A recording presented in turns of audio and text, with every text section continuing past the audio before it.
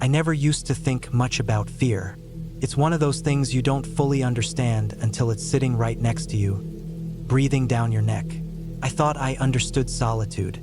I thought I was fine with silence, with being alone in nature. That's what I wanted. Anyway, a break, full reset. But that week in the cabin changed how I look at being alone forever. It was the first week of November, and I'd taken time off work after a rough few months. Things had been piling up: stress, sleep problems, arguments with my brother about money we inherited after Dad passed. I just wanted a quiet place to think. Maybe hunt a little, maybe fish if the stream nearby hadn't frozen over yet. I grew up in the woods of Montana, so staying out in the middle of nowhere wasn't new to me. I wasn't some city guy pretending to be rugged. I knew how to split wood, build a fire, use a map. That kind of thing was normal for me. Maybe that's part of why I didn't listen to the gut feeling I had when I first saw the cabin. It was about 3 hours northwest of Missoula, way off into the thick timberland. I had found the listing in an online hunting forum, one of those off-the-books things. A guy named Paul was renting out an old family cabin. Said it was primitive, no power or running water, but solid. There were photos. It looked fine, rugged but stable. I contacted him, sent the money, and he emailed me a map and instructions on how to reach it. It wasn't on GPS, so I had to follow forest roads and then hike about half a mile off trail to reach it. I drove up early on a Sunday morning. The weather was dry but cold, high 30s, maybe low 40s, and the sky was overcast. The leaves were already mostly gone, just brittle brown ones left scattered in patches. I parked my truck on a small turnout just off a service road. There was no one else around. That's what I wanted: silence, nothing artificial. I packed light, just a big hiking pack, my .308 hunting rifle, a camp stove, a water filter, food for the week, sleeping bag, tarp, and my boots. I had backup gear too: a GPS unit, topo map, compass, and a personal locator beacon just in case. I'm not stupid in the woods. I don't take risks if I don't have to. The walk to the cabin wasn't hard. Maybe 15 or 20 minutes through tall firs and some younger lodgepole pines. The forest was quiet, but not dead. I heard squirrels, wind in the branches, a raven now and then. It was calming. Then I saw the roof through the trees. The cabin was about 30 feet by 20, old dark wood, small porch, tin roof. A little tilted on the west side, but not falling in. No lights, no vehicle, just sitting there like it had for years. I felt a weird tension in my chest when I saw it. Nothing big, just a tight feeling, like something was off balance. But I figured it was just the quiet, the remoteness, maybe the weather. I stepped up onto the porch and opened the door with the key Paul had mailed me. Creaked, of course. Inside, it smelled like dry rot with smoke and dust. There was a table, 2 chairs, a little wood stove, a cot with a rolled-up foam pad on it, and a couple shelves with rusted tools, a lantern, and some canned food I wouldn't touch unless I had to. No electricity, just bare windows and a lot of cold air leaking in through the seams. I unpacked, set up my sleeping bag, and lit the stove. Took some coaxing, but it got going.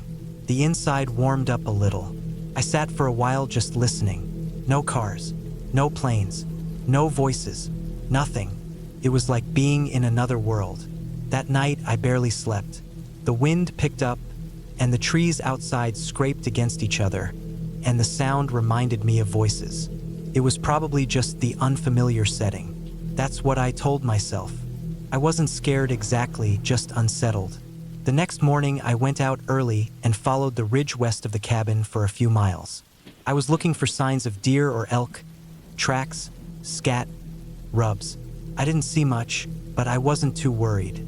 I wasn't there to fill a tag as much as to get out of town. I hiked back around noon, filtered water from a cold stream, ate some jerky and nuts, and chopped wood for a while. That afternoon, I explored behind the cabin.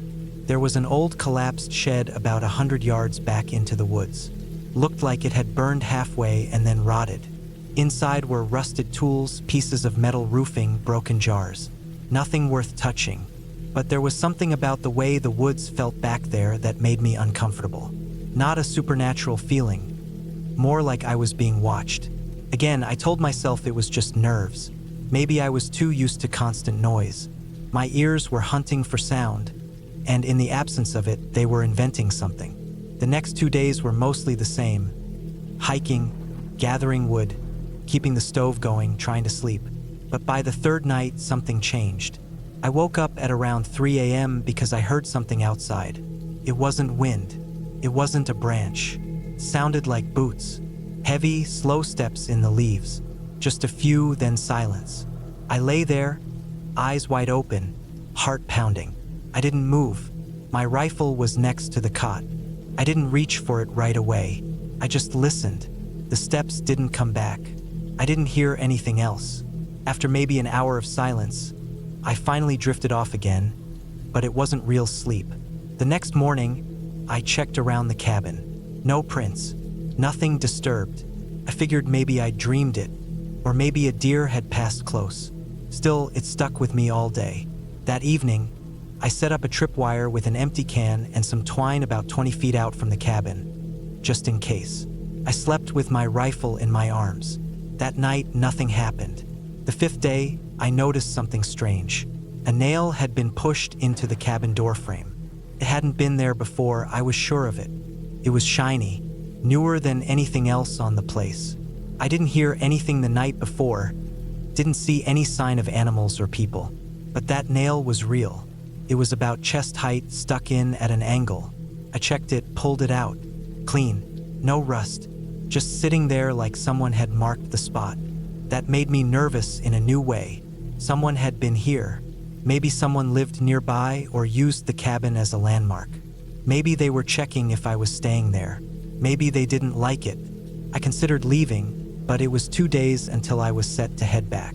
I didn't want to overreact. I made the decision to stay, but I packed up most of my gear, kept it by the door, and moved some furniture to block the inside of the entrance just in case. That night, I barely slept at all. The 6th day, I found the tracks. About 30 yards west of the cabin, I found boot prints in the soft moss. Large, deep, and recent. Not mine. I followed them for maybe half a mile through the woods. They didn't lead to a trail, didn't loop around. They just wandered, then vanished over some rocky ground. I realized someone had been near the cabin more than once. Maybe watching me, maybe more. I hustled back, packed everything up, and decided to hike out early the next morning. But that night, my last night, was the worst of all. I was trying to sleep, heart racing, ears wide open, when I heard something hit the porch.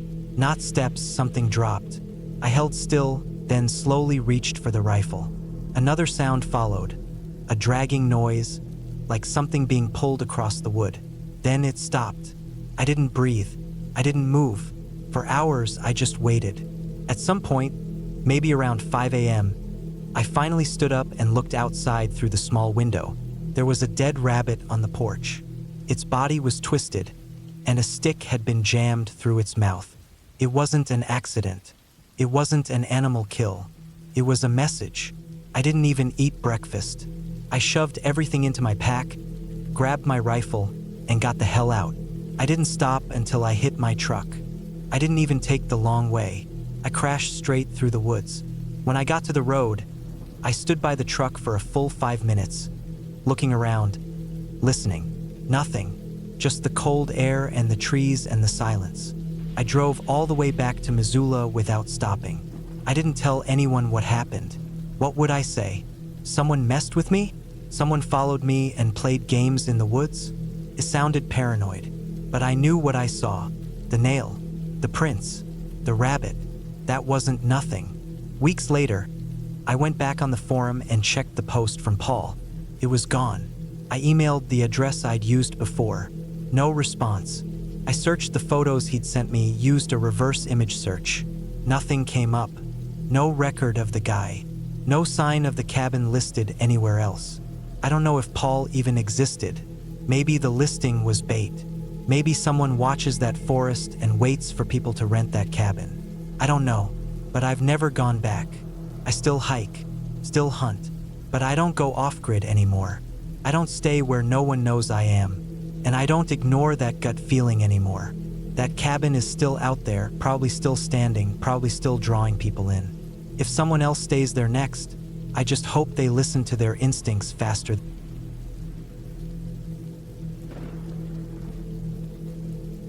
I decided to take a break from everything for a while. Work was getting to me, and I felt like I couldn't breathe in the city anymore. My mind was foggy, my sleep was restless, and even small things were starting to wear me down. I needed space, real space, not just a weekend off, but something longer. I wanted to be away from phones, people, and noise. So, I took some of the vacation time I'd been hoarding and booked a remote cabin up north in the mountains of northern Idaho.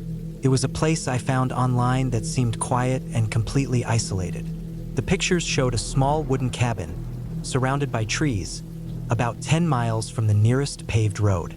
The only way in was a long dirt path that twisted up through forest and ridges. It didn't have cell service, no Wi-Fi, and ran on a generator for power. That was exactly what I was looking for. Just trees, cold air, silence, and time to myself. I packed up my old Jeep with everything I thought I'd need. Canned food, bottled water, a first aid kit, some tools, and warm clothes. I brought a few books, a notepad, and a portable radio. I even packed a small camping stove, even though the listing said the cabin had a wood stove and a gas range. I figured it was better to over-prepare. The drive took most of the day. I left early in the morning, just as the sky was starting to lighten. I took the highway up through the mountains, then turned off onto a narrower road that led me through some small forgotten towns. After that, I was on dirt for what felt like hours. It was bumpy and rough, and the further I went, the more alone I felt. No other cars, no signs of people, just endless forest. By the time I reached the cabin, it was late afternoon. The sun was low behind the hills. The cabin looked just like the photos, wooden, weathered, and small. It sat in a little clearing with tall pine trees on all sides. A stone chimney stuck up from one end, and the front porch sagged slightly under its own weight. There was a small woodshed nearby and a rusted-out pickup truck sitting off to one side, almost hidden by tall grass and shrubs. I didn't think much of it. I unpacked and settled in quickly. Inside, the cabin smelled like old wood and dust. It had a small kitchen, a table with 2 chairs, a twin bed, and a cast-iron stove in the corner. The back room held a tiny bathroom with a composting toilet and a hand pump sink. It was all old but clean. I started the generator and got the lights on, tested the gas stove, and unpacked some of my things. Everything worked. That first night was quiet. Too quiet. I wasn't used to the kind of silence you get in the middle of nowhere. No traffic. No hum of electronics. Just the wind in the trees and the occasional creak of the wooden walls as they adjusted to the cold night air. I lay in bed, wide awake, listening. Every sound felt sharper. The groan of a tree in the wind, the snap of a twig somewhere outside, the scratch of something small moving across the roof. I told myself it was animals, just nature. I was too used to city sounds. By the second day, I started to relax. I made a fire in the stove, cooked some eggs, and sat on the porch with a thermos of coffee. The cold was sharp in the mornings, but the sun warmed the clearing quickly.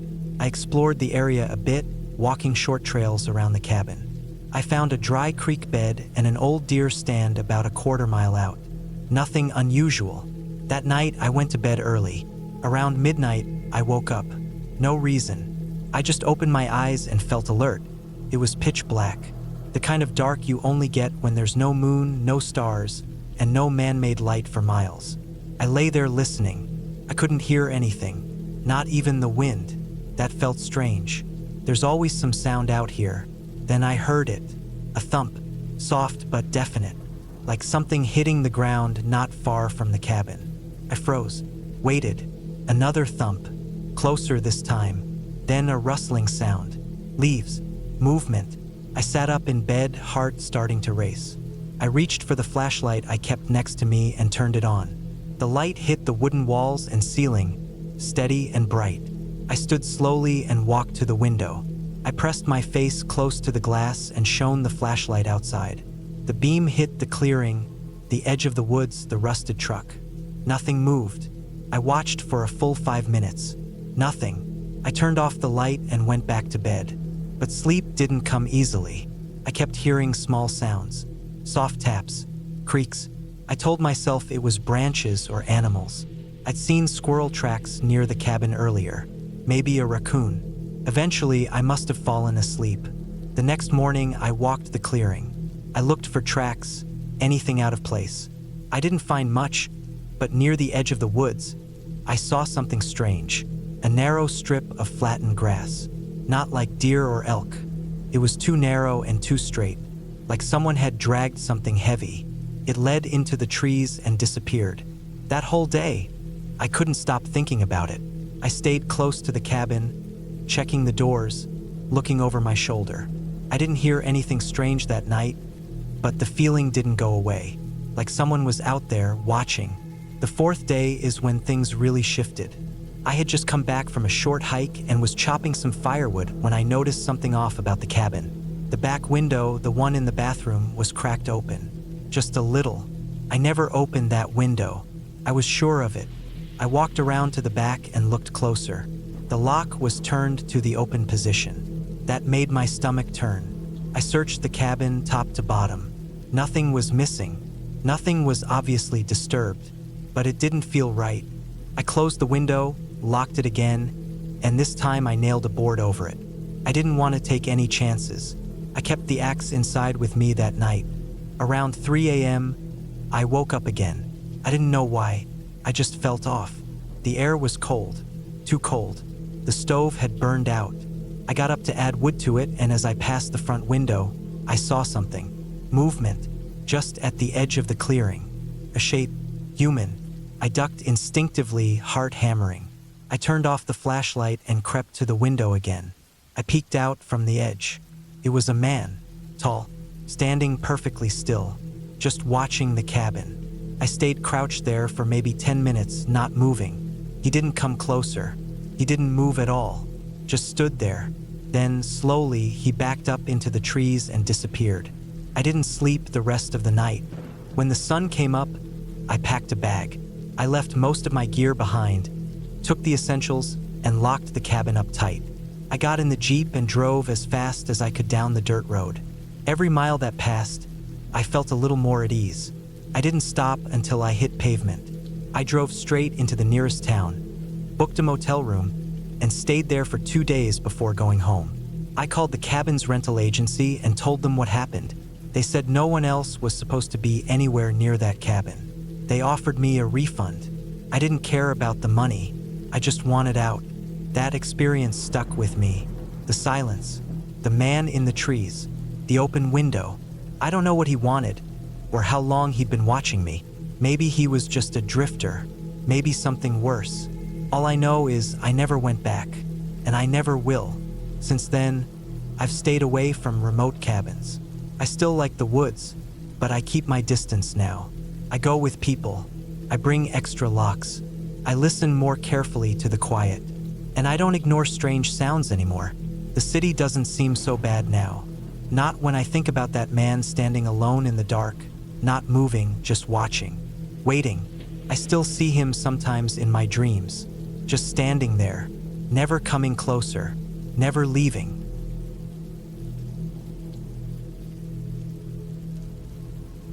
I didn't really plan on staying at the cabin for more than a few days.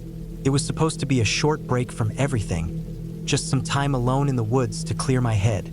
I had been working nonstop for months, and things in the city were starting to wear me down. I found the place on a rental site. It wasn't anything fancy, just a small cabin way up north in Michigan, about 30 miles away from the nearest town. It looked clean and well kept in the photos, rustic but in a good way. The listing said it had running water, heat, and electricity, but no cell signal. That sounded perfect to me. I drove up there on a Tuesday morning in early October. The weather was already starting to turn cold, but I didn't mind that. I liked the quiet that came with fall. The leaves had started to change, and the drive was beautiful once I got off the highway and onto the back roads. For miles, it was just winding roads and thick woods. No cars, no people, no noise. The cabin sat at the end of a long dirt driveway, almost a mile off the main road. The trees surrounded it on all sides. It looked just like the photos, maybe even better in person. There was a little porch with a couple of old rocking chairs, and a narrow trail that led into the woods behind it. I parked my car near the edge of the trees and unloaded everything. I had packed light, just a duffel bag with clothes, some canned food, a couple of books, a flashlight, and a camping knife. The cabin had basic kitchenware and bedding according to the listing. Inside, it was warm and quiet, a little musty, like no one had been there in a few weeks, but not dirty. There was one main room with a small kitchen, a wood stove, a table, and a couch. A door led to a tiny bedroom with a full-sized bed, and another door led to a bathroom. It had everything I needed. I unpacked and made a quick dinner from one of the cans. Then I spent the evening sitting on the porch, listening to the wind in the trees. It felt good to be away from everything. The first night passed without anything strange. I slept heavily and woke up early. I made some instant coffee, then went for a walk on the trail behind the cabin. It ran downhill for a while and then curved toward a small stream. The woods were dense and quiet. I didn't see any signs of animals, just a few old footprints in the mud near the water. Maybe deer. I followed the stream for a bit, then turned back. I didn't want to get lost. That afternoon I spent reading. The place had a small bookshelf with old mystery novels and a few nature guides. I stayed inside as the wind picked up and the temperature dropped.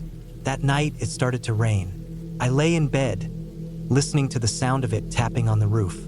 It was peaceful at first, but sometime around 2 a.m, I heard something else. It sounded like footsteps on the porch, slow and steady, moving from one side to the other. I froze. The sound stopped after maybe 30 seconds, and I waited, holding my breath. Nothing else happened. I told myself it was probably a raccoon or something, maybe even a branch blown loose by the wind. The next morning, I went outside to check. The porch was wet from the rain, and I couldn't see any prints. Nothing seemed out of place. Still, the sound had felt too steady to be an animal. I tried to shake it off. I had come here to be alone, and being jumpy wasn't going to help. I went for another walk that day, taking the trail a little farther. I saw more prints in the mud by the stream. This time they looked fresh. Definitely not deer. They were boot prints, big ones, heading in the same direction I had gone the day before. I hadn't seen any cars or people since I got there. That bothered me. I followed them for a while, but they disappeared as the ground dried. I stood there for a long time listening. Nothing, just wind and birds. That night, I locked the cabin door and propped a chair under the handle. I didn't sleep well. I kept thinking about the footsteps, the prints. Around midnight, I heard something again. Not on the porch this time. It was farther off, maybe out near the trees.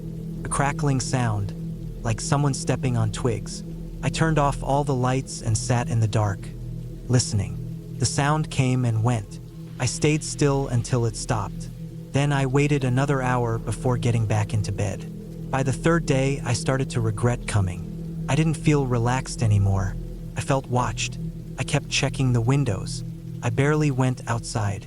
Every time I stepped onto the porch, I expected to see someone at the edge of the woods, but there was never anything there. That afternoon, I finally walked to where the dirt driveway met the main road. I thought about leaving, but I had paid for 4 nights, and it felt silly to cut it short because of some paranoia. That night, I was extra careful. I locked everything again, closed the curtains, and kept a flashlight and my knife beside the bed. I lay there for a long time, staring at the ceiling. Around 3 a.m, I heard the sound again. This time it was louder, closer. I sat up. There were footsteps just outside the bedroom window. Then the porch creaked. I didn't move. I just listened. The footsteps circled the cabin. Slow, heavy. Then they stopped by the front door. A few seconds later, the doorknob rattled. Not hard, just enough to make a sound. I held my breath. My heart was pounding. Then silence. I waited, gripping the knife until my hand hurt. I don't know how long I stayed like that. When morning came, I went outside. There were prints on the porch. Boots, muddy, big. They led to the front door, around the side of the cabin, and back again. They were fresh. I looked around the woods, trying to see where they came from, but the ground was covered in leaves and pine needles. I didn't see anyone. I didn't hear anything.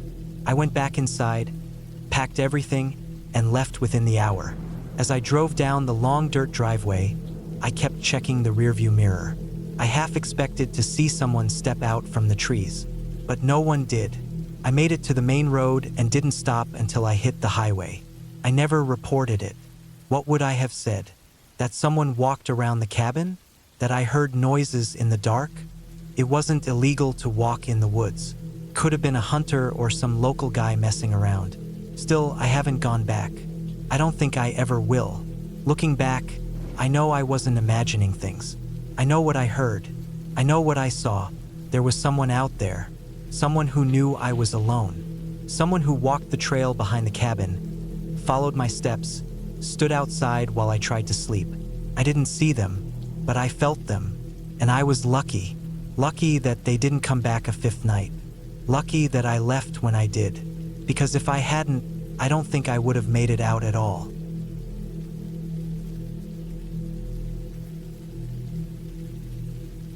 I never really liked the idea of cabins deep in the woods, but when my cousin offered me a week away at his place up north while he was out of town, I didn't think much of it. He said it would be quiet, peaceful, and a great place to clear my head. I'd just lost my job, and my relationship had ended a month earlier. Everything felt loud and heavy, and I figured a break from the city would help me sort myself out. The cabin was in northern Maine, almost on the Canadian border. He'd built it himself over the years, and it sat on a quiet piece of land surrounded by thick forest. There was a small gravel driveway off a dirt road that led to the place, and the closest neighbor was over a mile away. It sounded good at the time. I drove up on a Sunday morning, the air getting cooler as I headed north. My car wasn't made for dirt roads, but I managed the last stretch slowly, making sure not to bottom out. When I finally pulled up to the cabin, I stepped out and looked around. It was a single-story wooden structure with a small deck out front and a shed tucked off to the side. No frills, no noise, no people, just trees and silence. I brought in my bags and stocked the fridge with what I'd brought. My cousin had warned me there was no cell service and no internet. Just a landline in case of emergencies and a basic radio for weather. I figured I could handle it. The first 2 days were exactly what I needed. I'd wake up early, make coffee, sit on the deck, and listen to birds and wind in the trees. I went for short walks during the day and read when it got dark. I made simple meals and tried not to think about home. I even slept better than I had in months. The quiet helped, but on the third night, something shifted.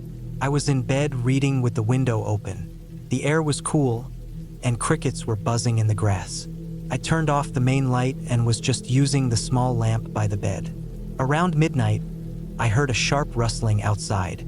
At first, I thought it was just an animal, maybe a deer, but then I heard it again, closer this time. It wasn't steady like footsteps, but more like something being dragged through the brush. I sat up and turned off the lamp. I didn't see anything through the window, but my heart was beating a little faster.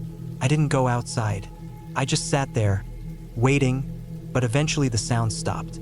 I told myself it was probably just a raccoon or something else wandering through. Still, I locked the front door and checked the windows before I went back to sleep. The next morning, I walked the perimeter of the cabin. I didn't see anything unusual at first, but then I noticed something strange in the soft dirt near the side of the shed. There were marks, lines, like something had been dragged or scraped through. They weren't boot prints or paw marks, just 2 long parallel lines, maybe 4 feet apart, with uneven indentations between them. I stared at them for a while, then shrugged it off. Maybe some animal had dragged something heavy. I didn't know. I went back inside and tried to forget about it.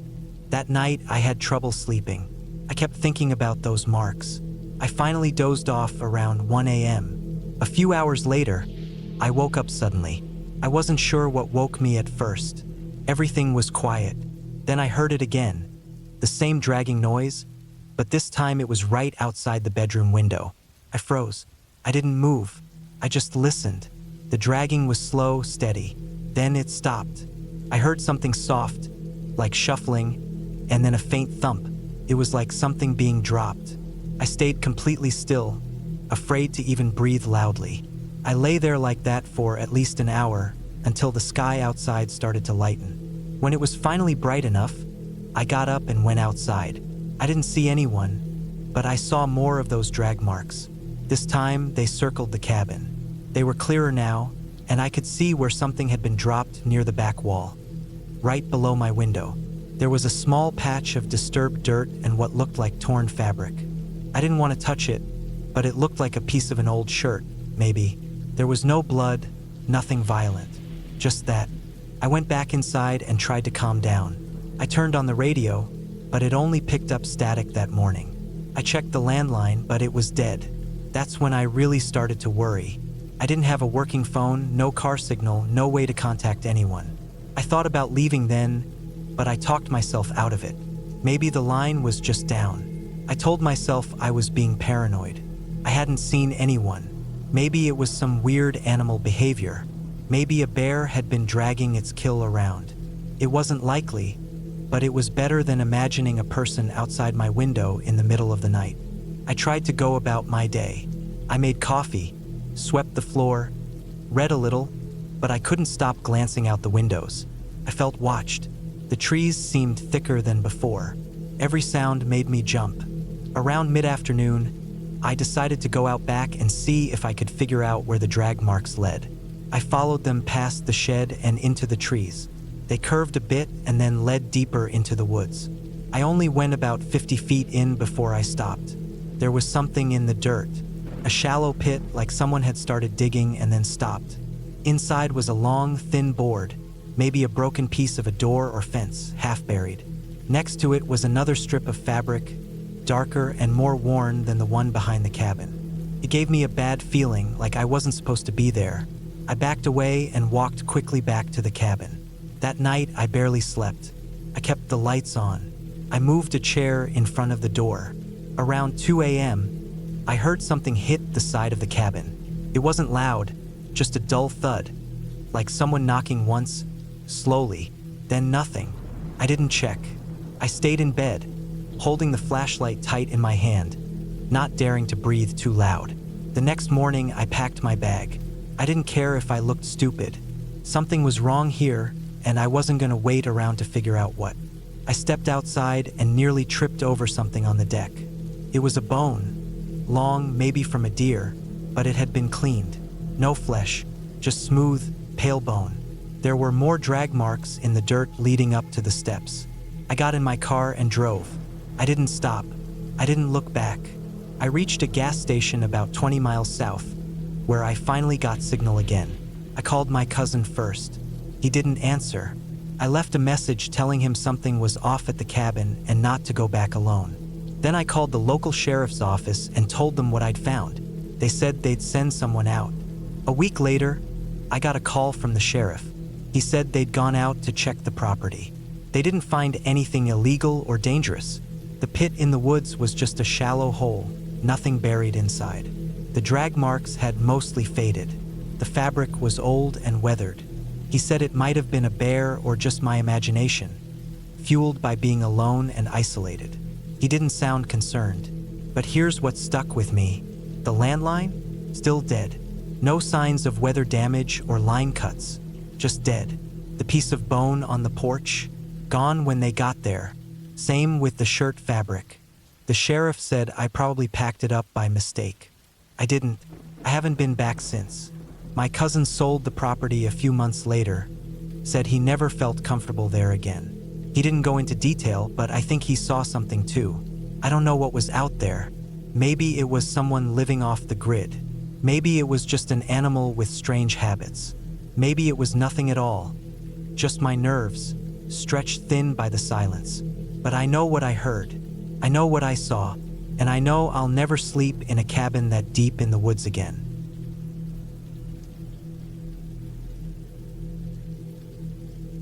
It was late October when I drove out to a remote cabin that belonged to a friend of mine. He had just bought the place a couple months before and offered it to me for the weekend. He said it was peaceful, surrounded by forest on all sides, and completely off the grid.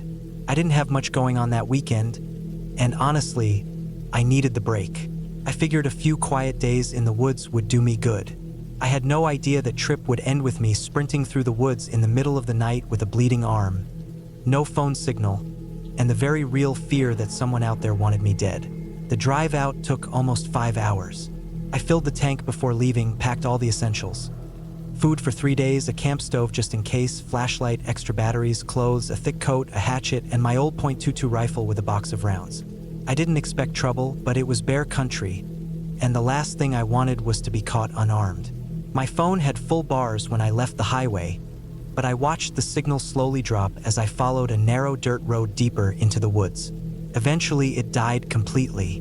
No signal at all. I wasn't surprised. My friend warned me I'd be completely offline out there. The dirt road ended at a small clearing.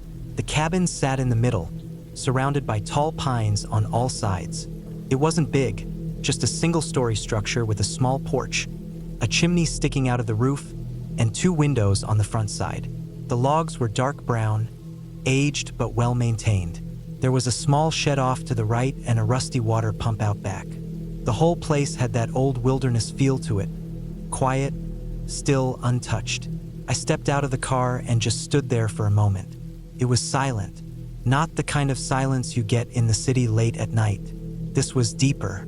No cars, no voices, not even a plane overhead. Just trees and cold October wind. It was almost unnerving how quiet it was. I chalked it up to not being used to it. I unloaded the car and took my things inside. The interior was simple. One big room that served as a kitchen and living space, with a wood stove in the corner and a small table near the window. A narrow hallway led to a tiny bedroom and bathroom. Everything smelled like pine and old wood. There was no electricity, but my friend had stocked up on candles and firewood. He left a note on the kitchen counter wishing me a good weekend. After unpacking, I started a fire in the stove and lit a couple candles. The warmth was immediate, and soon the place felt a little more comfortable. I made myself a sandwich, sat by the stove, and listened to the wind rustling through the trees outside. It was peaceful. For a while, I just stared into the fire and let my mind go quiet. That night, I lay in bed listening to the sounds of the forest. Crickets, the occasional hoot of an owl, whined through the branches. Took me a while to fall asleep, but I finally did. I woke up around 2 a.m. to a sound I couldn't quite place. It wasn't loud, just subtle enough to break through the quiet. A soft crunch, like footsteps on dry leaves. At first, I thought maybe it was a deer, or maybe even a bear passing by the cabin. I lay still, heart starting to pound a little harder. I waited, listening. The sound came again, 2 more slow crunches. Then silence. I sat up in bed. The room was dark except for the faint glow of dying embers in the stove. I grabbed my flashlight and scanned the room. Nothing. I got up and crept to the front window. The glass was cold. I looked out but saw only darkness and the faint outline of trees. I held the flashlight up but didn't turn it on. I didn't want to alert anything or anyone out there that I was awake. I waited for several minutes but heard nothing else. Eventually, I went back to bed. Took a long time to fall asleep, and when I did, my dreams were restless. I woke up again at sunrise, groggy and tense. The next day, I tried to brush it off. I told myself it was probably just an animal. Maybe I was being paranoid. I made breakfast, chopped some firewood, and explored a little around the cabin. There was a narrow trail behind the shed that led deeper into the woods, so I followed it for a bit. About 15 minutes down the trail, I found an old hunting stand nailed to a tree. It was falling apart, half rotted, but it showed signs of recent use. The wood at the base had been disturbed. A few old beer cans were scattered nearby, along with a torn piece of camouflage fabric. I looked around but saw no other signs of anyone. Something about the area felt wrong. The air felt colder there, and the woods seemed closer, like the trees were pressing in around me. I don't know how else to explain it. I didn't stay long. I turned around and walked back to the cabin, checking behind me more than once. I couldn't shake the feeling that someone had been watching me from deeper in the woods. Back at the cabin, I spent the afternoon reading and keeping the fire going. I cooked some soup on the stove and tried to relax. But as the sun dipped behind the trees, that uneasy feeling returned. The woods got darker fast. By 6 p.m., it felt like midnight outside. I locked the door, closed the curtains, and made sure the rifle was loaded and nearby. I kept the flashlight within reach and stayed close to the stove. I didn't hear anything unusual that evening, but I still found myself checking the windows every hour. When I finally crawled into bed, I slept in my clothes, boots next to the bed, rifle within arm's reach. Sometime after midnight, I woke up again, this time to the sound of something tapping. Not the wind, not an animal. A rhythmic, deliberate tap, tap, tap. It was coming from the back wall of the cabin. I sat up in bed, pulse racing. I listened. The tapping continued. 5 or 6 soft knocks, then silence. I grabbed the flashlight and crept toward the back wall. The bathroom window was small, but it faced the direction of the sound. I didn't want to risk turning on the light, so I knelt by the window and listened. Nothing, just the wind again. Then I saw it barely. A shape, a dark figure standing just beyond the tree line. Not moving, not making a sound. Just there. I froze. My throat went dry. I kept staring, trying to make out details, but it was too dark. After maybe 10 seconds, the shape moved just slightly and then vanished behind the trees. I waited another hour before I moved from that spot. I didn't sleep the rest of the night. By morning, I was shaken. I stepped outside after the sun came up and checked the area behind the cabin. I found boot prints, human ones. They circled the cabin and led off into the woods. Whoever it was had been walking around the place for a while. That was when I decided I needed to leave. I packed everything as quickly as I could, but when I turned the key in the ignition, the engine didn't turn over. I tried again, nothing. Dead. The battery had been drained, or someone had messed with it. I opened the hood but didn't see anything obvious. I didn't know enough about engines to fix it. With no phone signal, no power, and no working car, I was stuck. I had food and supplies for another day, maybe 2, but I didn't want to stay a second longer than I had to. The nearest town was at least 15 miles away, maybe more. I thought about trying to hike out that day, but the thought of walking through the woods alone while someone was out there, watching, maybe hunting, I decided to stay until first light the next morning and then walk out. That night, I didn't sleep. I kept the stove burning, candles lit, rifle loaded.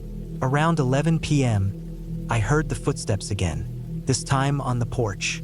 Slow, deliberate steps. Then the sound of the doorknob turning. It was locked, but they tried.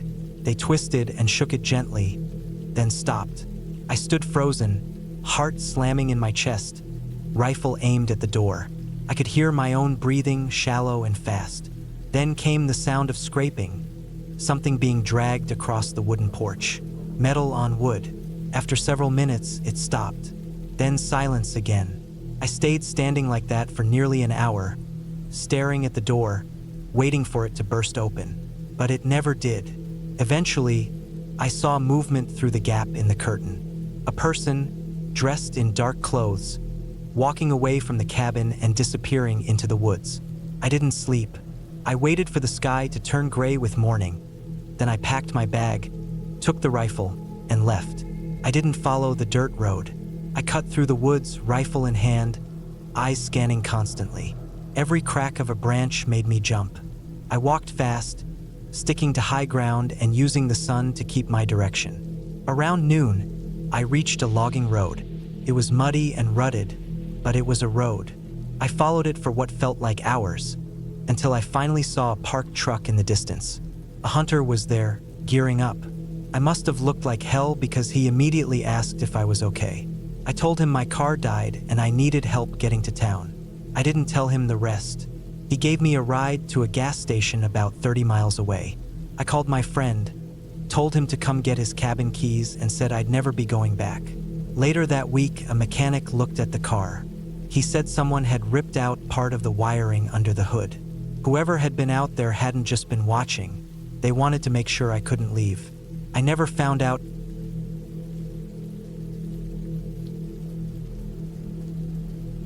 I needed to get away for a while. Everything in the city felt loud and fast and heavy. I couldn't focus. Work had piled up, and I hadn't been sleeping well for months. The noise from traffic outside my apartment window blended with the constant hum of people talking, arguing, slamming doors, honking horns, playing music too loud at night. I felt like I was running on fumes, like I was wearing a heavy coat I couldn't take off. I needed to be alone somewhere quiet where I could hear my own thoughts again. So I booked a remote cabin in North Carolina near Laurel Ridge, about a 2-hour drive from Asheville. I found it through a site that listed off-the-grid vacation spots, and it was advertised as a basic hunting cabin with no Wi-Fi and no neighbors within miles. That was exactly what I was looking for. The pictures showed a small wooden place with a front porch, some trees in the back, and a wood-burning stove inside. It looked peaceful. It looked empty. I packed some essentials, food for a week, extra clothes, a sleeping bag just in case the cabin bed was uncomfortable, a portable charger, a knife, and a first aid kit. I also brought my laptop and some notebooks. I figured I could do a little writing, maybe get my thoughts organized again. The drive up was mostly uneventful. The last hour was all dirt road, winding up through the forest.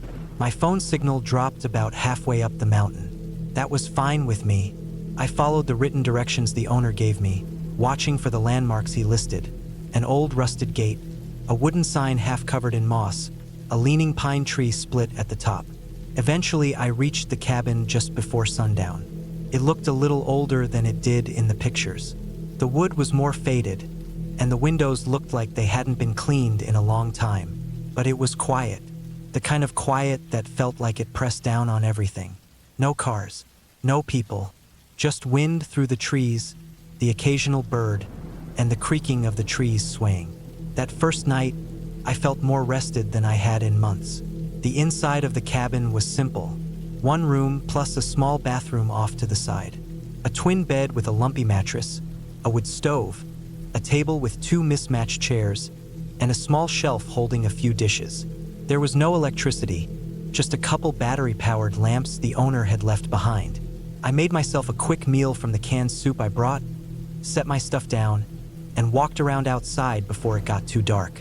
There were no other houses nearby that I could see, just thick woods, a rough trail that ran along the ridge, and a lot of silence. I sat on the porch for a long time that first night, just listening. I hadn't realized how much I missed that kind of quiet. But starting on the second day, things didn't feel right anymore. It began small. I woke up with a weird feeling in my stomach. I figured it was just something I ate. I walked outside to get some fresh air and noticed something strange. There were boot prints in the dirt behind the cabin. Not mine.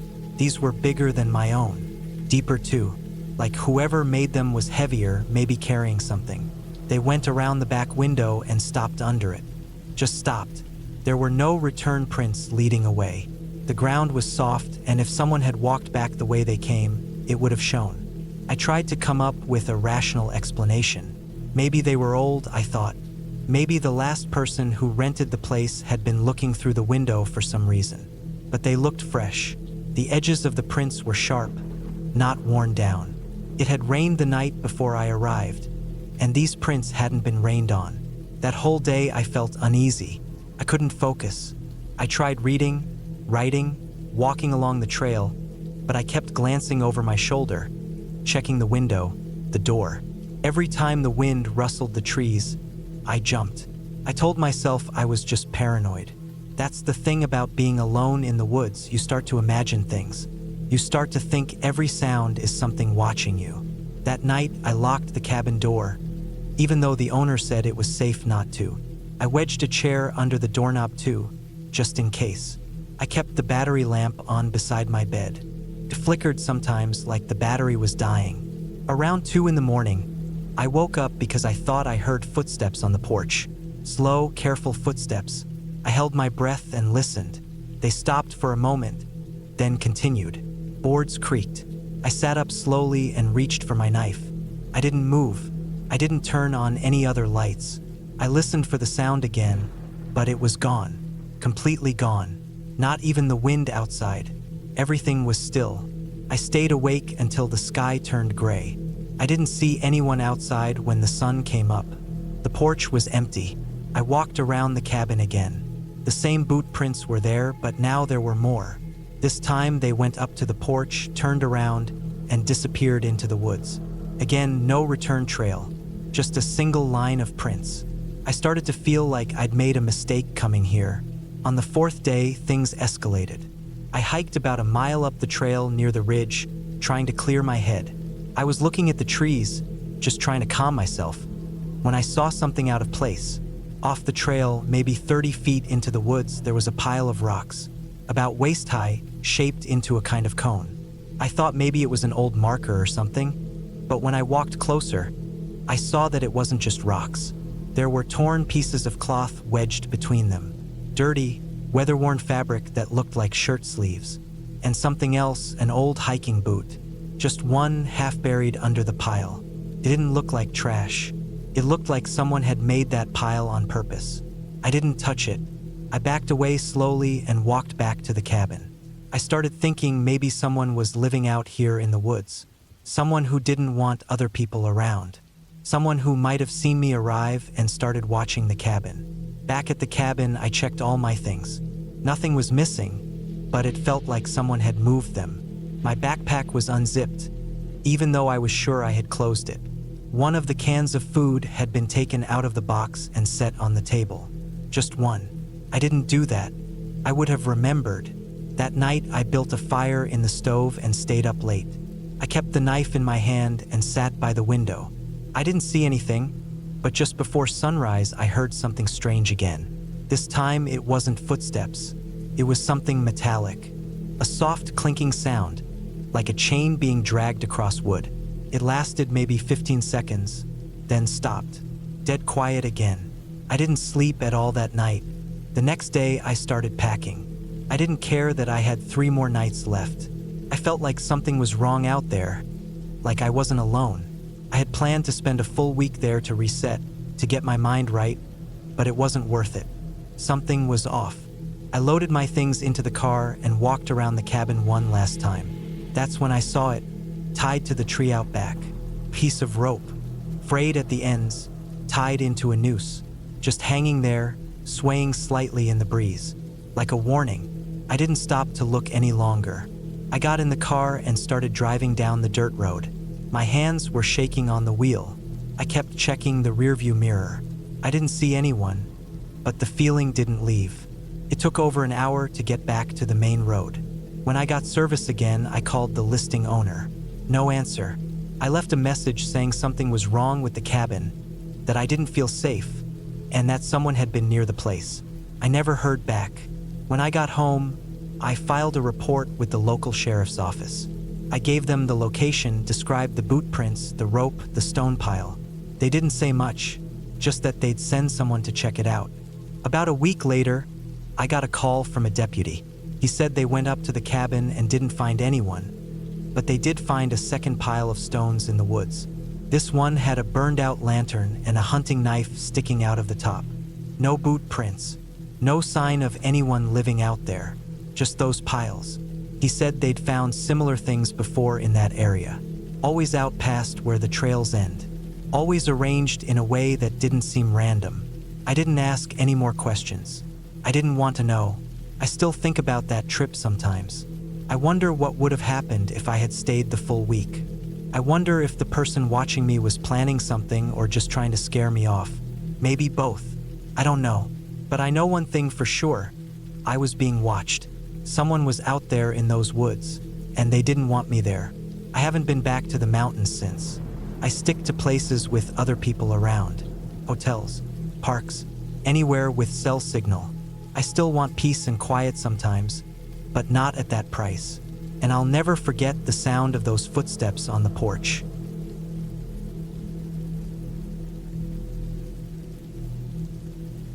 I still think about that weekend more than I want to. I've gone camping and stayed in remote places before. I've hiked solo, driven deep into state forests, even slept in my car in places where the nearest person was miles away. But nothing had ever made me feel unsafe. I always told people it was the safest I ever felt, being alone in nature. That changed after what happened at the cabin last fall. It was late October. I was living in western Pennsylvania, and the weather had started to turn. Leaves were falling fast, and the air had a sharp bite in the mornings. I found this small cabin on a listing site that was perfect for solo getaways. The photos looked peaceful. Tall trees all around, a small lake nearby, and nothing but woods for miles. No Wi-Fi, no cell service, just a propane heater, a wood stove, and a small generator for light if needed. Exactly the kind of place I like to disappear into for a few days to clear my head. I had just gone through a rough few months. I'd lost a freelance gig that was paying most of my bills. My car had broken down, and I'd ended things with someone I'd been seeing for almost a year. I needed space to breathe. When I saw the cabin was open for the upcoming weekend, I booked it right away. I didn't even think twice. I packed light, just some clothes, a sleeping bag, a hatchet, basic food, water jugs, and my old cooler. I brought a lantern, a flashlight, and an extra battery pack, just in case. I also brought my camping knife and a .22 pistol I usually brought when going into remote woods alone. Not because I expected anything, but for peace of mind. I told one friend where I was going and when I'd be back. That was it. The drive took longer than expected. It was about 4 hours out, and the last hour was on rough gravel roads that twisted up into the Allegheny foothills. There were no signs past a certain point, just a faded GPS dot and some vague directions from the cabin owner. I had to stop twice and get out of the car to move branches and debris from the path. At one point, I wondered if my car would even make it, but eventually, I found the turnoff. A barely visible path marked by a thin red ribbon tied around a tree trunk. The cabin itself looked just like the pictures. Small, old, and tucked into a thicket of hardwoods and pine. It had one main room, a tiny loft overhead, and a narrow porch out front with a creaky wooden bench. No frills, no real insulation, just the kind of bare-bones place you'd expect a hunter or off-grid person to use. But I liked it. It had character. The wood stove worked fine, and there was a small table, some mismatched chairs, and a sleeping cot with a thin mattress. I got there late in the afternoon, so I unloaded my gear fast and started a fire in the wood stove to take the edge off the cold. I chopped up some kindling from a pile outside and lit a few candles the owner left behind. There was a single solar light stuck near the entrance, which helped for when I'd go out to use the makeshift outhouse a little ways into the trees. By nightfall, everything was set.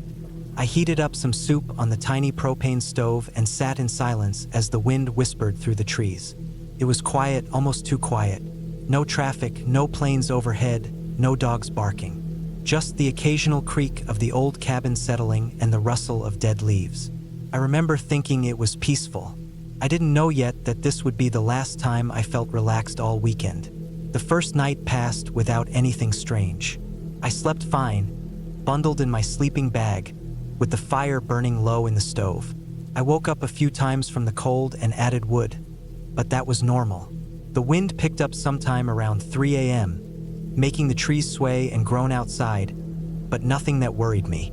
The second day, I hiked a bit through the woods behind the cabin. There was a narrow trail that seemed to lead toward the lake. I followed it for about an hour, passed through thick brush, saw a few deer in the distance, and eventually made it to the water. It wasn't huge, but it was quiet and still, with mist clinging to the surface. I sat on a rock and just listened for a while. It was on the way back that I saw something strange. About 20 minutes from the cabin, I noticed footprints in the mud, fresh ones. They weren't mine. They were bigger. The tread was different, like work boots. At first, I figured they were old, but when I crouched down, I could see they were deep and sharp-edged, recently made. And they were going in the same direction I had come from, back toward the cabin. I stood there for a minute, listening. Nothing. No birds. No branches snapping. No sound of anyone nearby. I moved fast after that. I wasn't panicking yet, but my instincts were kicking in. I stayed off the trail and moved through the trees, circling back toward the cabin from a different direction. I kept my eyes peeled, looking for any sign of movement. When I reached the clearing, the cabin looked undisturbed. Nothing broken, nothing missing, no sign of anyone. But still, I couldn't shake the feeling that I wasn't alone. I walked the perimeter, checked the outhouse, even looked up into the trees. Nothing. I tried to tell myself it was just a hunter passing through. This was deep country. People wandered through the woods all the time, right? But the prints had been going toward the cabin, and I hadn't seen any sign of someone coming the other way. No tire tracks on the path, no parked vehicles. That part didn't sit right with me. That night, I couldn't sleep as easily. I kept my pistol close and made sure the doors were locked.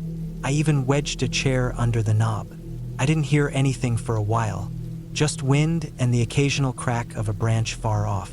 But around 1:30 a.m., I heard something. It wasn't loud, just a soft, deliberate crunch of leaves outside the cabin. Then another, then silence.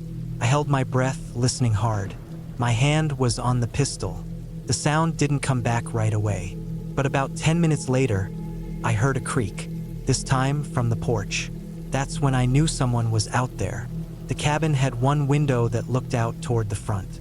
I crawled to it as quietly as I could and peeked through the side of the curtain. I couldn't see anything at first, just darkness and trees. But then I saw a shape. Someone was standing at the edge of the porch, just beyond the light from the solar stake. I couldn't make out a face, but it was definitely a man. Tall, broad-shouldered, wearing something dark. He wasn't moving, just standing there, facing the door. I stayed frozen, barely breathing.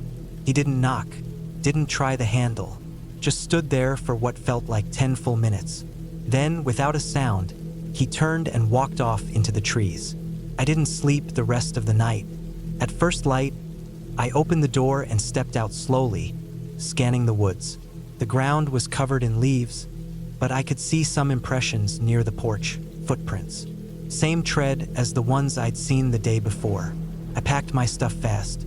I wanted to be gone within the hour, but when I turned the key in the ignition, my heart sank.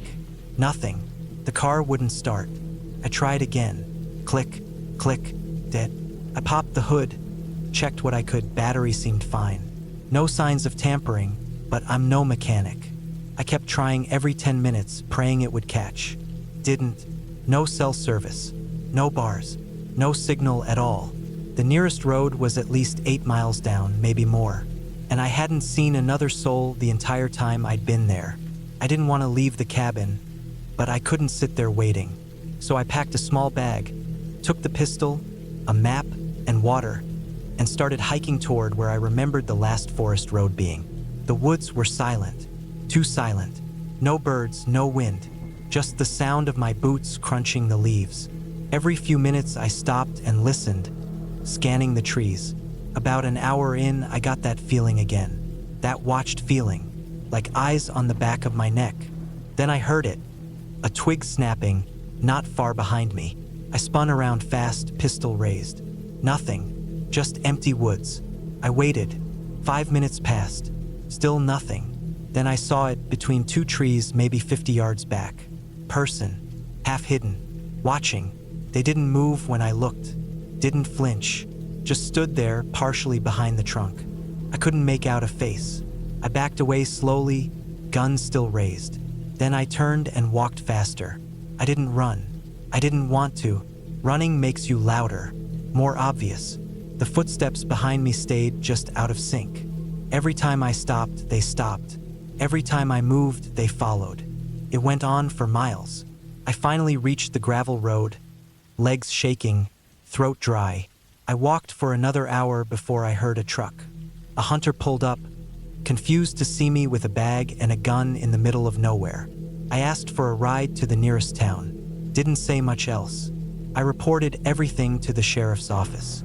They sent someone to check the cabin, but they didn't find anyone. Just boot prints. They said maybe it was a squatter or a trespasser. Maybe someone who didn't like outsiders in their woods. They didn't have much else to offer. I never got the car back. When I went with a tow driver a few days later, it had been vandalized. Windows smashed, tires slashed.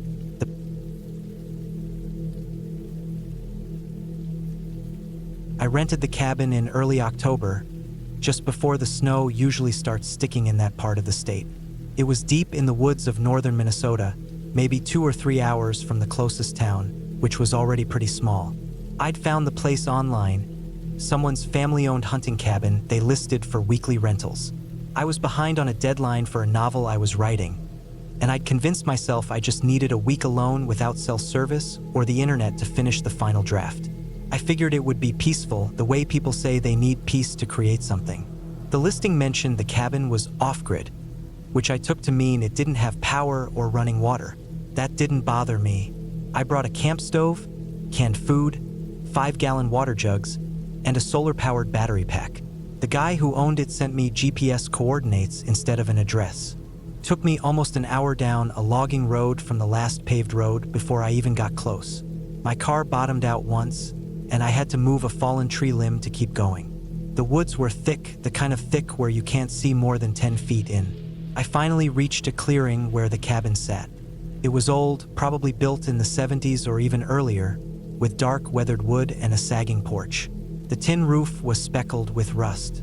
The door was unlocked, just as the guy had told me it would be. Inside, it was small. One main room with a wood stove, a table, a bed with an old mattress, and a kitchen area with shelves and a dry sink. There was a small outhouse about 50 feet from the cabin, tucked behind some trees. The first night was quiet. I was a little on edge, just the feeling of being so far from anything made me uneasy, but I chalked it up to city nerves. I kept busy by unpacking, setting up my writing spot near the one window, and making some instant noodles on my camp stove. When the sun went down, the darkness outside was complete.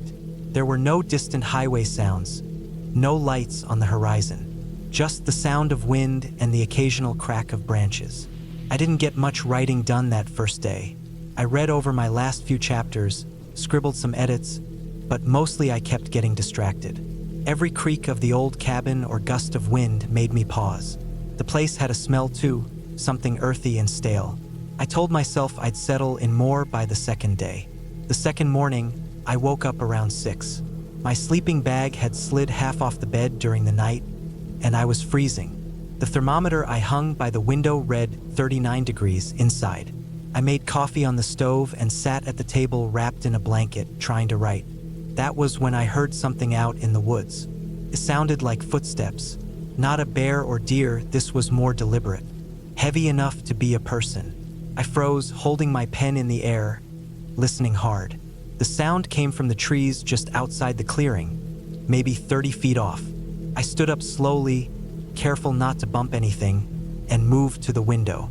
I couldn't see anything at first.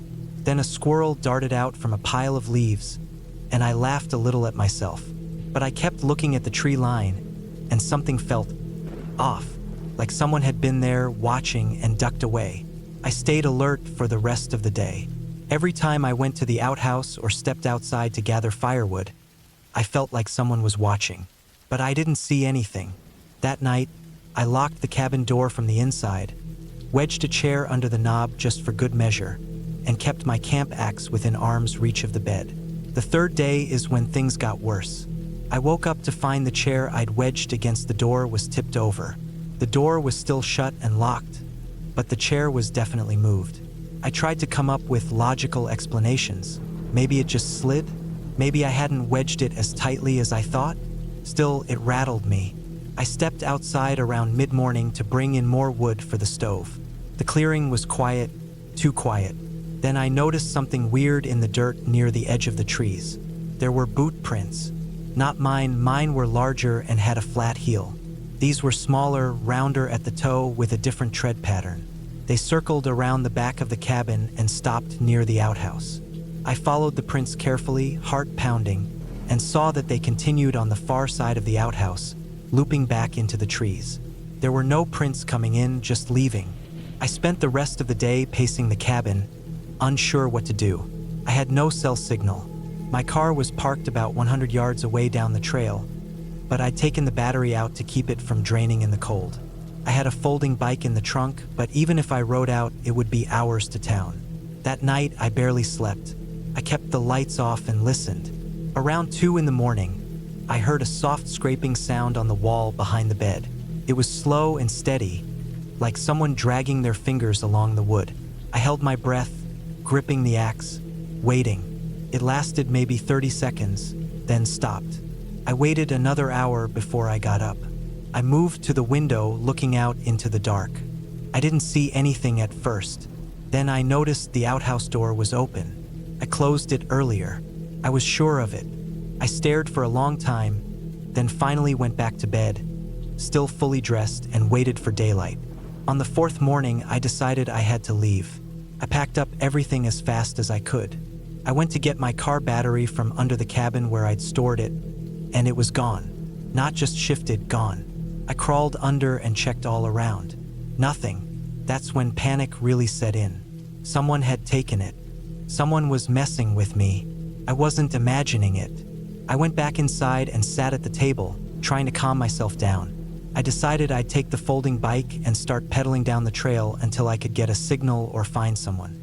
I loaded up my backpack with food and water, rolled up the bike, and stepped outside. That's when I saw something in the woods.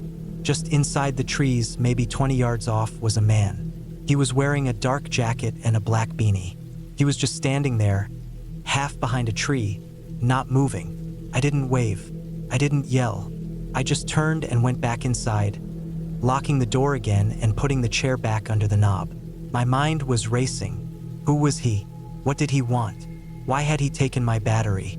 I heard footsteps outside not long after. Not running, just walking. They circled the cabin slowly. I held the axe and stood by the door, heart pounding so loud I could barely hear. After a while, the footsteps stopped. I stayed inside the rest of the day. Didn't go out for anything. I rationed water and food and sat near the window with the axe, watching the woods. I didn't see the man again, but around dusk, I heard something hit the side of the cabin. A soft thud, then another and another. I crouched low and crawled to the window. Someone was throwing rocks at the walls. That continued for about 20 minutes. Then silence again. That night was one of the longest of my life. I didn't sleep. I didn't even lie down. I sat on the floor behind the bed, axe in hand, waiting for something, anything, to happen. But nothing did. The fifth morning, I decided I wasn't waiting anymore. I didn't care how long the bike ride was. I was leaving. I got dressed, put on gloves, loaded my pack, and opened the door slowly. There was a note on the porch. It was a piece of paper, folded once, with dirt smudges on it. In block letters, it said, "Don't come back." That was it. I didn't stop to think. I unfolded the bike, threw my pack over my shoulder, and started riding down the trail. The trail was rough, rocky, and washed out in places. I fell twice. The whole time I kept looking over my shoulder, expecting to see that man again. I finally got a bar of cell service about 3 hours in. I called 911. They sent a sheriff's deputy to meet me on the main road. I told him everything. He took notes and said it sounded like maybe a squatter or someone hunting illegally. Said he'd send someone to check it out. I never heard back about it. I emailed the cabin owner later, telling him what happened. He said no one had ever complained before. He also said the cabin wasn't his main property anymore and he didn't visit much. I didn't push it. I never did finish that novel. Every time I try to go back to it, I think about that man in the woods standing there watching. I still wonder what would have happened if I'd stayed just one more night, or if I'd opened the door when I first heard him, or if I hadn't noticed the missing car battery until too late. But I didn't stay. I left, and I never went back, and I never will.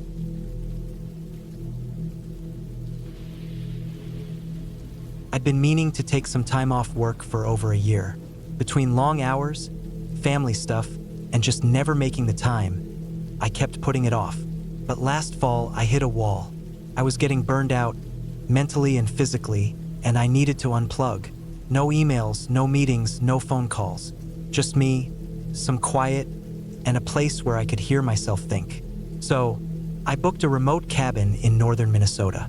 It was small, just a one-bedroom structure with a small bathroom and kitchenette, and far enough off the beaten path that you had to park about half a mile away and walk in. The listing promised seclusion and silence, and it looked clean and solid in the pictures. Nothing fancy, no TV, barely any cell signal, just what I was looking for. I drove up on a Monday morning in mid-October. The leaves were past peak color but still clung to the trees. It was cool in the low 50s, and the air had that sharp, dry feeling that meant winter wasn't far off. I parked my SUV at the trailhead, threw my backpack over one shoulder, and carried a cooler in the other hand. The walk to the cabin was quiet. No signs of other people. Just the crunch of dead leaves under my boots and the occasional creak of trees shifting in the breeze. The cabin was smaller than I expected, but it looked sturdy. Made of real logs with a tin roof and a narrow porch. There were 3 little windows on the front and side. Inside, there was one main room with a twin bed, a table and 2 chairs, a wood stove, and some cabinets with basic supplies. Cans of beans, pasta, matches, salt, stuff like that. The bathroom was just a toilet and a sink, with water from a gravity-fed tank on the roof. There was no electricity, just some lanterns and flashlights. I unloaded my things and settled in quickly. Felt good to be away from everything. I read a little, made dinner over a small propane burner, and listened to the wind move through the trees. That night, I slept better than I had in months. The next couple of days were peaceful. I spent time walking the woods around the cabin, just exploring. I didn't go too far, maybe a mile or so in each direction, but it was quiet and calm, and I felt myself relaxing. I journaled, made coffee in the mornings, read books I'd been putting off. My phone barely had a signal, which was perfect. The only time I used it was to check the time or look at downloaded maps. By Thursday morning, the quiet started to feel different. It was subtle. The wind still moved the trees. Birds still chirped. But I started noticing that I felt like I was being watched when I walked the trails. Nothing obvious. No snapping twigs, no footsteps behind me. But a gut feeling, like something unseen was there, somewhere just beyond the trees. I tried to ignore it at first. I figured I was just getting too far inside my own head. I hadn't spoken to anyone in days, and sometimes silence does weird things to the brain. That afternoon, I was walking north of the cabin, following a dry creek bed I hadn't explored yet. I stopped to drink some water and rest on a rock. As I sat there, I spotted something about 30 feet away, half buried in leaves. I walked over to it and found a black garbage bag. It had been torn open by animals, and inside were a few old food wrappers, some dirty clothing, and an empty plastic bottle. That caught me off guard. I hadn't seen any sign of other people out here, not a footprint or candy wrapper. And this garbage didn't look fresh. It had been there for weeks, maybe more. I poked through it a little, then stopped when I saw what looked like a scrap of denim with dried blood on it. I left it alone and walked back to the cabin. My mind started playing games again. Could it have just been a hunter or a camper passing through? Maybe someone dumped their trash and moved on. Still, it didn't sit right with me. That night, I had a hard time sleeping. The wind outside had picked up, and tree branches kept knocking against the roof. Around 2 a.m., I heard a sound I couldn't explain. It was like someone, or something, was walking outside the cabin, slow and deliberate. A few steps, then a pause, then a few more. I lay completely still, my heart pounding. I reached for the flashlight next to my bed and pointed it at the window, but I didn't see anything. I stayed awake until dawn. By morning, I felt stupid. I figured it was probably an animal, a raccoon, maybe a deer, but I still went outside to look around. That's when I saw the footprints. They were in the dirt near the edge of the porch. Muddy prints, human, barefoot. They led from the woods to the side of the cabin, then disappeared back into the trees. There were at least 7 prints, and they looked fresh. The toes were splayed out like whoever made them wasn't just barefoot. They were walking naturally, like they were used to being that way. I stood there staring at them for a long time. My skin went cold. The tracks weren't mine. They were too wide, and I hadn't walked around barefoot. I didn't even take my boots off outside. I went back inside and locked the door, even though it was just a little hook latch. I didn't know what to think.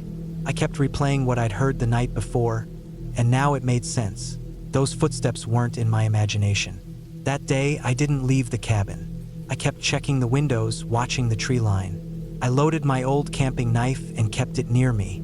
I even pulled the table in front of the door that night just to feel like I had an extra barrier. Sleep didn't come easily. Around 3 a.m., I heard another noise. This time, it was closer. A scraping sound on the porch, like fingernails or claws dragging across wood. It lasted for maybe 10 seconds, then stopped. I didn't move. I just stared at the ceiling, waiting for something else to happen. After a while, the sound didn't return. Eventually, I drifted into a light sleep out of exhaustion. When I woke up in the morning, I opened the door slowly and checked the porch. There were new marks, Thin scratches across the wood, 5 parallel lines, uneven in length. I measured them roughly with my hand. They were about as long as fingers. I wanted to leave. I really did. But the walk back to the car was through dense woods, and something about the idea of turning my back on that tree line made me hesitate. If someone was out there, watching, following, I didn't want to be caught off guard. I thought maybe I'd wait until morning, when the light was better. That was a mistake. That night, things got worse. I just finished eating a can of beans when I heard a thump outside. Not like a twig snapping, this was heavier. Like someone had dropped a bag of rocks. Then another thump. Then footsteps on the porch. I turned off my lantern and held my breath. Whoever it was walked right up to the door. I could see their shadow through the small window. Not clearly, but enough to tell they were tall and still barefoot. They didn't knock. They just stood there. I sat there frozen for what felt like forever. Eventually, they moved. Slowly. The shadow drifted along the wall and vanished out of sight. I waited another hour before I moved. That's when I made my decision. I packed a small bag, grabbed my flashlight and knife, and decided I was going to hike back to the car. Right then. I didn't care that it was the middle of the night. I wasn't going to stay in that cabin another second. I left most of my things behind and slipped out the back window, trying not to make noise. The forest was pitch black except for my flashlight beam. Every step felt like a risk. I kept turning around, sweeping the light behind me, expecting to see someone following. I didn't see anyone, but I heard them. Far behind me, maybe 100 feet off the trail, I heard a cough. Just one. A dry, short sound. Not an animal. A human cough. I didn't stop. I kept walking, faster now, almost jogging. My legs burned, but I didn't care. I just wanted to reach the car. When I finally saw the trailhead sign, my knees went weak. I got to the SUV, unlocked it with shaking hands, and jumped in. I didn't look back. I drove for an hour before I stopped at a gas station, somewhere near Duluth. I sat there for a long time, engine running, doors locked, just breathing. I reported the incident to the county sheriff the next morning. They took it seriously. A deputy met me at the cabin later that week. They found the footprints and the scratch marks. They even found a handmade lean-to deeper in the woods. Some kind of crude shelter made of branches, plastic tarp, and old blankets. No sign of the person, though. No ID. No belongings. Just signs that someone had been living out there for a while. They never found the person. I never went back to that cabin. I still think about it sometimes. What if I'd stayed another night? What if I hadn't heard the cough? What if I had opened the door? I don't know who that person was or what they wanted. But I know this. They weren't just passing through. They were watching, waiting, and they were too comfortable out there, like they belonged to those woods in a way I never could. Some people go missing in places like that, and no one ever finds out why. I'm just glad I didn't become one of them.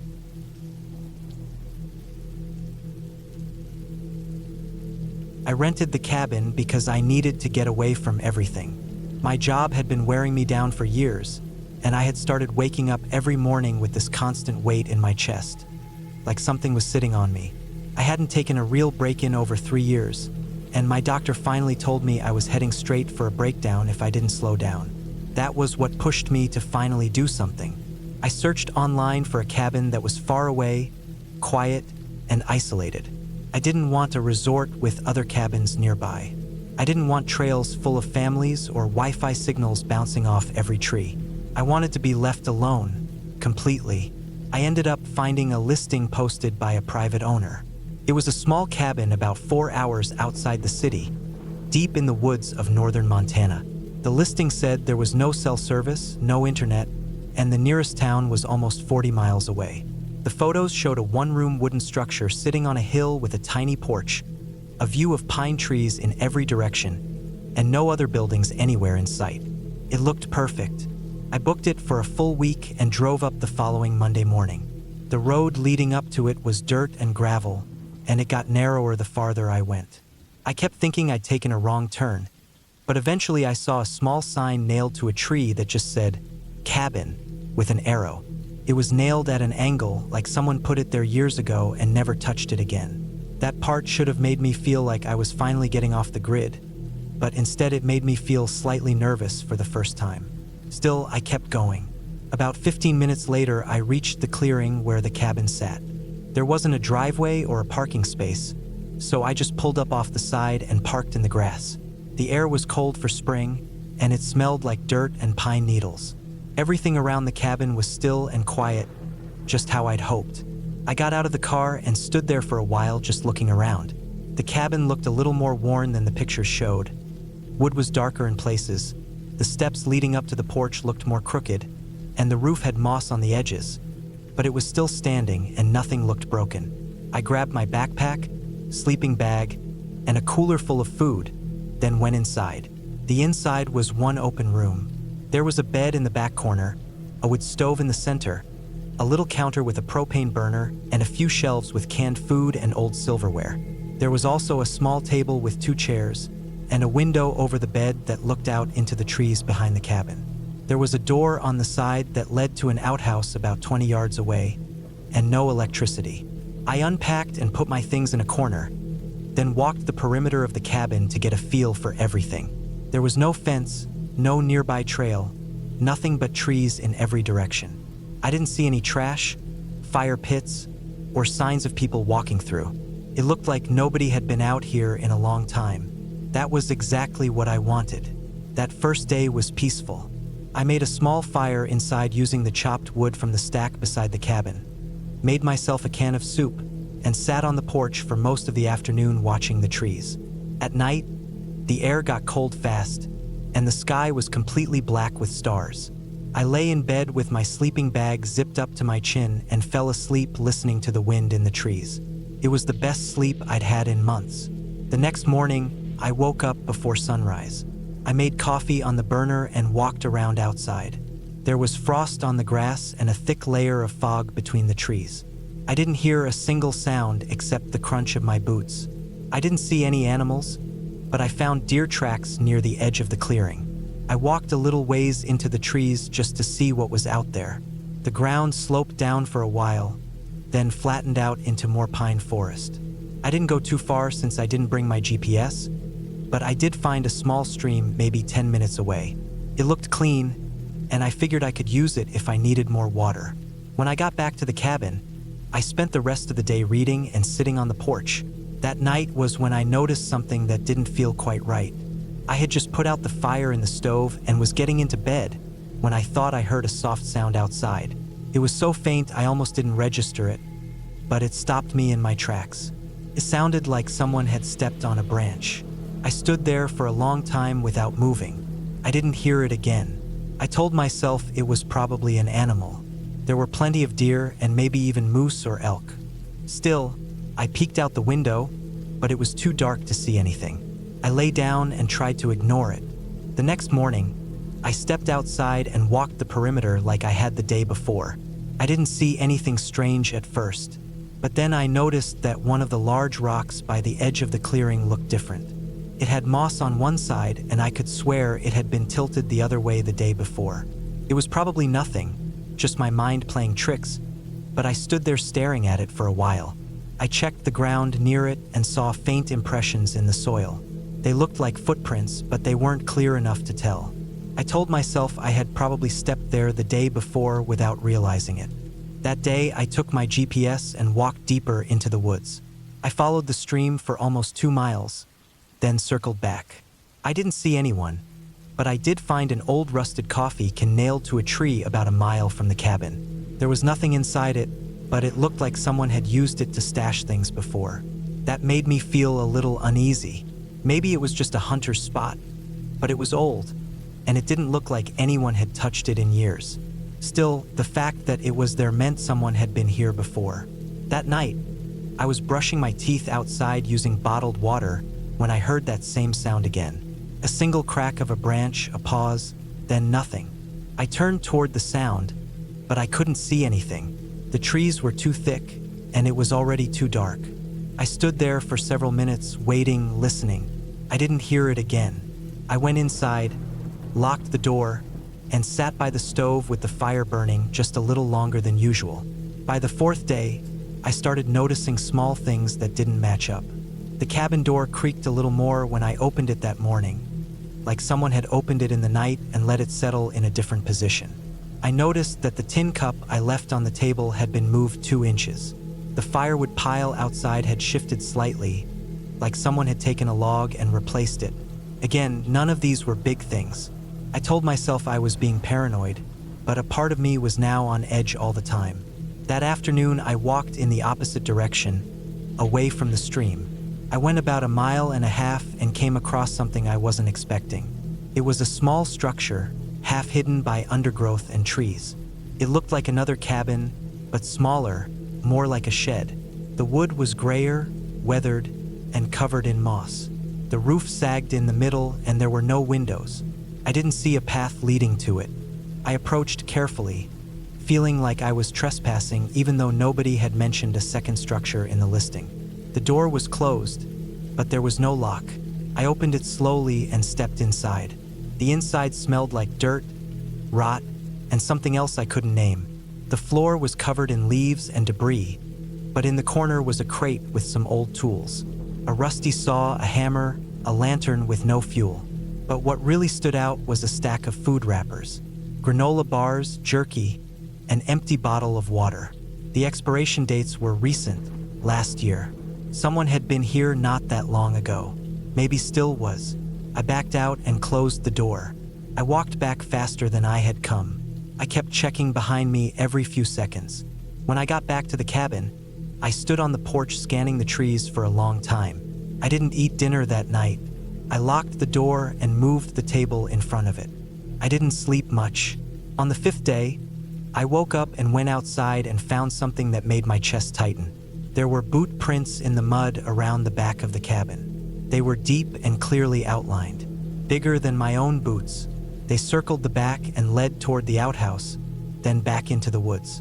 I followed them a short way, but they vanished into the dry leaves. Someone had been there in the night. I thought about packing up and leaving, but I still had 2 days left, and I hadn't seen anyone directly. I didn't want to overreact. Still, I couldn't relax. I kept checking the windows every few minutes. I skipped my usual walks. That evening, I left a stick against the door in a way that would fall if someone opened it. When I woke up the next morning, the stick was on the floor. I knew then that someone had been inside while I slept. I packed up my things within an hour. I didn't eat, didn't clean up. I just threw everything in my bag, grabbed the cooler, and got in the car. As I started driving down the dirt road, I saw something in the rearview mirror that made my stomach drop. Someone was standing at the edge of the trees near the cabin. They were too far away to make out clearly, but I could see the outline of a man. He wasn't moving, just standing there watching the road. I didn't stop. I didn't look back again. I drove all the way back to the main highway and didn't pull over until I reached the next gas station an hour later. I sat in the parking lot for 30 minutes trying to calm down. When I got home, I reported what I'd seen to the rental site. I told them someone else was living near that cabin, maybe using the other.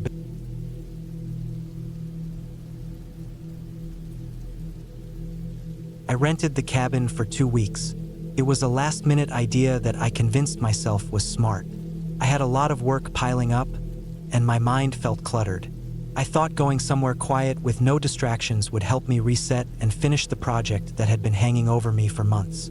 It wasn't a vacation. It wasn't meant to be relaxing. I wanted to get away from noise, from emails, from the city, from everything so I could finally get my head clear and just work. That was the only reason. I found the place through a small listing site, not one of the big rental apps. It was private, owned by some retired guy who only listed the place during the off-season. There were a few pictures. It looked like a plain wooden cabin surrounded by trees. 1 bed, 1 bathroom, and no internet. That's what caught my eye. No internet. That meant no distractions. I didn't even care about the price, though it was cheap. I just booked it and packed the bare minimum.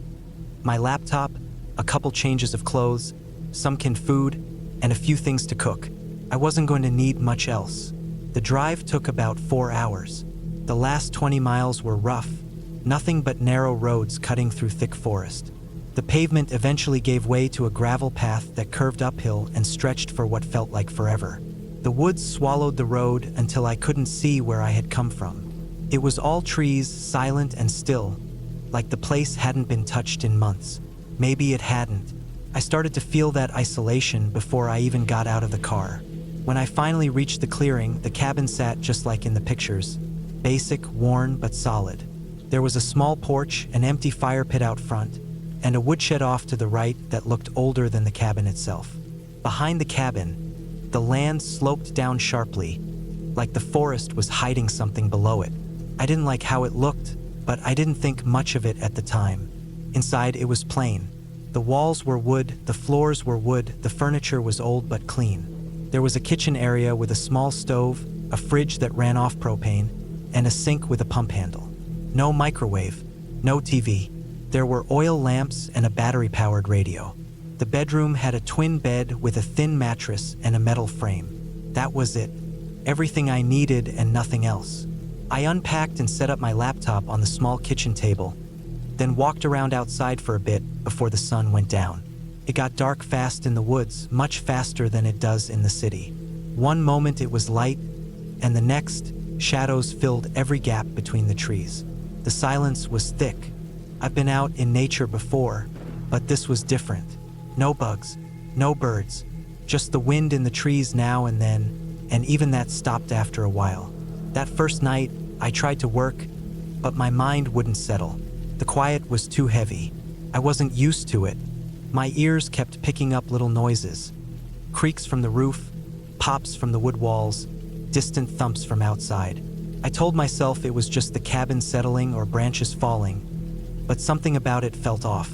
I ate a can of soup, turned off the lamp, and went to bed early, thinking I'd sleep better the next night.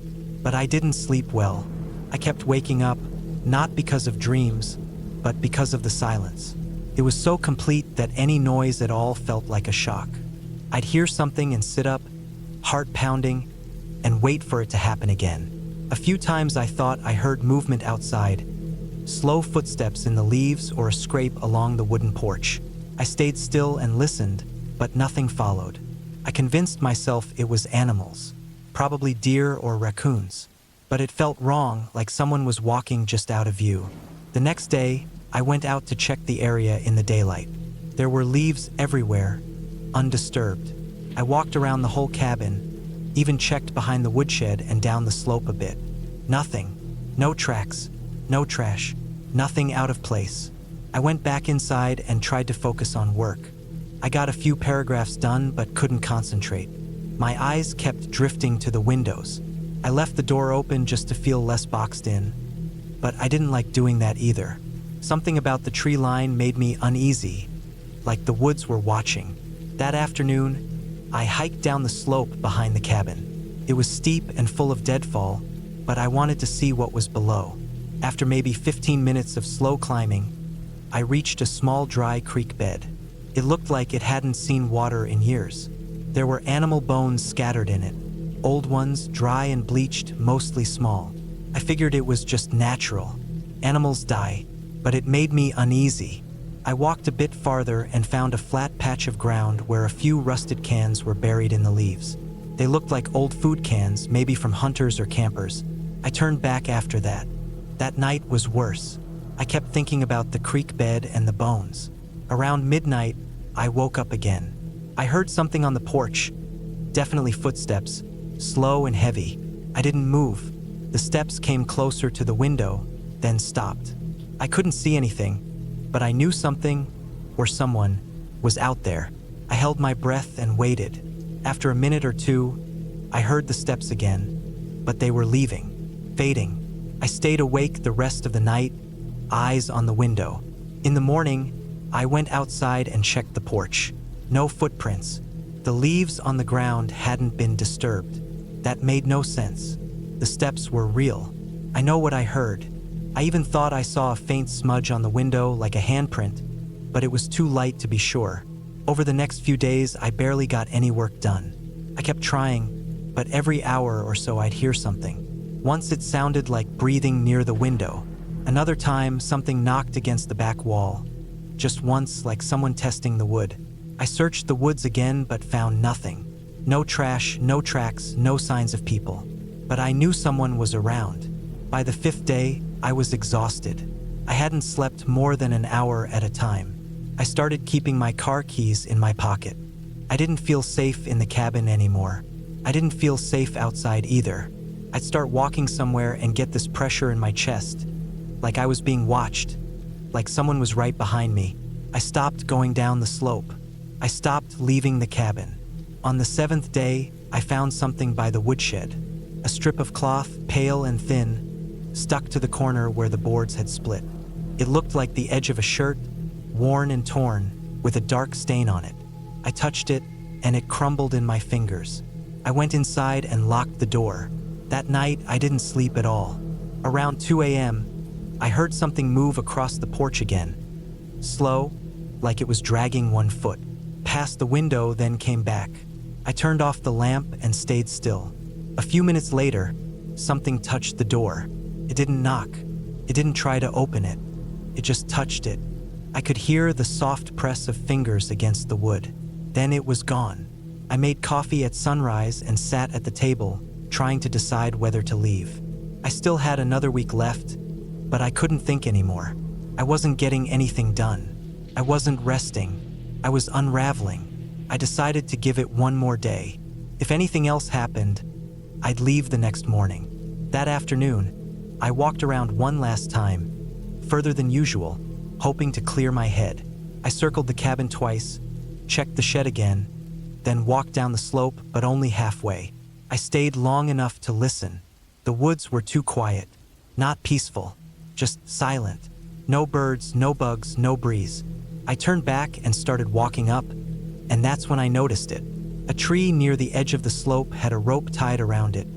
Thin, frayed, old. I hadn't seen it before. The rope hung down and ended in nothing. I touched it and it broke apart. Right under it, the ground looked sunken, like something had been buried there a long time ago and the dirt had settled. I stared at it for a long time, then walked away.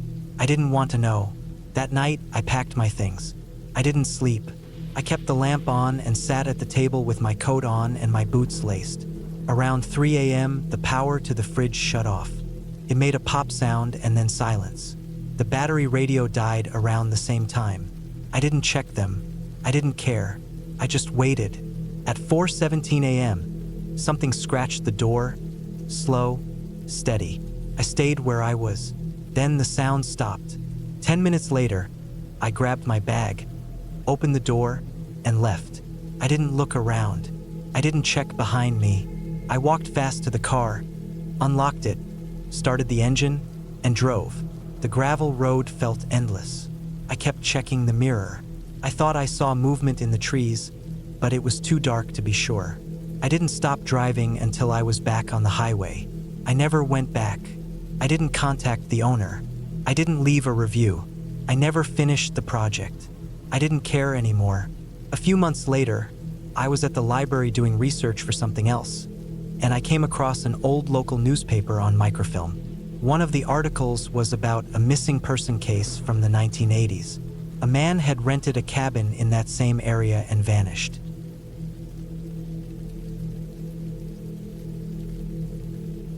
I needed a break, not just from work, but from people, noise, the city, everything. I had been working almost nonstop the last few months. Deadlines stacking up, meetings bleeding into each other, nights spent staring at a laptop screen long after I should have been asleep.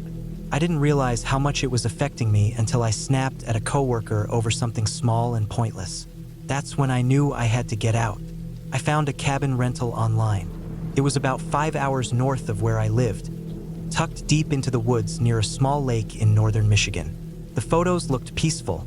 Simple wooden cabin, dock by the water, surrounded by tall pine trees. No neighbors for miles. Sounded perfect. I booked it for a full week, packed my truck with groceries, some clothes, a fishing rod, and a few books I hadn't touched in months. I left early on a Sunday morning. Traffic was light, and I made it to the area by early afternoon. The paved road eventually turned to gravel, then to a narrow dirt path barely wide enough for my truck. Branches scraped the sides as I crept along. The trees were dense, almost like a tunnel. Finally, after what felt like forever, the cabin appeared in a small clearing. It was more run down than I expected. The wood was grayer, the porch sagged a bit, and some of the shingles on the roof looked like they were barely hanging on. But I didn't care. It was quiet. I could hear birds, the wind in the trees, the faint sound of water lapping at the nearby lake. No traffic, no people, no cell signal. It was exactly what I wanted. I brought my things inside. The interior was small, just a main room with a fireplace, a tiny kitchen, a bathroom, and a bedroom with a sagging mattress. Everything smelled like wood and dust. I opened the windows to let some fresh air in and decided to spend the rest of the day settling in. That evening, I made a simple dinner and sat on the porch with a beer. The sun was going down behind the trees, casting long shadows across the yard. The lake reflected the sky, smooth like glass. It was peaceful. That night, I slept harder than I had in weeks. The first 2 days were perfect. I fished in the mornings, cooked in the afternoons, and read until dark. I didn't see another soul. I explored the woods a bit, but made sure not to go too far without marking my trail. The forest was thick and easy to get turned around in. On the third night, things started to feel off. I had just gone to bed. I turned off the lights, and the cabin was pitch dark. No streetlights, no moon, just blackness. I lay there, listening to the sounds of the forest. I was almost asleep when I heard something outside. A crunch, like footsteps on dry leaves. At first, I figured it was an animal. There were deer, raccoons, maybe even a bear out there. I stayed still and listened. Another crunch, then another. They were slow, too slow for a deer, too deliberate. My heart started to beat a little faster. The steps stopped near the window. I didn't move. I didn't breathe. I waited. After what felt like forever, I heard them again, this time moving away from the cabin. I waited a bit longer, then slowly got out of bed and peeked through the curtain. There was nothing out there, just trees and darkness. The next morning, I searched around the cabin. I didn't find any footprints, but the ground was covered in leaves and pine needles, so I wasn't surprised. Still, it bugged me. I told myself it was probably just a raccoon or some other animal. That night, it happened again. More footsteps. This time, they circled the cabin slowly. I lay in bed, frozen, clutching the flashlight I kept next to me. The steps stopped at the back door for a long time before fading into the woods. I didn't sleep much after that. The next day, I hiked around the area, hoping to clear my head. I brought my fishing rod and spent the afternoon at the lake. When I got back, the cabin door was slightly open. I knew I had locked it. I always did. I went inside slowly, heart pounding. Nothing looked disturbed. My bags were still there, food untouched, but something felt wrong. I couldn't explain it. I locked the door again and pushed a chair in front of it. That night, I kept all the lights on. I sat up in bed with my flashlight, just listening. Around midnight, I heard something at the front porch. I crept to the window and looked through the blinds. There was a man standing there. He wasn't doing anything, just standing, looking at the door. He wore a dark hoodie, jeans, and boots. I couldn't see his face. My heart was in my throat. I backed away, grabbed the heavy flashlight, and stood there, unsure of what to do. After a few minutes, he walked off into the woods without a word. I didn't sleep at all that night. The next morning, I packed my things. I had planned to stay the full week, but I couldn't. I didn't feel safe. I loaded the truck, but when I tried to start it, nothing happened. The engine clicked but wouldn't turn over. I checked the battery cables, but they looked fine. I tried again. Nothing. I sat there, sweating. There was no signal to call for help. The nearest town was miles away. I considered hiking out, but I didn't want to leave the truck or my gear behind. So I waited. Maybe a ranger or local would come down the trail. Hours passed. No one came. That night, I didn't turn the lights on. I sat in the dark with the flashlight and a kitchen knife, staring at the door. Around 2 a.m, I heard footsteps again. Slow, deliberate. This time, they didn't stop at the door. They tried the handle, jiggled once, then again, then harder. The chair held. I stood completely still, not even breathing. Whoever it was stayed there for what felt like an eternity. Then I heard footsteps moving around the cabin. I stayed frozen. Eventually, it went quiet. I didn't move until the sun came up. The next day, I made up my mind. I grabbed a backpack, filled it with essentials, water, snacks, flashlight, knife, and started walking. I marked the trail behind me with strips of cloth from an old shirt. I walked for hours. The sun was high when I finally hit the gravel road. I flagged down a passing truck. The driver was suspicious at first but agreed to take me into town. I explained what happened to the local sheriff. He drove back with me. When we got to the cabin, the place looked untouched. No signs of forced entry, nothing stolen. But on the back window, barely visible in the grime, was a smear, like someone had pressed their hand there. The sheriff told me it was probably a squatter or a hunter. He said it wasn't uncommon. He didn't seem too concerned. I never went back. I sold the rest of my rental week online.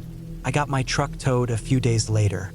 I stayed at a motel in town until it was fixed, then drove home. Even now, I can't explain what happened. I don't know who that man was or what he wanted. I don't know if he was just passing through or if he was watching the cabin the whole time.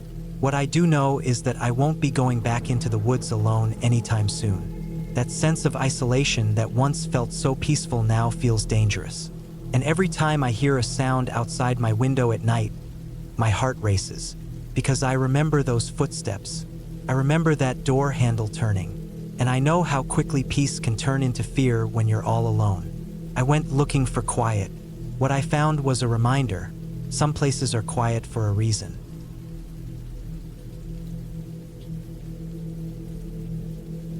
It started with me wanting to get away from everything for a while. I had burned out. Work, people, noise, the constant feeling of being behind. I'd had enough. I looked online for remote cabin rentals, and I found one way up north in Vermont. It was old, basic, and buried deep in the woods. No internet, no cell service. The pictures showed a small wooden cabin near a lake, surrounded by trees with no other buildings in sight. That was exactly what I wanted.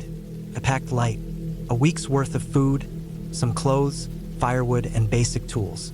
I brought a battery-powered lantern, my hunting knife, a fishing rod, a map, and some books. I wanted to spend the whole week disconnected, alone, and quiet. It was late September, the weather was just starting to cool, and the leaves had started to change. That stretch of forest was mostly yellow and orange, with pockets of deep red. It felt like the perfect place to go numb for a while. I drove up early in the morning. The drive took nearly 7 hours. The last 2 hours were on winding dirt roads with no signage. By the time I reached the trail that led to the cabin, I felt like I was in the middle of nowhere. I parked where the road ended and hiked in with my gear strapped to my back. The trail was overgrown, and I had to push through branches and fallen logs. But after about 30 minutes, I found the cabin. It looked even smaller in person. Just one room with a tin roof, a stone chimney on one side, and a little porch that sagged in the middle. The lake was about 50 feet away, still and flat like glass. Everything was so quiet. I could hear the wind moving through the trees like soft breathing. Inside, it was bare but clean. A small bed, a wood stove, a table with 2 chairs, and some shelves with dusty plates and cups. There was an axe by the door and a bundle of dry firewood next to the stove. The windows had old curtains that looked like they hadn't been washed in decades. A dusty notebook on the shelf had some handwritten entries from previous renters. Most were just people writing about how peaceful it was. I unpacked, ate something cold from a can, and settled in. That first night was quiet.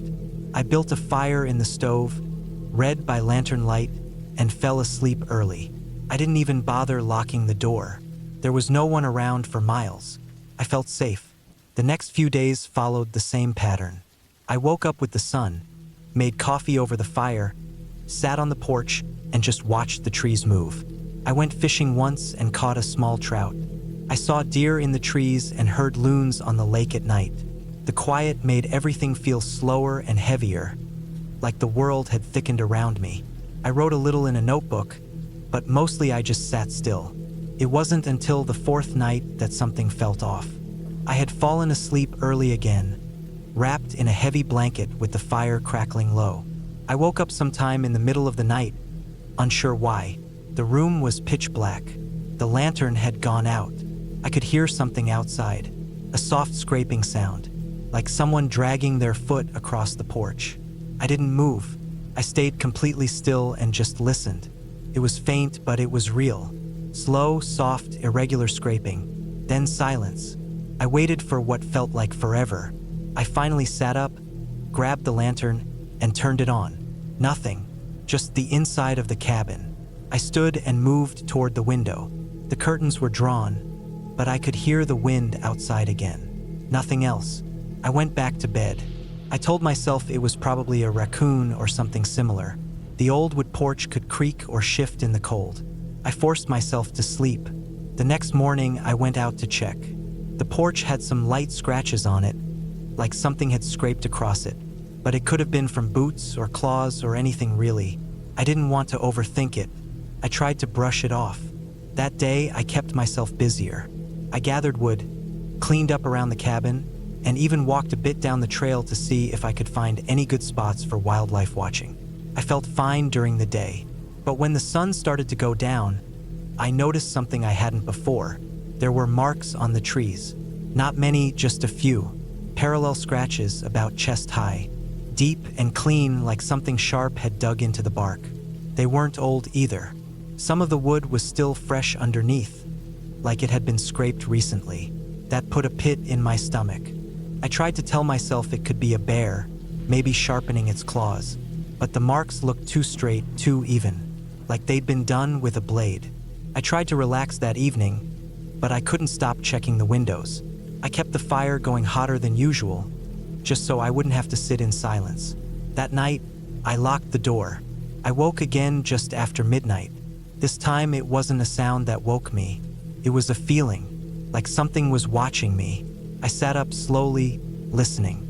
First it was quiet.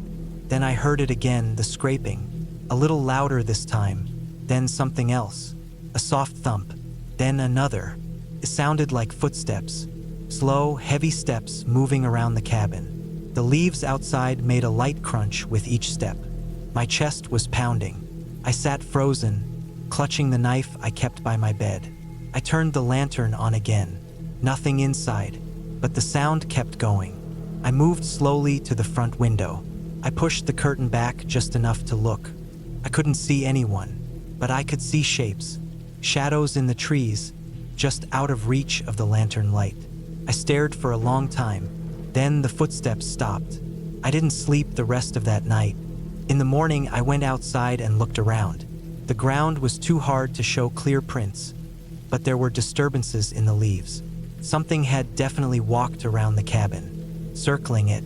I couldn't convince myself it was just an animal anymore. I went down to the lake and filled 2 jugs with water. I didn't want to leave the cabin again, not until I figured out what was going on. That day, I stayed inside. I kept the fire going. I kept the lantern on even during the day. Around noon, I heard something else, an engine in the distance. Plane maybe, but it was faint and passed quickly, too far away to matter. I didn't hear anything that night. No scraping, no footsteps, but I still didn't sleep. I kept the knife in my hand and the lantern on until it started to flicker. The batteries were dying. The next morning, I made a decision. I would leave. I'd pack up and hike back to the truck. I'd be back on the road by noon. I started packing fast. I didn't eat. I didn't even clean up. I just wanted out. I stepped out onto the porch and froze. There were footprints. Not animal. Boots. Human. Deep ones in the dirt leading up to the porch. They went up to the front door and then around the side of the cabin. I followed them with my eyes until they disappeared into the trees. I went back inside, locked the door again, and backed away. Someone had been out there, watching, walking around, maybe even trying to get in. I didn't know what to do. If I stayed, they might come back. If I left, they could be waiting out there in the woods. I sat at the table and thought about my options. I didn't have a phone. No one knew exactly where I was. If something happened, No one would find me for days. I decided to wait until the next morning. I'd leave at first light. I wanted the full day ahead of me in case something went wrong. That night was the worst. I didn't light a fire. I didn't want them to see where I was. I sat in the dark with my back against the wall, the knife in one hand, the lantern in the other. Every creak of the cabin made me jump. Every gust of wind felt like footsteps. Just after 2 a.m., I heard it again. This time, it wasn't footsteps. It was breathing, heavy, slow breathing, right outside the wall where I sat. I could hear it through the logs, in and out, deep, controlled. Someone was standing just on the other side. I didn't move. I held my breath. It lasted for about a minute, then silence, then the sound of something moving away through the trees. I left at first light.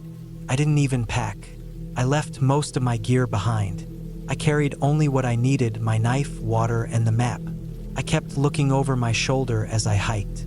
Every snap of a twig made me spin around.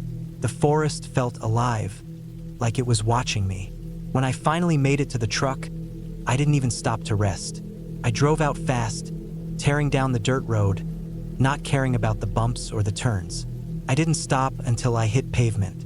I didn't tell anyone right away. I just said I cut the trip short. People asked why I looked so tired, why I hadn't brought back my gear. I lied. I said I wasn't feeling well. About 2 weeks later, I went back online out of curiosity. I searched the name of the cabin. It had been taken off the rental site. The listing was gone. No explanation. I still wonder what would have happened if I stayed another night, or if I had left the door unlocked, or if I had opened it when I first heard the breathing. I don't go into the woods alone anymore. I don't camp. I don't rent cabins.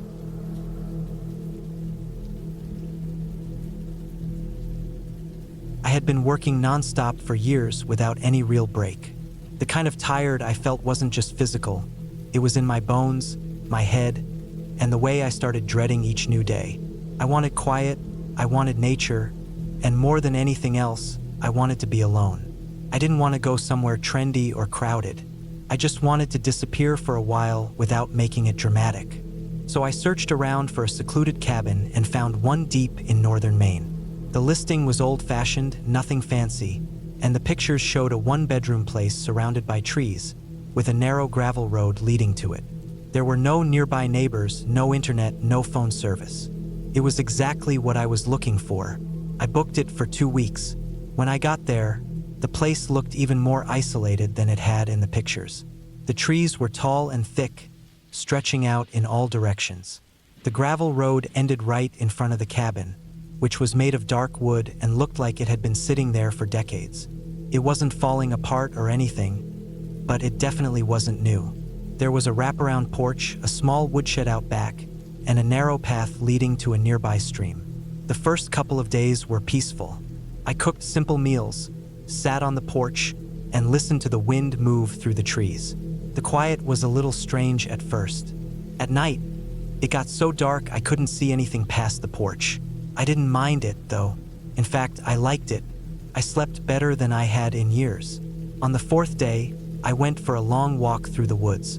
I took my compass and followed a trail that looked like deer had made it. I didn't go too far, but it felt good to move and hear the crunch of leaves and twigs under my boots. On the way back, I noticed something odd near the cabin. About 30 feet into the woods, just past a big pine tree, there was an old rusted can hanging from a low branch. It looked like a soup can, and it was tied with dirty string. I figured maybe someone used it for target practice or as a trail marker. I left it alone. The next day, I went out again, this time in a different direction.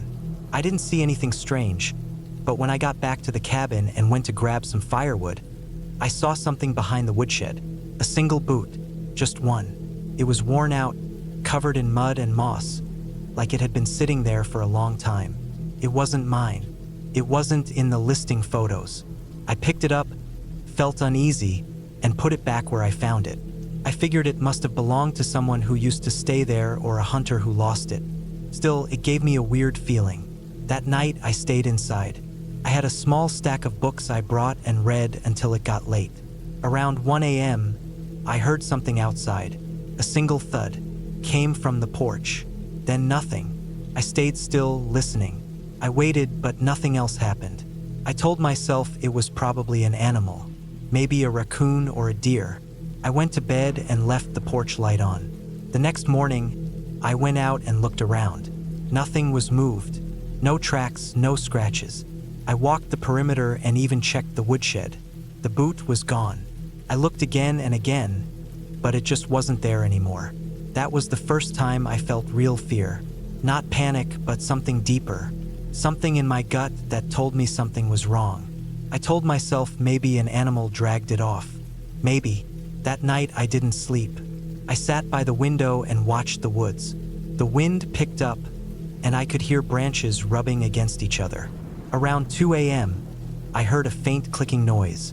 Came from the side of the cabin. Not the porch this time. It was deliberate, too. Not like something falling. More like something tapping. Then it stopped.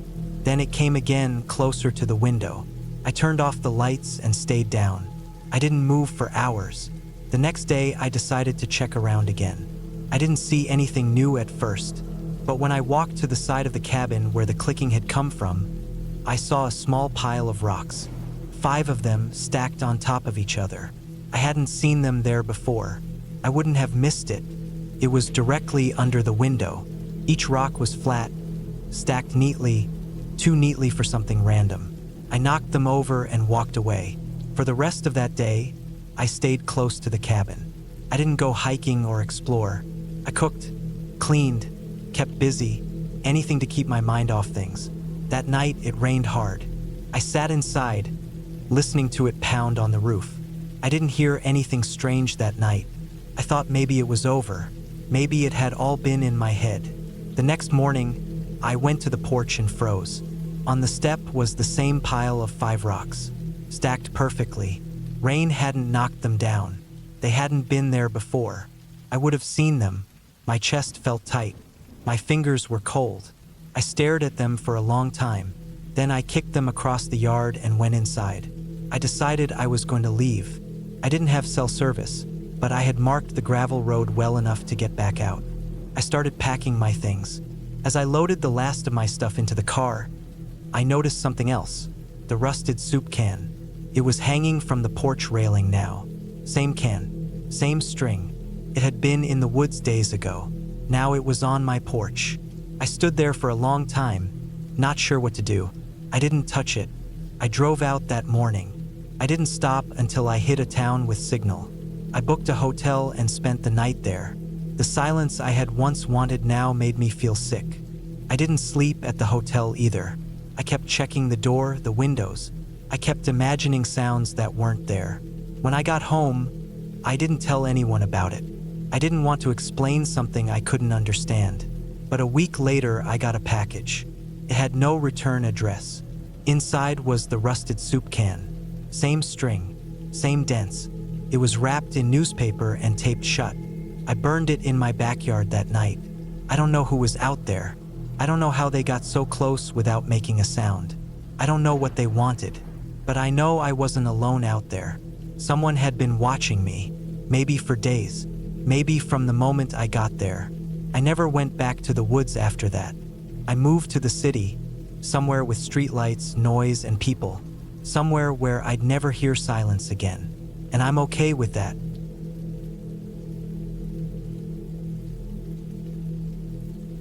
It was mid-October when I decided to finally take a break from everything.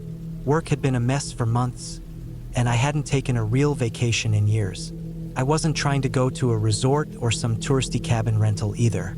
I just wanted peace, silence, space, somewhere with no Wi-Fi, no phones ringing, no loud neighbors or busy streets. I didn't even want to be around people. Just woods, cool air, maybe a fireplace, and a lot of time to think. A guy from work named Andy mentioned he had access to an old hunting cabin up north. He said it was rustic and isolated, about 6 miles from the nearest paved road. No plumbing, no electricity except a small generator. But it had a roof, a wood stove, a bed, and enough room to sit and sleep comfortably. I didn't need much more than that. He gave me a key and a printed map with hand-drawn notes. The roads up there didn't all show up on GPS. He said I could take his ATV part of the way in and hike the rest if I didn't mind roughing it. I didn't. I actually liked the sound of that. I left early Friday morning.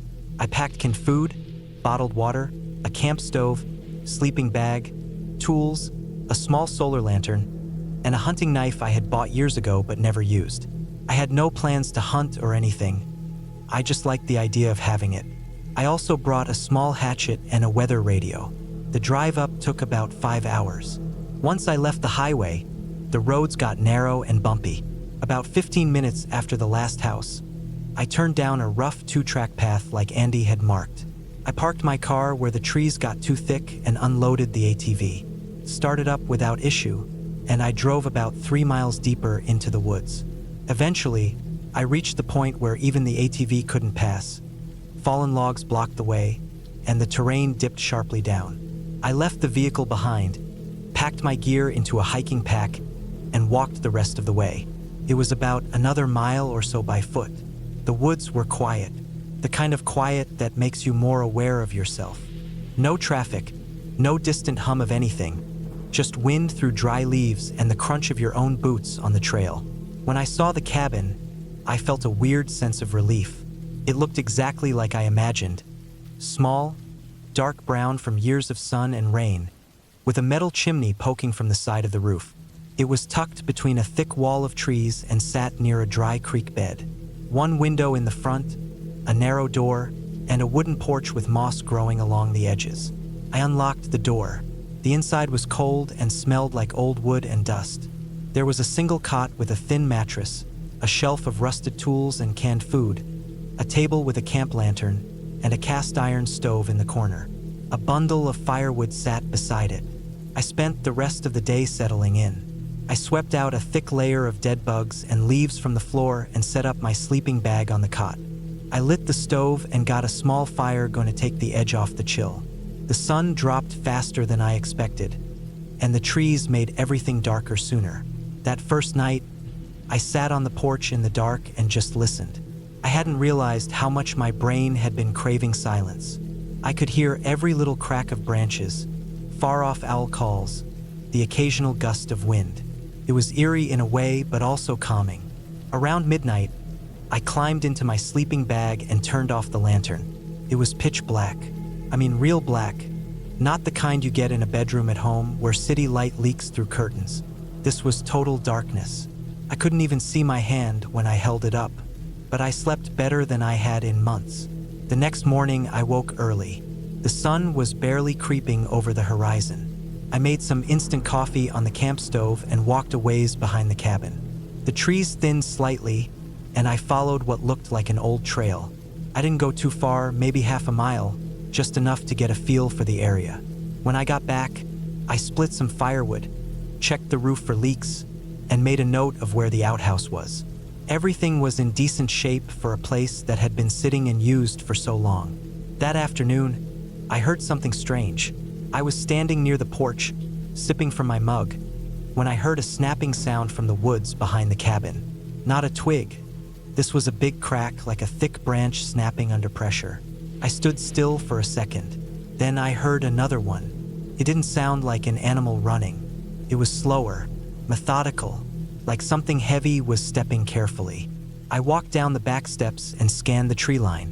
I didn't see anything. The woods were quiet again. I assumed it was a deer, maybe an elk, or a bear.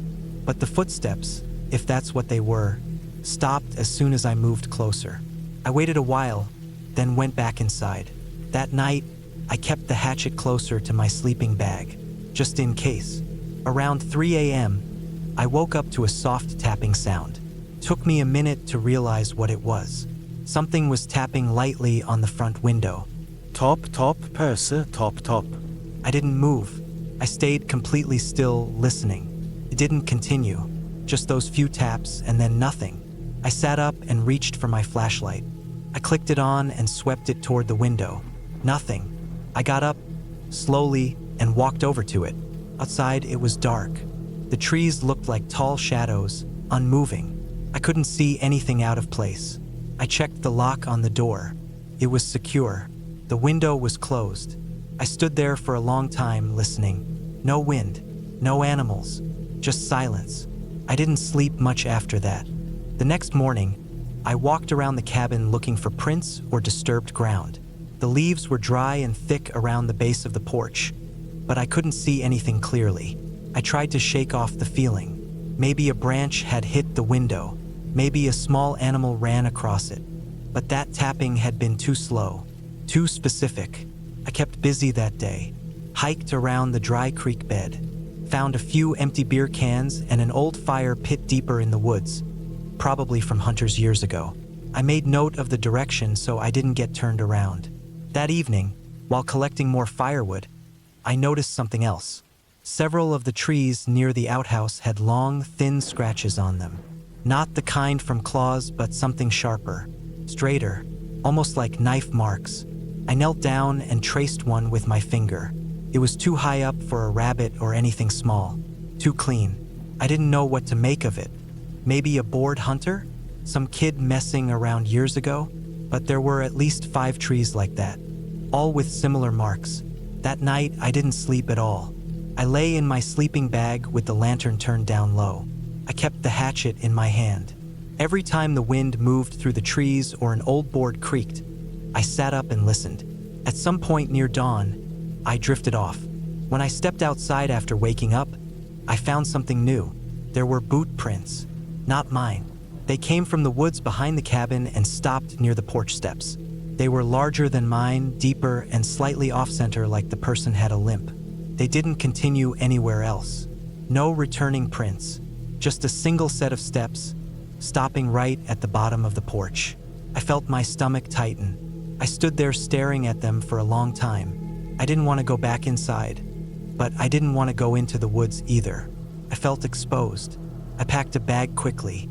Not everything, just food, water, a flashlight, my knife, and the key. I wanted to head toward the ATV and get out. But when I reached the trail, I found something that made my blood run cold. The ATV was gone. Not moved. Gone. The area where I left it had fresh tire tracks leading away, back toward the road. Someone had taken it. I looked around in disbelief. The trees were silent. Nothing moved. Now I was alone. Fully. No phone service. No ride. No one knew exactly where I was. I hiked back to the cabin, shaken. I debated what to do. The nearest road was miles away, and the trail wasn't direct. The sun was already past noon. I decided to wait until first light the next morning and then hike out fast. That night, I barricaded the door with the table and stacked firewood in front of the window. I didn't light the lantern. I stayed in the corner of the room holding my hatchet. Around 2 a.m., I heard it again. Footsteps, crunching on leaves, getting closer, then silence. Then the sound of someone trying the door handle. It jiggled slowly, then again. Then the footsteps moved around to the side. I didn't breathe. I didn't move. The steps circled the cabin once. Then nothing. I stayed frozen for what felt like hours. When dawn came, I was already packed. I left the cabin and moved fast. I didn't stop. I didn't look back. It took most of the day to reach the main road. My legs were shaking, and my water was gone. When I reached the paved road, I flagged down a passing truck. A man in his 60s picked me up and drove me to the nearest town. I didn't tell him everything, just that my vehicle broke down, and I'd been walking for hours. I called Andy from the gas station. I told him what happened. He was shocked and swore no one else had access to the cab.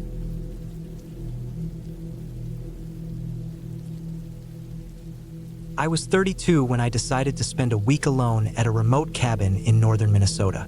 I'd been dealing with a bad breakup, and everything in the city reminded me of her. The apartment, the coffee shop, the walking trails, we used to do everything together. I needed space to think, to reset. I figured time away in the woods, away from people and noise, would help clear my head. I found the cabin online. It was listed as off-grid but modernized, sitting a few miles off a gravel road near Eklund Lake. The photos made it look cozy and simple. Solar power, a rainwater system, propane stove. No Wi-Fi, no cell signal, no neighbors for miles. Just what I needed. I packed everything I could think of: food for a week, extra batteries, 2 coolers with ice, a satellite GPS tracker, my old .22 rifle just in case, and a few paperbacks. I also brought a journal. I hadn't written in one since college, but I thought it might help me put my thoughts in order. It took about 6 hours to drive up from Duluth. By the time I hit the gravel road, I hadn't passed another car for almost 30 minutes. Trees pressed close to the road, and the late September sun made the orange leaves glow. The cabin wasn't marked on Google Maps, but the owner sent a set of very detailed directions. I finally pulled up to a clearing just before sundown. The cabin was smaller than I expected. Just one floor with a porch, a tin roof, and an outhouse about 50 feet away in the woods. There was a fire pit in front, a chopped stack of wood, and a wooden dock leading out onto the lake. The water was still and dark. No boats, no houses across the shore. It was completely quiet. I parked the car next to a tree and unloaded everything inside. The place smelled like pine and old books. There was one main room with a cot, a table and 2 chairs, a wood stove, a shelf with a few tools, and a small propane fridge. The windows had latches but no locks. I didn't think much of it. Who was going to come all the way out here? That first night was uneventful. I made some beans and rice on the stove, read a few chapters from a paperback, and went out to sit on the dock with a blanket around my shoulders. The sky was unbelievably clear, more stars than I'd seen in years. I didn't hear anything but the sound of loons in the distance and the occasional splash from a fish jumping near the shore. The next few days were peaceful. I chopped wood, fished a little off the dock, and started writing in the journal. I slept better than I had in months. By day 3, I felt like my mind was finally slowing down. I stopped checking the GPS tracker so much and started leaving my phone in my bag. I even went for long walks through the woods, using surveyor flags to mark my trail so I wouldn't get lost. I saw deer, heard coyotes at night, and found old animal tracks near the creek. On the 4th day, I woke up to a strange sound. It wasn't loud, but it was sharp, like metal dragging lightly across wood. I sat up in the cot and listened. It happened again. A faint scraping noise. It stopped when I stood up. I checked the door, still locked. I walked slowly to the window by the table and looked out. Nothing, just the forest. I thought maybe it was a branch swaying against the siding or a squirrel on the porch. I stepped outside and looked around. The trees were still. There wasn't even wind. I circled the cabin. No tracks. I didn't think much of it and went back inside. That day felt off. I couldn't focus on reading or writing. I felt like something was just barely wrong, but I couldn't put my finger on it. I kept looking out the windows every few minutes. The scraping sound didn't come back, but that sense of unease stuck with me. I told myself I was being paranoid. The brain plays tricks on you when you're alone for too long. That night, I built a fire outside to shake the weird feeling. I sat there for hours watching the flames. When I finally turned in, I locked the door again, checked all the windows, and kept my rifle closer to the cot than usual. I woke up around 3 a.m. to the sound of something moving through the brush outside. It was steady and slow. Not a deer, not the sound of hooves or paws. It was quieter than that, like something was deliberately stepping over branches. I sat still, listening. I didn't hear breathing or voices, just the soft crunch of forest floor underfoot. Then it stopped, just outside the wall. I held my breath for what felt like a full minute. Nothing, no movement. I finally grabbed the flashlight and rifle and opened the door quietly. The porch was empty. The woods looked the same. I shined the light around the clearing. I walked to the edge of the trees. Nothing. I thought about calling out, but something about the silence held me back. I stayed awake until sunrise, sitting at the table watching the window. The next morning, I checked for tracks. I found what looked like a few indentations in the moss near the outhouse, but they weren't clear, just pressure marks, too vague to make anything out. I figured maybe it was a bear, but bears don't walk that quietly. They move around a lot. They grunt. They break things. This was different. I thought about leaving early, but I didn't want to give in to fear. I told myself again that I was probably imagining it. I made breakfast, hiked the same trail from the day before, tried to distract myself. But when I got back to the cabin, I noticed something that made my stomach drop. One of the small surveyor flags I tied to a tree was lying on the ground. Untied, not broken, just placed at the base of the trunk. I knew I hadn't dropped it.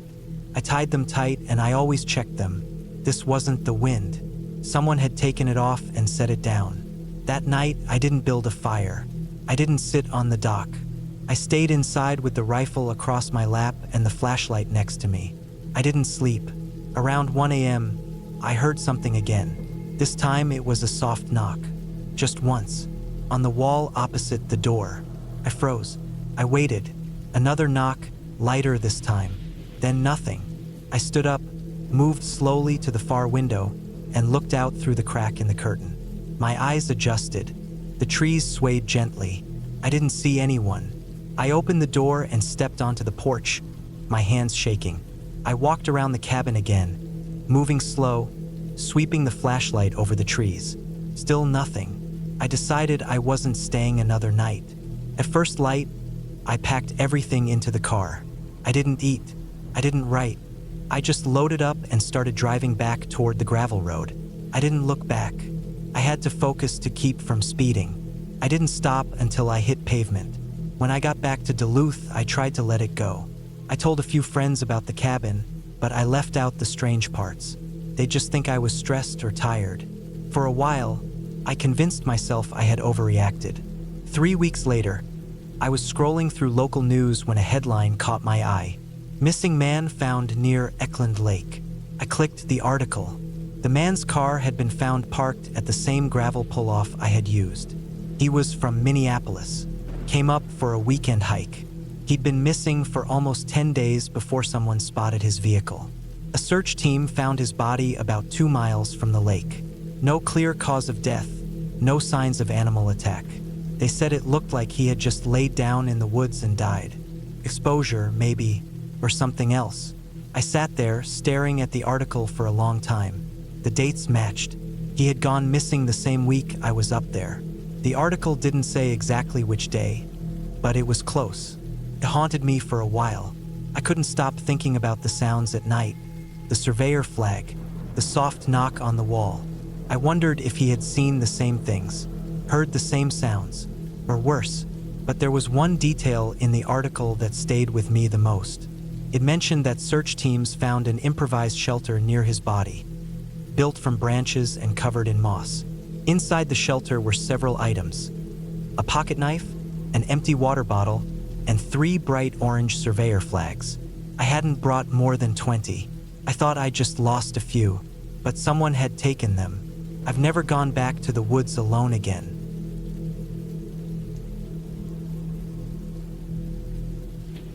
It started when I decided to spend some time alone in a rented cabin deep in the woods of northern Idaho. I had just left a high-stress job in the city and needed time away from people, noise, and the pressure I had lived under for the last few years. I didn't want a vacation in a beach resort or a sightseeing trip. I wanted to be alone in nature, just me and my thoughts. The idea was to disconnect completely, no phone, no internet, no social media. Just quiet, complete silence and peace. I found the cabin through a small listing site that specialized in off-grid locations. It was a simple 1-bedroom log cabin with a wood stove, solar-powered lights, and a hand-pumped well. No cell signal, no neighbors within miles. It sat at the end of a long gravel road, surrounded by pine trees and dense forest. It seemed perfect. The owner assured me in an email that the place was stocked with enough firewood, non-perishable food, and supplies for weeks. I drove up there on a Thursday morning, and the trip took most of the day. The last 2 hours were slow because the gravel road was barely maintained, filled with potholes and narrow turns. I didn't pass another car. The trees seemed to grow thicker the deeper I went, and after a while it was hard to believe anyone lived out there at all. When I finally arrived, the cabin looked exactly like the pictures. Small but sturdy, with a wraparound porch and a single chimney puffing out a thin line of smoke. The key was under a rock near the front door, just like the owner had said. Inside, it was rustic but comfortable. A small kitchen with a propane stove, a table with 2 chairs, a cast iron stove for heat, and a simple bed pushed against the back wall. I unpacked, stacked some wood near the stove, lit a fire, and made a quick meal. That night, I sat on the porch for a while, wrapped in a blanket, listening to the wind moving through the trees. No traffic noise, no sirens, no voices, just wind and the occasional call of an owl. It was the most peaceful feeling I'd had in years. The first few days passed quietly. I read books, went for long walks through the forest, chopped wood, and sat by the fire at night. I kept a journal. I watched the trees sway in the wind and felt something inside me start to unwind. There were no creepy vibes or eerie feelings, not at first. The forest didn't feel haunted or unsettling. It felt quiet and alive, like it was watching but not in a threatening way. But by the end of the first week, things started to change. It began with little things. I started noticing faint sounds outside at night that I couldn't quite explain. At first, I thought it was just animals. Maybe a deer walking through the brush, or a raccoon nosing around the porch. But the noises didn't quite match those movements. It sounded more like deliberate steps, slow and heavy, like someone walking around the cabin and stopping every few feet. I tried to ignore it the first few nights. I told myself it was probably my imagination. Being out there alone, without the usual distractions, made my senses sharper. But it kept happening. Every night around the same time, between 2 and 3 in the morning. The steps would start near the front of the cabin, circle around the sides, and then stop at the back wall, near where the bed was. I would lie there in the dark, staring at the wooden ceiling, holding my breath. I never heard anyone knock or try to open the door. Just footsteps, slow and steady, like someone pacing outside in the cold. After a few nights of this, I started leaving a light on. I sat up in bed, fully dressed, with a flashlight in one hand and a hammer in the other. I checked outside several times but never saw anything. No footprints in the snow, no signs of disturbance. Nothing moved, and yet the sounds continued. I began to sleep during the day and stay awake at night. I was constantly on edge. I stopped going on long walks. I barely ate. I started locking the door during the day, not just at night. My world shrank to the space inside the cabin. One morning, after another sleepless night, I found something on the porch. It was small, just a pile of smooth river stones stacked in a little pyramid. At first, I thought maybe it had been there all along and I hadn't noticed, but that seemed unlikely. I had swept the porch clean the day I arrived, and the stones were placed neatly, carefully, like someone had arranged them with purpose. I picked them up and tossed them into the woods. I told myself it was probably just a kid or a hunter messing around. Maybe someone who knew the cabin was rented and thought it would be funny to spook the renter. But it didn't feel like a prank. It felt like a message. Over the next few days, more little things appeared. Bundles of twigs tied with string, a strip of red cloth hanging from a tree, and once, a small animal skull placed directly on the porch steps. Each time I found one of these things, I tossed it deep into the woods. I didn't want any part of it. I just wanted to be left alone. One night, I stayed up with all the lights off. I wanted to catch whoever was doing it. I waited near the window, watching. The moon was bright, and I could see the trees clearly in the silver light. Hours passed. Nothing moved. Then, just past 2 in the morning, I heard the footsteps again. Slow, crunching on snow. This time I saw something. A figure stepped out from behind a tree. It was tall and broad-shouldered, wearing dark clothes and a hood. Couldn't see a face. It moved slowly, carefully, like it knew I might be watching. It walked around the cabin, stopping at each window. I held my breath as it passed the one I was crouched beside. Paused there for what felt like forever. I could hear it breathing, just on the other side of the glass. Then it moved on. It circled the cabin once more, then disappeared into the trees. I waited until dawn before moving. I didn't sleep. I didn't blink. I just sat there, gripping the flashlight until my fingers cramped. The next morning, I packed a bag. I had enough gas in the truck to make it back to town, and I didn't care if I had to abandon the rest of my stuff. But when I stepped outside, I saw that both of my truck tires had been slashed. Clean cuts, straight across the rubber. I had no spare, no cell signal, no way to call for help. I went back inside, locked the door, and pushed the table and chair up against it. I kept the hammer in my hand all day. I didn't eat. I barely drank any water. I just waited. That night, the footsteps came again. This time, there were 2 sets. They circled the cabin again and again. I heard them stop at the windows. I heard tapping, light like fingers, then louder, a single bang on the door, just once, then silence. I didn't sleep. I just sat in the corner of the room, hammer in hand, waiting for the door to break open. But it never did. The next few days passed in a blur. Every night, the same thing. Footsteps, tapping, scratching at the windows. Sometimes I heard voices, not talking exactly, just murmurs, low and steady, like chanting. But when I looked outside, I never saw anything. I started to lose track of time. I wasn't eating. I wasn't sleeping. I kept the fire going and stayed in the corner. Finally, after what must have been 5 or 6 days of this, I heard an engine. A real one, not in my head. I crawled to the window and saw a truck coming down the road. It was the cabin owner. He had come to check on the place. I ran outside, barefoot, waving my arms. He looked shocked when he saw me. I must have looked awful. Skinny, pale, eyes sunken from lack of sleep. I didn't say much. I just pointed at the slashed tires and the strange objects. He walked around, looked at everything, and nodded slowly. He didn't seem surprised. He helped me load my stuff into his truck and drove me back to town. I didn't ask any questions. I didn't want to know. I just wanted to leave.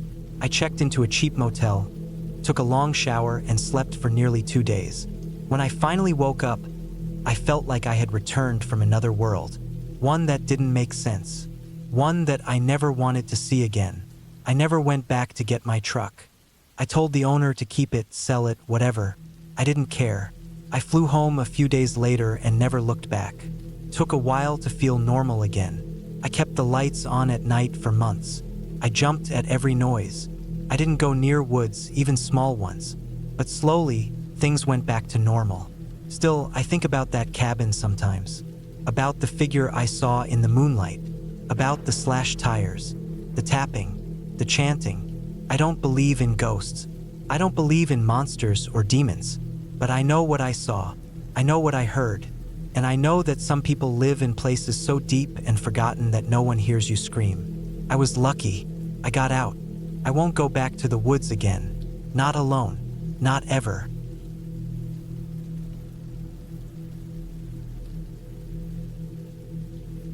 I took some time off work in late September of 2022. I was 32, single, and between apartments after a rough breakup. My head was a mess, and I needed to get away from the city. I booked a small, off-the-grid cabin deep in the woods of northern Maine for a full week. It was isolated, no Wi-Fi or cell signal, and that was part of the appeal. I found it on a website that specialized in remote rentals, places you had to hike or drive miles off-road to reach. This one was 10 miles from the nearest paved road. The listing showed a simple wooden structure, 1 bedroom, small kitchen, a wood stove, and a big deck that looked out over a dense forest. I drove up from Boston early one Saturday. The paved roads gave way to gravel, then to dirt, and eventually to what barely qualified as a road. A narrow trail of ruts winding through thick woods. I had to slow down to a crawl to avoid bottoming out my car. It took nearly an hour to drive the last 6 miles. The place was remote, and that made me feel safer in a weird way. I wasn't worried about people, wasn't thinking about crime or crowds. I just wanted peace and quiet. No one knew exactly where I was. I liked that. The cabin was smaller than I imagined, but it had everything I needed. There was a small kitchen with a propane stove and fridge, a wood stove in the corner, and a bed with thick wool blankets. It was chilly that far north, even in September. The air smelled like pine and damp earth. Behind the cabin, the forest stretched for miles. No roads, no houses, just trees. I unpacked my gear, groceries, water jugs, a few books, and a portable solar charger for emergencies. There was a small trail behind the cabin that led down into a ravine. I figured I'd check it out later. For now, I lit the wood stove, made some coffee, and sat on the deck as the sun dipped low. No sounds but birds, wind, and the creaking of trees. It was perfect. That first night passed quietly. I read by flashlight and fell asleep early. It was so dark I couldn't see my hand in front of my face. No glow from cities, no moon that night. Just pitch black and silence so deep it rang in my ears. I slept surprisingly well. The second day, I explored the trail behind the cabin. It dropped steeply at first, then leveled out into a narrow valley. The trees were older down there, bigger. I followed the trail maybe a mile before it vanished into underbrush. I pushed a little further, bushwhacking through thickets, until I came to a clearing with a cluster of massive boulders. It looked like an old glacial deposit. Moss covered most of them. I climbed one and sat for a while, listening. I thought I heard something big moving in the woods beyond. Maybe a moose. Could have been a bear. I didn't stick around. I made my way back slowly, marking trees with sticks so I wouldn't get lost. I made it back to the cabin by late afternoon and boiled water for pasta. As I sat eating on the deck, I noticed it felt quieter than the day before. No birds, no bugs, just the wind. That night, I woke up around 2 a.m. to a noise outside. It was faint, like footsteps on leaves. I lay there holding my breath, heart pounding. It stopped after a few seconds. I told myself it was probably a deer, maybe even a squirrel. The next morning, I looked for tracks but didn't see any. The third day, it rained. Cold, steady rain that didn't let up. I stayed inside and read. Around midday, I thought I heard something thump against the back wall of the cabin. I checked, but saw nothing. Maybe a branch fell. That night, the wind howled through the trees. I didn't sleep much. The next morning, I found something strange. Near the edge of the trail behind the cabin, I noticed a boot print. It wasn't mine. I wore hiking boots with a distinct tread. This one was different, larger, deeper. I stared at it for a while, then walked a slow circle around the cabin. I found 3 more prints leading toward the ravine. They weren't fresh, maybe a day old, but they hadn't been there before. I felt something tighten in my chest. No one was supposed to be out here. I spent the day on edge. I kept checking the woods, jumping at sounds. I told myself it could have been a hunter. Maybe someone else rented the cabin the week before and went hiking. Still, it didn't feel right. I kept the axe near me and made sure the door was locked that night. On the 5th day, I hiked down into the ravine again, trying to clear my head. The forest felt different, heavier, maybe. I kept thinking I was being watched. A few times I thought I saw movement, just shapes between the trees, but when I looked straight at them, they were gone. I walked faster. I didn't go as far as before. When I got back to the cabin, I found something that made my stomach drop. On the deck rail was a small pile of rocks stacked in a pyramid. They hadn't been there when I left. I walked in circles, checking the perimeter. Nothing else seemed disturbed, but the rocks felt deliberate, like a signal. I didn't know what it meant, but I didn't like it. I considered leaving, but the sun was already low, and I didn't want to drive that trail in the dark. That night, I didn't sleep. I sat up in the main room with the wood stove burning low and the axe on my lap. Around 3 a.m., I heard something outside again. This time it was clearer. Footsteps on the deck. Slow. Then a long pause. Then a single knock on the wall. Not a tree branch. Not an animal. A knock. I didn't move. I didn't breathe. After a while, it stopped. I stayed frozen until dawn. The 6th morning, I decided to leave. Screw the rental agreement. I packed my things, loaded the car, and went to take one last look around. That's when I saw something in the trees. A shape, a man maybe 100 feet away, standing still between 2 pines. I couldn't make out his face, just his outline. He didn't move. I didn't call out. I just turned, got in the car, and started driving. The trail was worse than before. Rain had turned parts of it to mud. I nearly got stuck twice. My hands shook the whole way. I didn't stop until I hit the pavement, almost an hour later. I kept driving south until I hit Bangor. I checked into a motel and didn't sleep much there either. A week later, I got a message from the cabin rental company. They asked if I had left early for any reason. Apparently, the cleaning crew had found strange signs around the cabin. Footprints, markings on trees, even a dead squirrel nailed to the door. They assumed it was some kind of vandalism. They offered me a partial refund. I didn't respond. I still think about that week sometimes.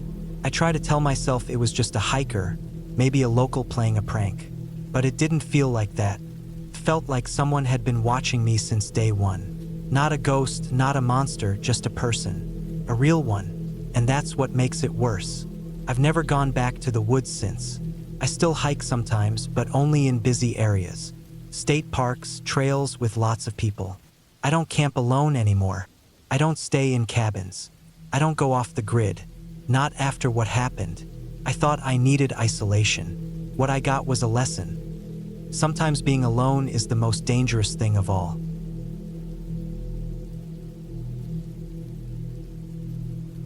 I decided to rent a cabin in late October after a rough couple of months. I'd been burned out from work and needed to get away from everything. No emails, no phone calls, no traffic, just some quiet time alone. I didn't want a popular spot or anything with neighbors nearby. I wanted complete peace. So I searched for remote cabins and found one about 3 hours from where I live. It was listed as off-grid, private, surrounded by forest. That was perfect for me. I booked it for 6 nights. The drive there was normal at first, highways, gas stations, small towns. But once I turned off onto the forest roads, it started to feel different. The roads weren't paved anymore. I followed gravel paths for what felt like forever. I had no cell service the last hour of the drive, which I expected. The GPS stopped working, so I relied on a printed set of directions the host had sent me. The cabin was supposed to be past a small wooden sign that said, River's Edge 2.3 miles. Once I saw it, I followed the dirt path past some dense trees. It was bumpy and narrow.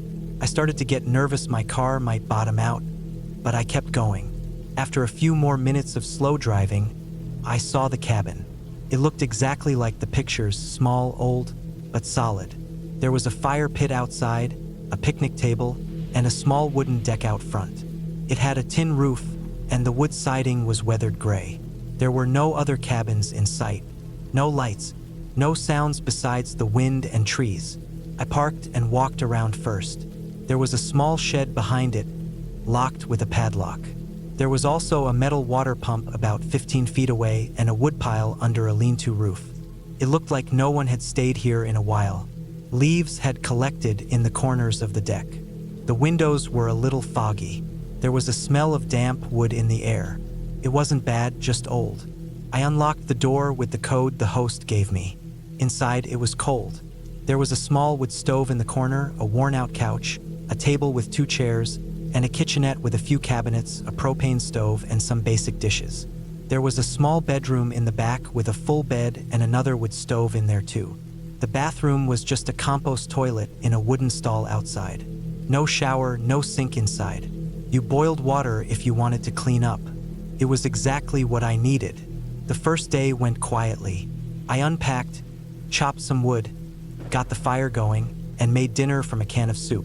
I sat out on the porch in the dark with a flashlight and read until I was too cold. I went to bed early and slept surprisingly well. There were a few noises outside during the night. Twigs breaking, something brushing the side of the cabin, but I figured it was animals. I reminded myself I was deep in the woods. That was normal. The second day was colder. It had rained a little overnight, and the leaves were slick. I went for a short hike through the woods behind the cabin, just to stretch my legs. The trail wasn't marked, but I followed what looked like old animal tracks. I brought a compass just in case. I made it about an hour into the woods before turning around. I didn't want to risk getting lost, especially with no phone signal. That night, I built a bigger fire inside and cooked rice and beans on the little stove. I sat by the fire in silence, listening to the crackle of the wood and the wind outside. It felt good to be away from everything. But that night, something strange happened. I woke up around 2 a.m. to a sound that was different. Not the normal creaks or animal noises. It was a thumping sound, low and steady, like something hitting the ground in a rhythm. It didn't last long, maybe 20 seconds, but it was enough to jolt me fully awake. I sat up, listening. I didn't hear anything else for a while. Then I heard crunching leaves, slow and heavy, like footsteps. not the fast, erratic movements of a deer or raccoon. This was slow, like a person walking carefully. I sat there frozen, barely breathing. My first thought was that it could be a hunter. But who the hell would be walking near a private cabin at 2 in the morning? The footsteps stopped. Nothing for a long time. Then I heard something brush against the front door. A soft dragging sound. I didn't move. I just sat there, waiting. The fire had died down, so the room was almost pitch black. I had my flashlight next to me, but didn't want to turn it on. I stayed like that for at least an hour, maybe longer. I finally mustered up the courage to peek out the window. I couldn't see anything. No movement. No shapes. The next morning, I checked around the cabin. I didn't see any footprints, but the ground was covered in wet leaves. Something could have been there and I wouldn't know. I tried to shake it off. Maybe it was a large animal, or maybe I dreamt it. Still, I was unsettled. On day 3, I decided to go for a drive to the nearest town, just to check in with civilization. I wanted a hot cup of coffee, maybe a phone signal. I followed the driveway back the same way I came, or at least I thought I did. After about 10 minutes of driving through the woods, the path split. I didn't remember that from before. One way went slightly downhill, the other went uphill through thicker trees. The directions didn't mention this. I stopped the car and tried to decide. I picked the uphill one, thinking it felt more like the way I came in. But it wasn't. After another 5 minutes, the path narrowed. Branches scratched the sides of my car. The road became almost undrivable. Then I hit a dead end. Literally, trees blocked the way. I had no room to turn around. I had to back up through the narrow trail, scraping both sides of my car. By the time I got back to the split, I was frustrated. I took the other path, the downhill one, but after a while, that didn't feel right either. The trees looked different. The ground was muddier. I didn't recognize anything. I turned off the engine and sat there. That's when I realized I didn't know how to get back to the main road. Somehow, the path I drove in on was gone, replaced by these strange forks that didn't match what I remembered. There were no signs, no markers, and no signal. I was lost in the woods in my own car. I turned around again and tried going back to the cabin, but even that wasn't simple. I drove in loops for nearly an hour before I finally recognized the shed and the water pump. I parked and sat on the porch, shaken. How could I get lost driving? I double-checked the written directions. They were simple. Follow the driveway for 2.3 miles to the Wooden River's edge sign. But no matter how many times I tried to follow it after that day, I never saw that sign again. That night, I barely slept. I kept hearing things outside again. Thumping, leaves moving, more dragging sounds. At one point, I swore I heard something on the roof. I sat there, sweating, too afraid to look out the window. By morning, I felt trapped. I told myself to keep calm. I had food and water. I could wait out the week. I wrote a note in my journal. Just wait it out. Don't panic. On the 5th day, I found something that really shook me. I went to the shed again. I hadn't looked closely before. The padlock was old and rusted, but the door had been scratched around the edges. Not animal claw marks, scrapes like someone trying to pry it open. I bent down and noticed something white stuck under the door. I used a stick to pull it out. It was a scrap of paper yellowed with age. It looked like part of a notebook. On it were 3 words, scribbled in pencil. Don't trust trails. I stared at it for a long time. I didn't know what it meant, but it made something inside me sink. Later that day, I heard an engine. I ran outside, heart pounding, but I didn't see anything, just trees. The sound came from far away to the east, but it stopped quickly. I shouted, even though I knew it was pointless. That evening, I packed my backpack with water, snacks, a flashlight, and the compass. I decided if I couldn't find the road by car, I'd try on foot in the morning. I marked a tree near the cabin with a red bandana so I'd know where to return. The 6th day was the worst. I hiked east for over 3 hours, following the compass. I expected to hit a road, a sign, something, but I didn't. All I saw were more trees, fallen logs, and a strange, half-buried metal drum in a ditch.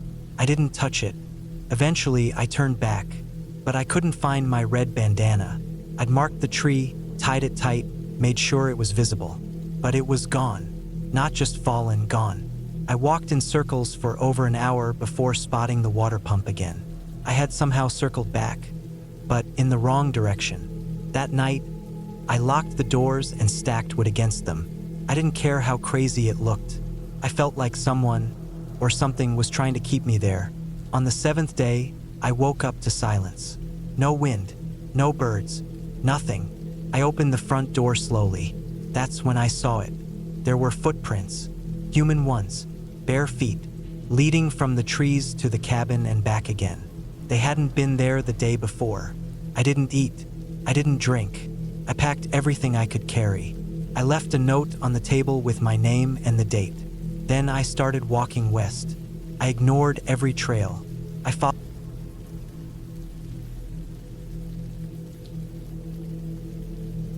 I was 34 when I decided to get away from everything. Work had been relentless for over a year straight, and I hadn't taken any time off.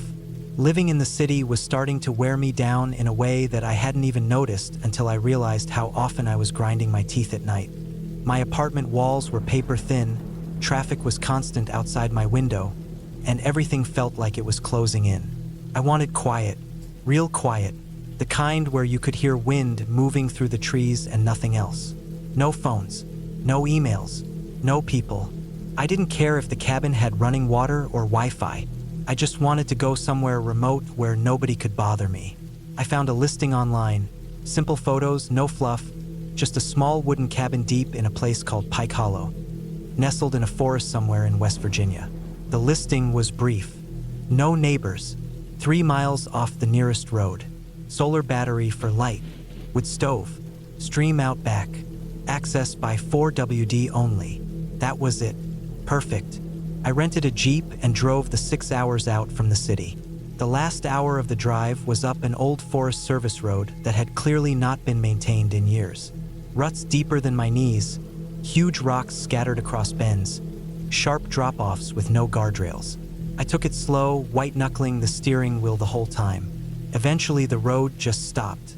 There was a small, hand-painted sign nailed to a tree that said cabin. An arrow pointed up a narrow, grassy trail barely wide enough for the Jeep. After another 15 minutes, I came to a small clearing. And there it was. The cabin looked like it had been built by hand. Weathered logs, moss along the base, a rusted tin roof, and a short front porch with a couple of old chairs. It wasn't charming. It wasn't cute. It was basic, rugged, and sat completely alone surrounded by thick, towering forest on all sides. Exactly what I was looking for. I stepped out of the Jeep and just stood there for a while, listening. No cars, no horns, no voices, just the sound of leaves rustling and the occasional creak of old wood as the wind hit the cabin. I could smell pine and dirt and a faint trace of smoke, probably from an old fire. Felt good. Inside, it was even simpler.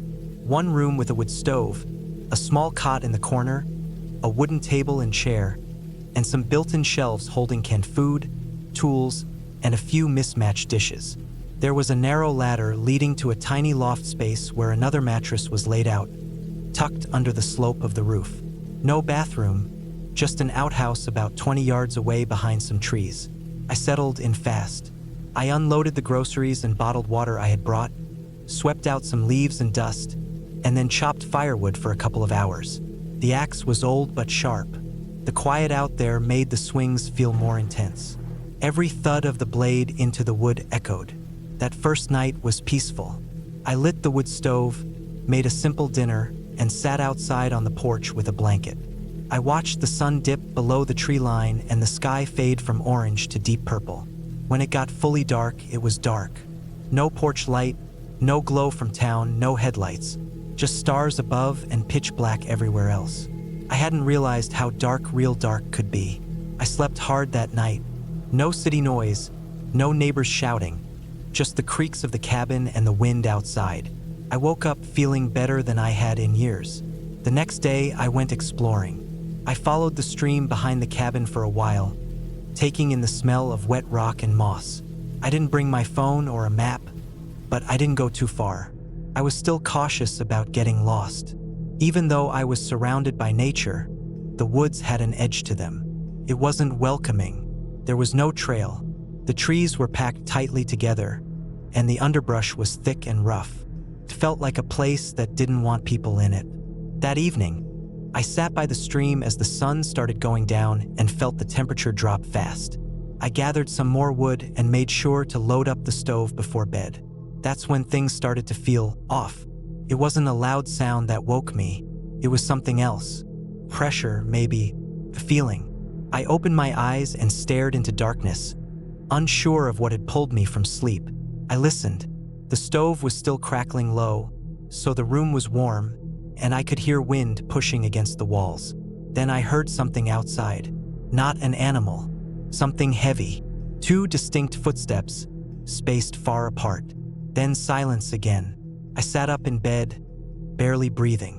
I told myself it was probably a deer, maybe a bear, but something about it didn't sit right. It didn't move like an animal. It moved like something that only took 2 steps and then stopped. Waiting. I stayed still for a long time. Eventually, I convinced myself it was nothing. My imagination. Or maybe an old branch snapping. I forced myself back down and shut my eyes, even though my heart was still racing. In the morning, I went outside and looked around. No footprints in the dirt, but the ground was hard and dry, so that wasn't surprising. Still, the sense of unease stuck with me.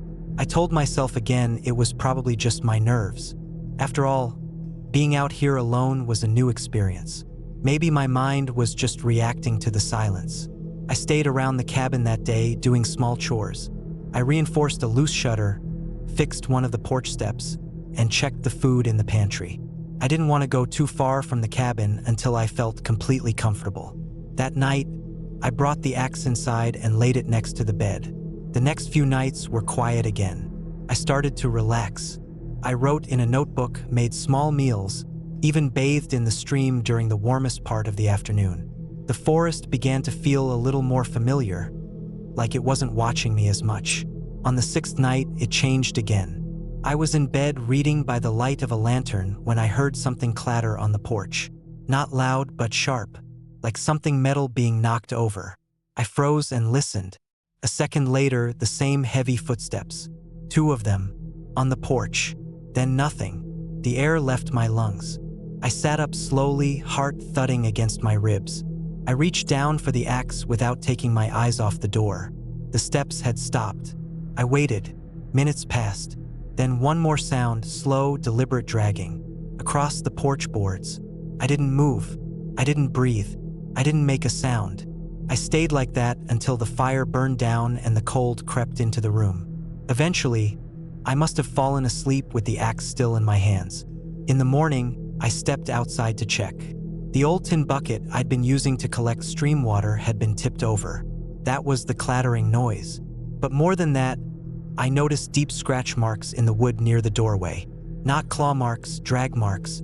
Something hard and sharp had been pulled across the porch. Slow and heavy. I told myself again it was just an animal. Maybe a raccoon. Maybe a bear. But the dragging felt too intentional. Still, I stayed. I don't know why. Maybe I didn't want to feel like I was being run off. Maybe I was just stubborn. I told myself if it happened again, I'd leave. It did, but worse. That night, I barricaded the door with one of the chairs and slept upstairs in the loft with the axe in arm's reach.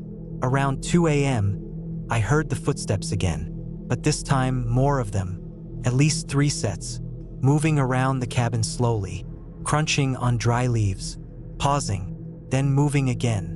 I laid flat, heart racing. At one point, something hit the side of the cabin. Not hard, but deliberate, like someone tapping. 3 times, then nothing. Then again, this time on the back wall. I stayed still for over an hour. The footsteps circled, then faded, then returned. It went on for what felt like forever. I left the next morning. I packed up everything, loaded the Jeep, and didn't look back. But as I pulled onto the grassy path, I saw something that stopped me cold. On a tree just before the road was a carving. It hadn't been there when I arrived. 3 deep vertical lines, scratched into the bark. I didn't stop to inspect it. I drove fast, bouncing hard over the ruts and rocks. I didn't slow down until I hit paved road, and even then, I didn't feel safe until I was several towns away. I didn't tell anyone about what happened for a long time. It felt too strange, too hard to explain. But a few weeks later, out of curiosity, I looked up Pike Hollow. There weren't many results, but I did find one short article from a few years back. A missing person, a solo hiker who disappeared while camping in that area. No trace ever found. Just a parked car on the side of an old forest road. They never figured out what happened to him. I haven't gone back to the woods since, and I never will.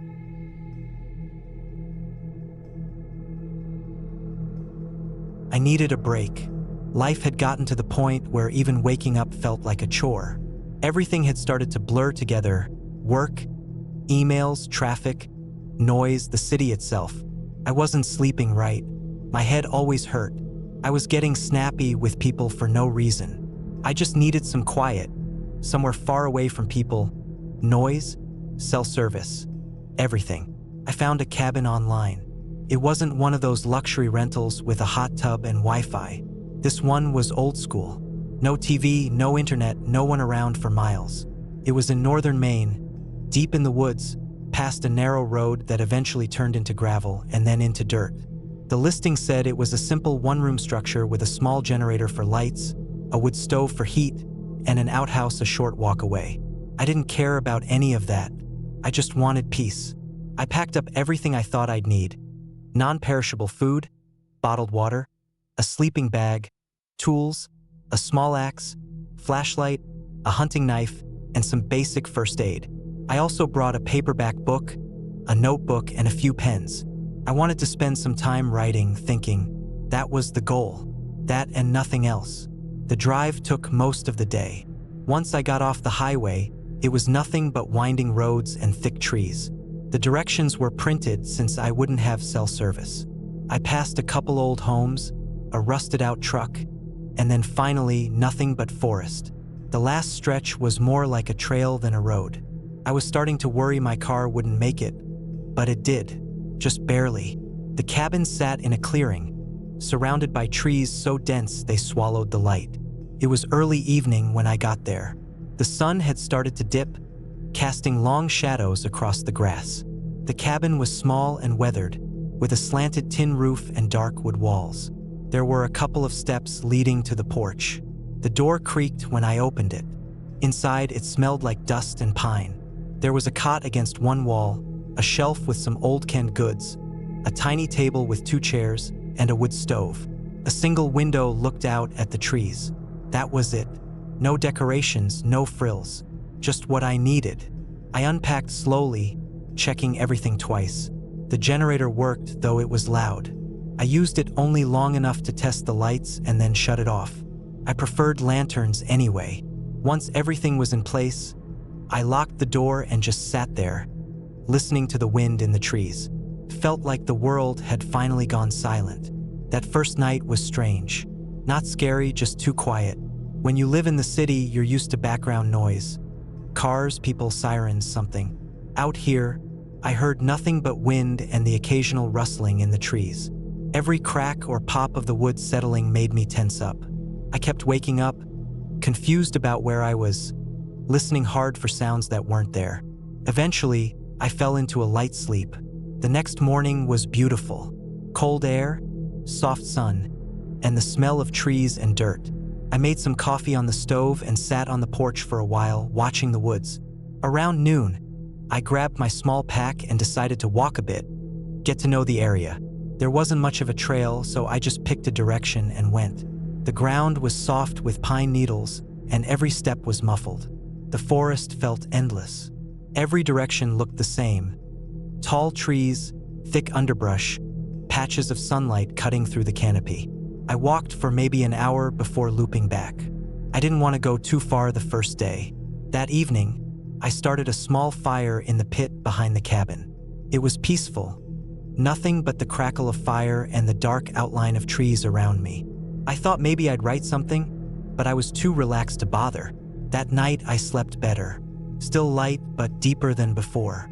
On the third day, things started to feel off. I went for another walk, this time in a different direction. About a mile out, I found something strange. There was a dead deer, but not like roadkill. This one had been gutted. The stomach was open and hollow, the ribs picked clean, but the rest of the body was untouched. Legs, head, even the eyes were still there. No flies, no smell. It didn't make sense. I crouched down and looked around. No drag marks, no tracks, no signs of other animals. It looked like it had just been opened and left there. I stood up, scanned the trees, and listened. Nothing. I turned around and walked back faster than I came. That night, I kept the lantern on. I couldn't shake the image. I tried to tell myself it was just nature, maybe a scavenger or something, but I knew what a typical animal kill looked like. This wasn't it. The following morning, I decided to stay close. I chopped some wood, checked my supplies, wrote a few pages in my notebook. Around midday, I heard something. A loud thud, like something heavy hitting wood, came from deeper in the forest. Then silence again. I stood still, holding the axe in one hand. My heart was pounding. I waited a few minutes, then walked slowly to the edge of the trees. I didn't see anything. I didn't hear anything else. But I felt something. That strange tight feeling in your gut when something's wrong, even if you can't explain it. I went back inside and locked the door. Later that day, I went to the outhouse. It was about 50 feet from the cabin, a short walk through some brush. As I opened the door, I noticed something on the ground nearby. It was a piece of fabric, dark green, torn, and dirty, like it had come from a jacket. It hadn't been there before. I was sure of it. I picked it up with a stick and looked around. Again, nothing, just trees and silence. I tossed it aside and went back in, but I kept checking the window for hours after. That night, I heard movement, not an animal. This was heavier, slower, like footsteps in the brush. They moved around the cabin, stopping and starting. I turned off the lantern and sat in the dark, heart racing, holding the knife in both hands. I didn't move. The steps came close to the porch, then stopped. I waited, not breathing. Minutes passed. Nothing. Eventually, I heard them again, but farther away this time, moving back into the woods. I didn't sleep at all that night. In the morning, I went outside to look for tracks. The ground was too hard to show much, but I saw something near the steps, mud. A footprint. Not a boot. Not a paw. Barefoot. Human. White toes. Large. Someone had been walking barefoot in the forest. I stared at it for a long time, trying to make sense of it. My skin crawled. I considered leaving, packing up and driving out. But something in me didn't want to run. I don't know why. Maybe it was pride. Maybe I wanted to prove I wasn't afraid. I told myself it was probably a hiker, maybe a hunter. I stayed. I shouldn't have. The next day, I didn't go outside. I stayed near the window, watching. I kept the axe close, the knife in my belt. I didn't eat much. I barely drank anything. I just watched. At one point, I saw something move between the trees, just for a second. A shape, tall, still, then gone. That night, I didn't light the lantern. I didn't make any noise. I sat in the dark, listening. Around midnight, I heard the generator outside click, then start humming. I hadn't touched it since I got here. My blood ran cold. I hadn't turned it on. I peeked through the window, but couldn't see anything. I sat there, frozen for what felt like hours. Eventually, the generator sputtered and died. Then came the footsteps again, circling, slow, deliberate. I pressed my back to the wall, knife shaking in my hand. At some point, they stopped, just gone.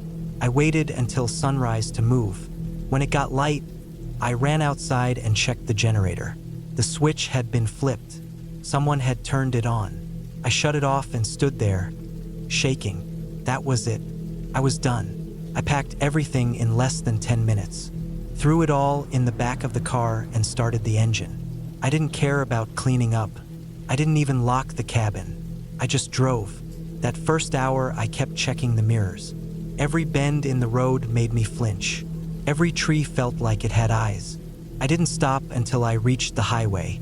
Once I had service, I called my brother and told him I was coming back. I didn't give details, just that I'd changed my mind. When I got home, I didn't unpack for a week. I just left the bags by the door and tried to sleep, but I couldn't. Not well.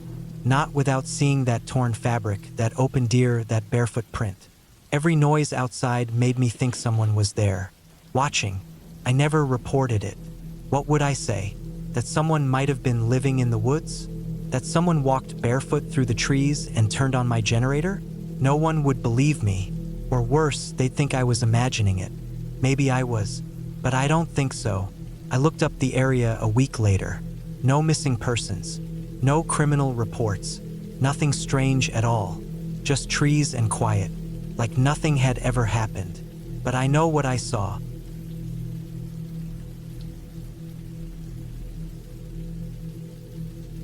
I'd been needing a break from everything for a while. Work had been stressful. I was falling behind on sleep, eating like crap, and barely leaving my apartment except for the commute.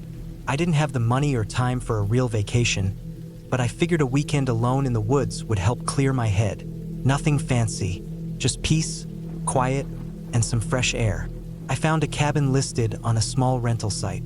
It wasn't even on Airbnb, just an old guy renting it out by word of mouth.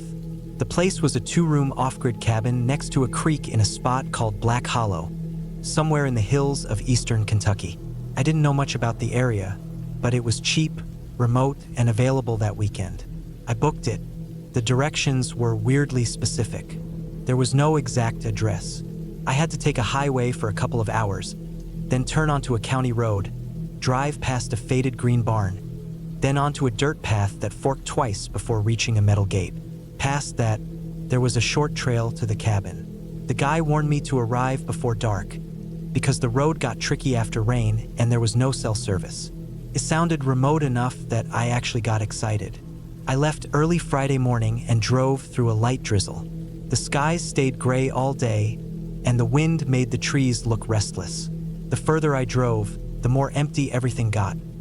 No gas stations for miles, no houses, not even animals. By the time I got to the dirt path, I hadn't seen another car in half an hour. I followed the guy's instructions and found the gate just like he said. I parked my car outside of it, grabbed my backpack, and locked the doors. The trail wasn't long. Maybe 10 minutes of walking through thick, damp woods. The ground was soft and covered in wet leaves. I had a weird sense of being watched, but chalked it up to being alone in an unfamiliar place. I kept moving until the trees finally opened up to a clearing. There it was. The cabin sat low to the ground, with dark wood walls and a tin roof. There was a small porch, 2 broken chairs, and a fire pit out front. The creek ran behind it, just out of view. Everything looked old but solid.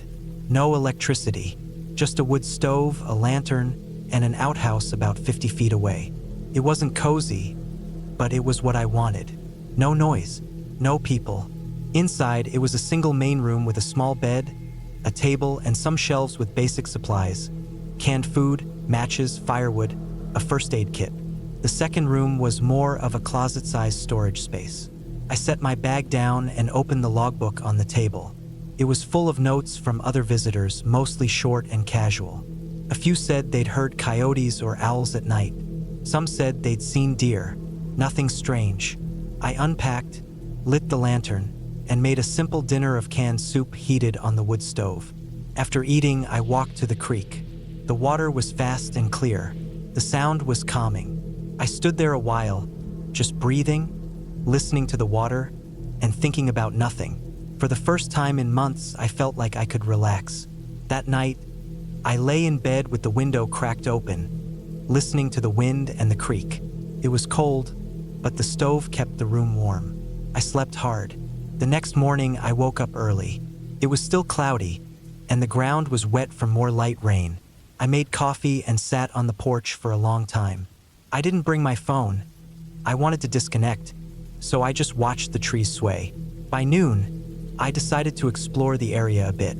I followed the creek upstream. The woods were thick and quiet. No birds, no squirrels, just the wind.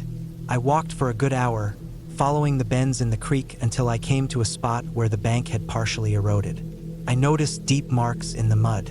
At first I thought they were bear tracks, but they were spaced too far apart and looked off. Not animal prints, not human boots either. Just deep, narrow impressions, like someone had jabbed a heavy stick over and over as they walked. I told myself it was probably just someone using a hiking stick, or maybe a kid playing with a stick. But I hadn't seen any sign of people. No wrappers, no footprints, no cut branches. It didn't sit right. I turned around and headed back to the cabin. That afternoon, the wind picked up and the air felt colder.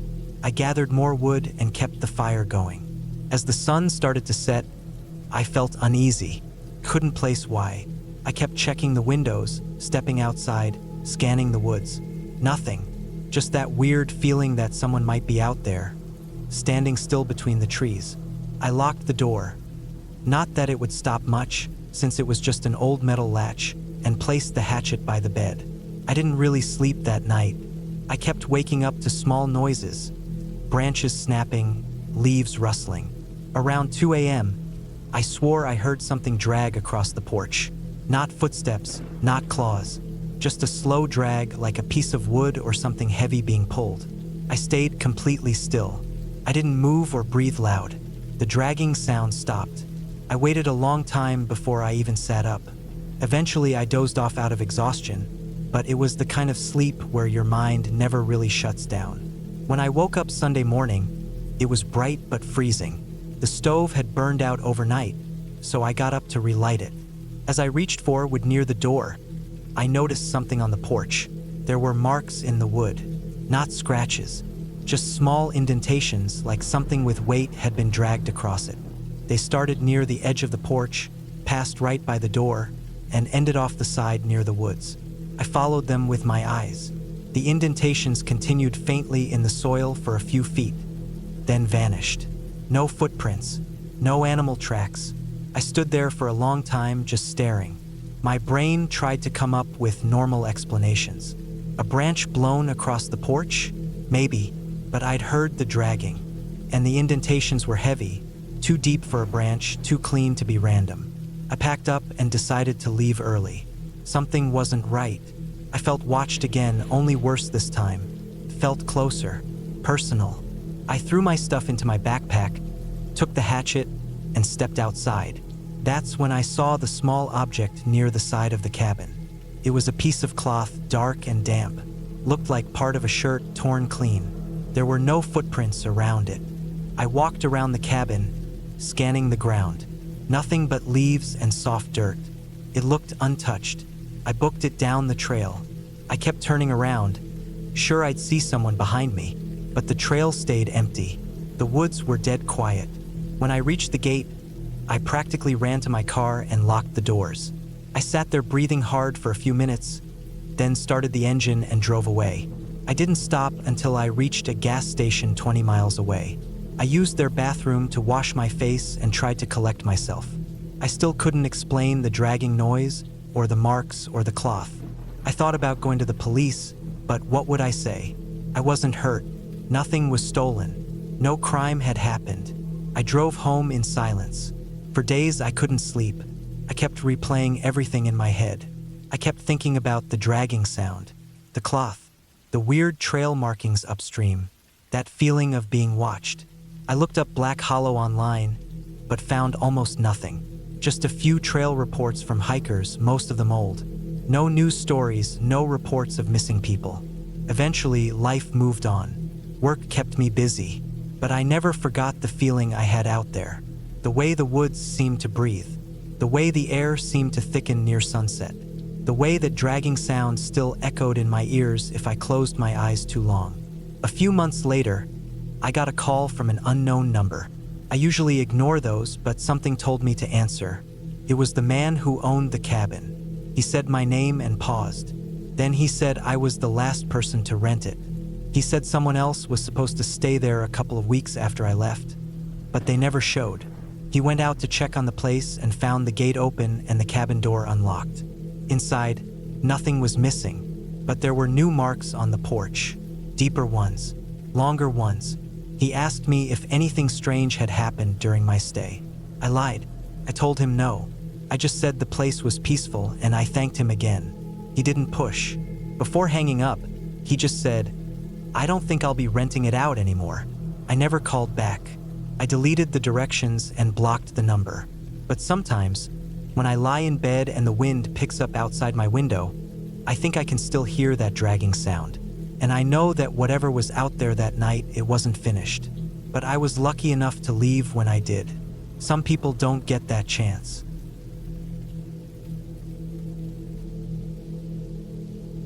I was never a big fan of solo trips, but that year, everything in my life was pushing me toward isolation. Work stress had built up to a level that made my hands shake randomly throughout the day.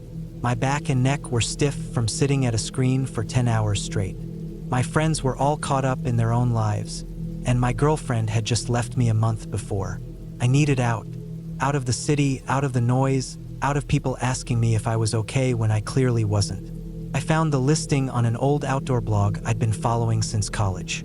It wasn't on Airbnb or any formal rental site. It was just a personal post from someone who owned a small cabin behind Dead Elk Lake in Central Oregon. He said he didn't use it anymore. The photos looked outdated, but the place had a charm to it. Weathered wood, a little dock jutting out into the lake, pine trees packed tight around it like a fence. There was no phone service, no internet, no TV. Just a wood stove, a bed, a kitchen, and some basic supplies. It sounded perfect. I paid the guy through PayPal and got the directions in an email. He warned me it was remote and not marked on GPS. I'd have to park at a Forest Service gate, then hike in 3 miles. There was a storage shed with extra firewood and fuel, and a notebook inside with tips about the cabin. I printed everything out, packed for 5 days, and left the next morning. The drive took almost 7 hours. By the time I turned off the last paved road, my tires were crunching over gravel and old pine needles. I passed 2 other trucks parked by the gate. I guess they were hikers or maybe hunters. It was late October, and the weather was shifting fast. The sun was already dipping below the tree line as I strapped on my backpack and started walking. The trail wasn't too hard to follow. It was narrow but well-worn. A cold wind whipped through the pines, and the smell of sap and damp earth followed me the whole way. Every now and then I saw old deer tracks or droppings, but no sign of other people. Just quiet forest and the steady crunch of my boots. After an hour and a half, I saw the lake. It stretched out through the trees, smooth as glass, with mountains rising in the background. The cabin sat near the edge, half hidden by trees. It looked just like the photos: small, grayish-brown, slanted roof, smoke chimney, and a tiny porch facing the water. I took a deep breath and walked the last few steps down the hill. Everything felt dead silent. I got the door open with the key the owner had mailed me. Inside was dark and smelled like dry wood and dust. I lit one of the kerosene lanterns on the table and looked around. The place had one big room with a small bathroom added to the side. There was a metal frame bed with a thick mattress, a wood-burning stove, and shelves stocked with canned goods, a first aid kit, matches, and tools.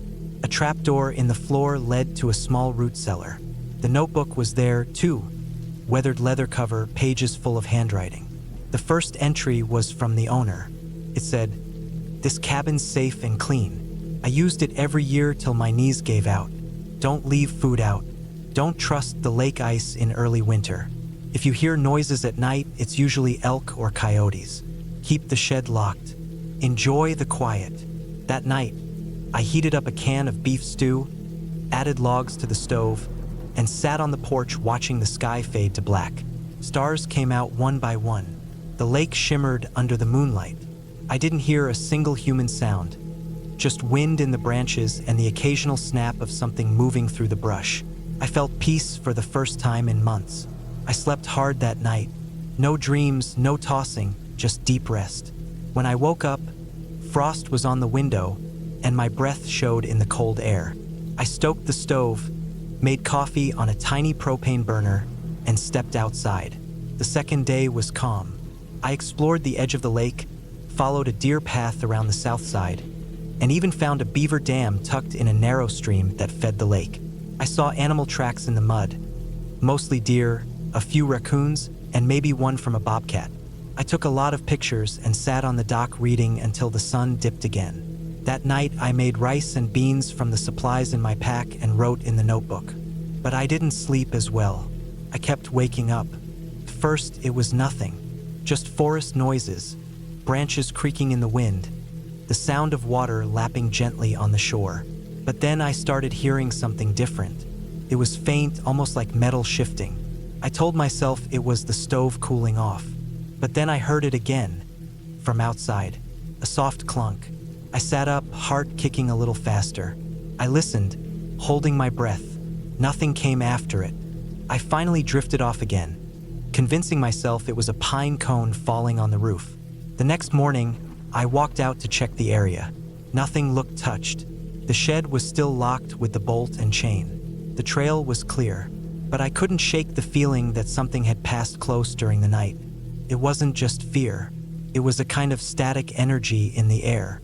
My stomach was tight all day. Still, I stuck to my plan. I hiked up the slope behind the cabin to get a view of the lake from above. It took 2 hours to bushwhack through deadfall and mossy rocks. When I reached the top, I sat on a stump and took photos. That's when I noticed something strange. There was a second trail. It wasn't a clean path, but a break in the brush that looked like something or someone had made their way through recently. It curved downhill toward the north end of the lake, away from the cabin. I figured it might be a game trail, but something about it felt deliberate, like a route someone used more than once. I followed it for a while. I found more broken branches and spots where the ground was scuffed. At one point, I even found what looked like a plastic wrapper half buried under leaves. It was old and torn, but clearly not from the cabin supplies. I turned back before the sun got too low. That night, I locked the door and shoved a chair under the handle. I kept the fire low and sat by the window for hours, just watching. The moon lit up the trees with a pale glow. At around midnight, I saw movement. Something or someone was standing near the edge of the trees, just beyond the clearing. It didn't move much, just stood there. No flashlight, no headlamp, no visible gear. I could barely make it out, but I was sure it was human. My skin went cold. I stayed frozen in place, not daring to turn on a light or move. After what felt like 15 minutes, it backed into the trees. I stayed up the rest of the night, stove cold, every board creaking loud in the silence. At dawn, I went out. There were no clear tracks. The pine needles made it hard to tell what had been there, but I was sure of what I saw.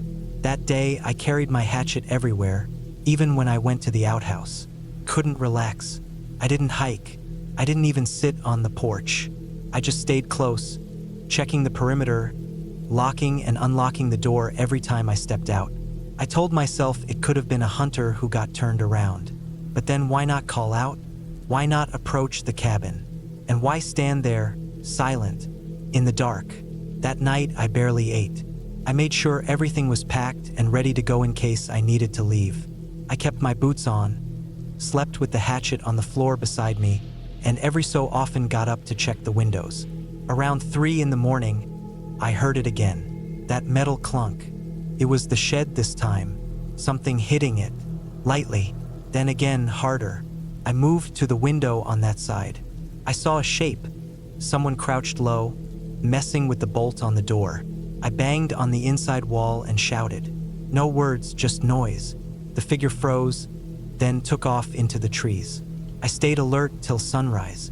To first light, I packed everything. I locked the cabin, but I knew I wasn't staying another night. I started hiking out fast, not even bothering with breakfast. I didn't take breaks. I didn't stop to look around. I just kept moving, trying not to run. Halfway to the trailhead, I found boot prints in the mud. They weren't mine. Too big, heavier, deeper treads.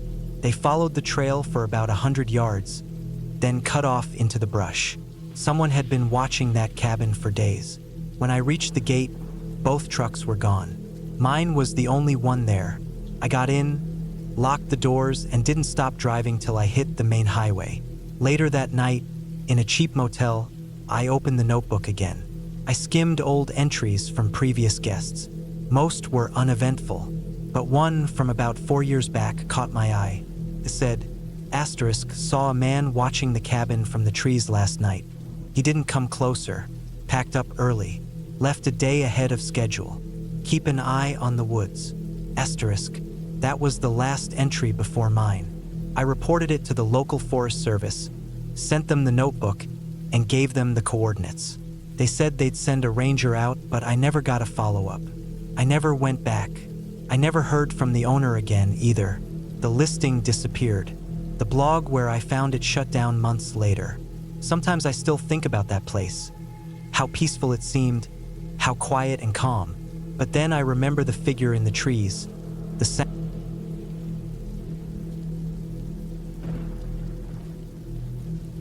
I never thought staying in a cabin alone would end the way it did. I used to think I was careful. I always double-checked locks, kept my phone charged, and never wandered too far from help. But that trip taught me that some dangers don't come with warnings. Some creep in slowly when you let your guard down, when you think you're safe because you're far from people. It was the fall of 2021. I had just turned 30. I was burned out from work, living in a small, crowded city apartment, surrounded by noise and people, made me crave space. I had done a few solo camping trips before, but this time I wanted something a bit more comfortable. Somewhere remote, quiet, but with a roof over my head and a real bed. I wanted to disappear into the woods for a few days. I wanted silence. I found the cabin on a rental site. It was in the northern part of Maine, way up near the border, surrounded by forest, about an hour from the nearest town. The photos showed a small wooden building with a tin roof, a porch that faced a wide clearing, and a small trail that led into the woods behind it. The description said it had solar power, a well pump for water, and a wood stove for heat. No internet, no cell service. Perfect. I booked it for 6 nights. I planned to hike, write in a journal, drink coffee by the fire, and reset my brain. I packed everything I thought I'd need: cans of food, water jugs, a battery-powered lantern, a hunting knife, a flashlight with backup batteries, a warm sleeping bag, and a small first aid kit. I didn't bring a gun. I didn't own one. I told myself I didn't need it. The cabin was far from everything. Who would even come out that far? I drove most of the day to get there. As I got closer, the roads narrowed, turned to gravel, then dirt. There were no houses, no signs, just trees. The GPS cut out, but I had written down the directions and kept following them carefully, checking each turn. After the final bend, the trees opened up and I saw the cabin. It looked just like the photos, small, plain, with that wide clearing in front and thick forest all around. I got out, stretched my legs, and breathed in the cool, clean air. It was quiet in a way that didn't exist where I lived.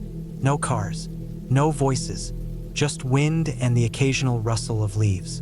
I brought my bags inside, checked the place over. The door creaked, but the lock worked fine. The solar lights flickered to life when I tried the switch. The stove looked like it had been used recently. There was a stack of firewood out back. A small desk and chair sat by the window, and the bed had fresh sheets. Felt clean, cared for, but very basic.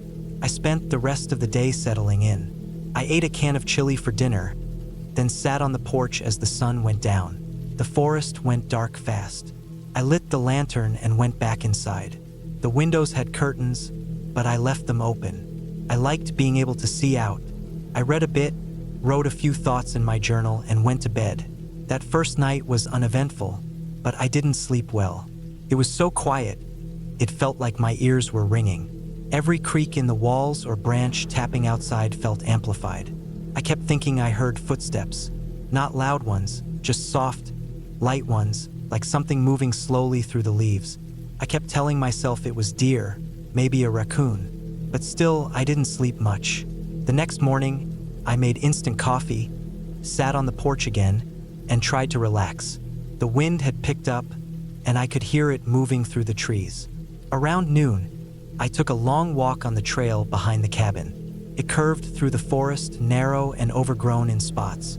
I didn't bring my phone since there was no signal, but I carried my knife and flashlight in my backpack. I walked for a couple hours, then turned around and came back. When I got back to the cabin, I noticed something strange. The door wasn't quite closed. I was sure I had shut it tight when I left, but it was open maybe half an inch. I stood there staring at it. My heart was suddenly pounding. I pulled out my knife and stepped slowly inside. Nothing looked out of place. My stuff was still where I had left it. The food was untouched. The windows were still shut. I walked through the cabin quietly, checking every corner. Nothing. No one. I told myself I had probably just not closed the door all the way, or the wind had pushed it open. It was breezy. That made sense. Still, I felt unsettled. That night, I locked the door carefully. I jammed a chair under the handle just in case. I even moved the small dresser in front of it. I knew it was probably overkill, but I wanted to sleep without wondering if someone, or something, might come in. Sleep still didn't come easy.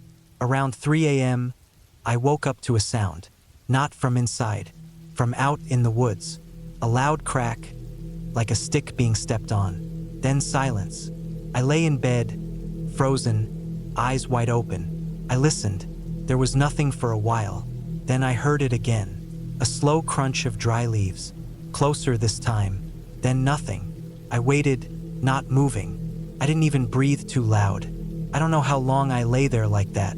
Eventually, I must have fallen asleep from sheer exhaustion. The next morning, I was jumpy. I walked the perimeter of the cabin. I looked for tracks.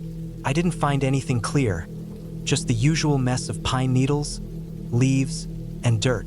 I told myself it was probably an animal, a deer, a bear maybe. Still, I started thinking that 6 nights might be too long. But I didn't want to leave yet. I wanted to prove to myself I wasn't being paranoid. I made a fire in the stove, made coffee, and sat by the window most of the morning. I tried to write, but I couldn't focus. That afternoon, I walked a shorter trail, one I hadn't noticed before. It wasn't on any map. It led in the opposite direction of the one I had walked the day before. It seemed used, though worn down, like someone had walked it regularly. I followed it for about a mile. Then it split. The left side went downhill toward a small creek. The right side went uphill and disappeared into the trees. I chose the left, walked down to the water, sat on a rock, and listened. It was peaceful, but after a few minutes, I got that feeling again. That strange hair on the back of your neck feeling, like I wasn't alone. I stood up and looked around. Nothing. No movement. No sound. I went back to the cabin early and locked everything again. I moved the dresser back against the door. That night, I turned off all the lights and sat in the dark, watching out the window. I don't know why I did it. Something about the trail, the noises, the feeling, I couldn't shake it. At about 2 a.m., I saw a light in the trees. A small flicker like a flashlight. It wasn't close, maybe 100 yards out, near where the woods thickened. It didn't move much, just bobbed gently. Then it went out. I didn't sleep after that. I kept waiting for it to come back. Didn't. The woods stayed dark and silent. In the morning, I walked out to where I had seen the light. I found nothing. No footprints. No dropped flashlight. Just trees and underbrush. I started to feel like I was losing it, but I knew I had seen it. I wasn't imagining it. That afternoon, I hiked the uphill side of that forked trail, climbed steeply, then leveled out on a ridge. The view was beautiful, but what caught my eye wasn't the view. It was a shape in the trees ahead. A small shack, maybe 20 feet by 20, old and weathered. The roof was caved in on one side. The door hung open. It looked abandoned. I approached slowly. My heartbeat picked up. The air felt colder. I stepped inside. The floor was littered with trash, old cans, bottles, wrappers. There was a cot in the corner, a stained blanket, a rusted pot on a broken table. It smelled like mildew and rot. But what really made my stomach drop was the wall. One of the walls had deep scratches in it. Long, vertical ones, like someone had taken a knife and carved angrily again and again. There were words, too, scratched into the wood. I could only make out a few. Stay out. You're being watched. My legs felt weak. I backed out slowly, heart pounding. I didn't run. I wanted to, but I didn't want to make noise. I walked quickly but quietly back to the cabin, locking the door behind me. That night was the worst. Just after midnight, I heard movement outside. Definite movement. Footsteps. Not animals. Heavy. Slow. I turned off all the lights. Sat in the dark. I gripped the knife in my hand. I heard the porch creak. Then the door handle rattled. I held my breath. The chair under the handle shook. The dresser moved slightly. Then nothing. The handle stopped. The footsteps moved away. I didn't sleep. I sat there until dawn, barely breathing. When the sun came up, I made my decision. I was leaving. I packed quickly, shoved everything into my bags. I opened the door slowly, knife in hand. I scanned the clearing. Nothing moved. I got in the car and didn't look back.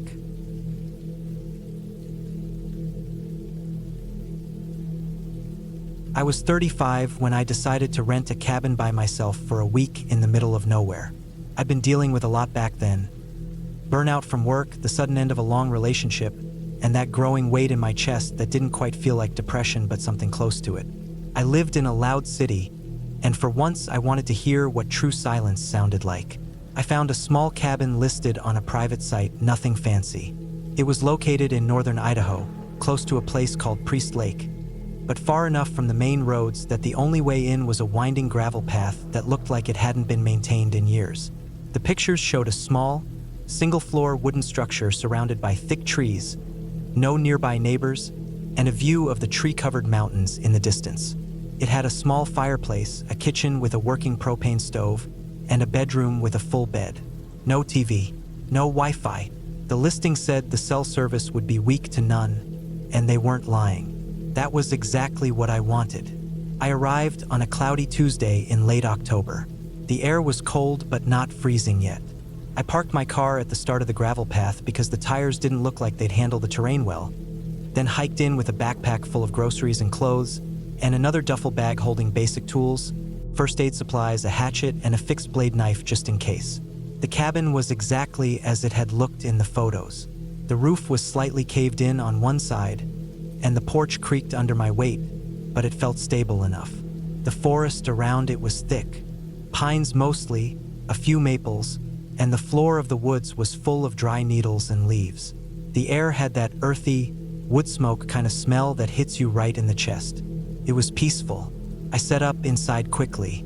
I unloaded the groceries into the small icebox, set my bedding on the mattress, and laid out my gear near the front door. I had no intentions of going out at night. Once the sun dropped, I planned on staying in with my flashlight and lantern, maybe journaling or reading. The first night was quiet. I made canned soup on the stove and sat in front of the fire with a paperback. The silence out there really was something else. No traffic, no shouting, just wind through trees and the occasional creak of wood. I went to bed early and slept hard. It was around the third day when things started to feel wrong. That morning, I noticed a strange set of tracks behind the cabin. I had gone out to split some firewood with the hatchet, and as I stepped around the side of the cabin, I saw them. At first, I thought they were animal prints, possibly a deer or maybe even a bear, though they didn't quite match either. They were narrow, like a person's, but oddly spaced, too far apart to be a regular walk, like someone had been hopping or lunging. I brushed it off. I told myself I was reading too much into things. The forest has all kinds of creatures, and I wasn't exactly an expert tracker. That night, I had trouble sleeping.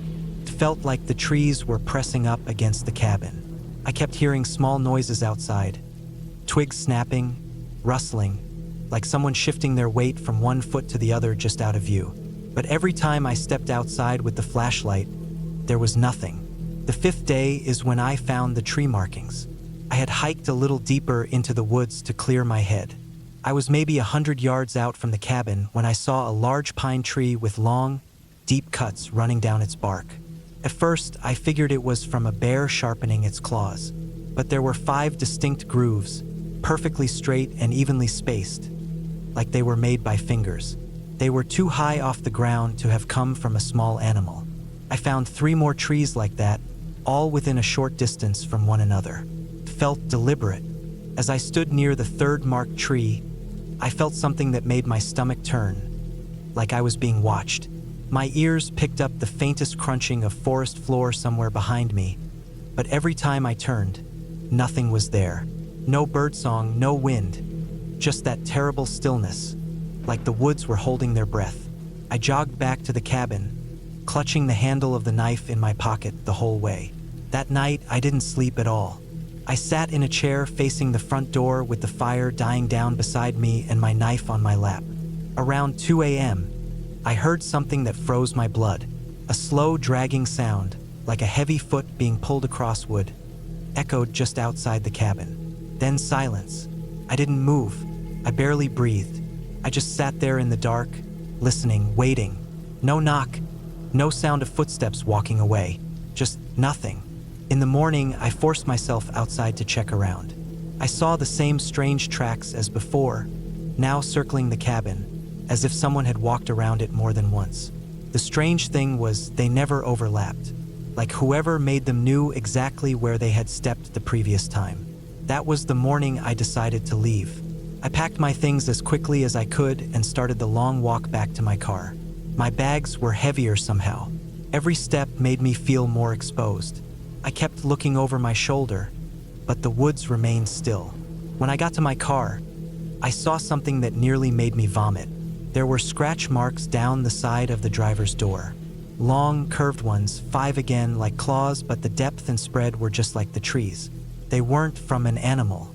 Something had been watching me, following me, and it knew where my car was. I got in and drove as fast as I could down the gravel path.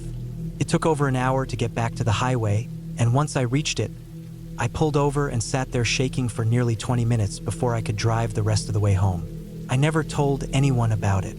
Not at first, but a few months later, when I'd almost convinced myself it was all in my head, I came across a forum online.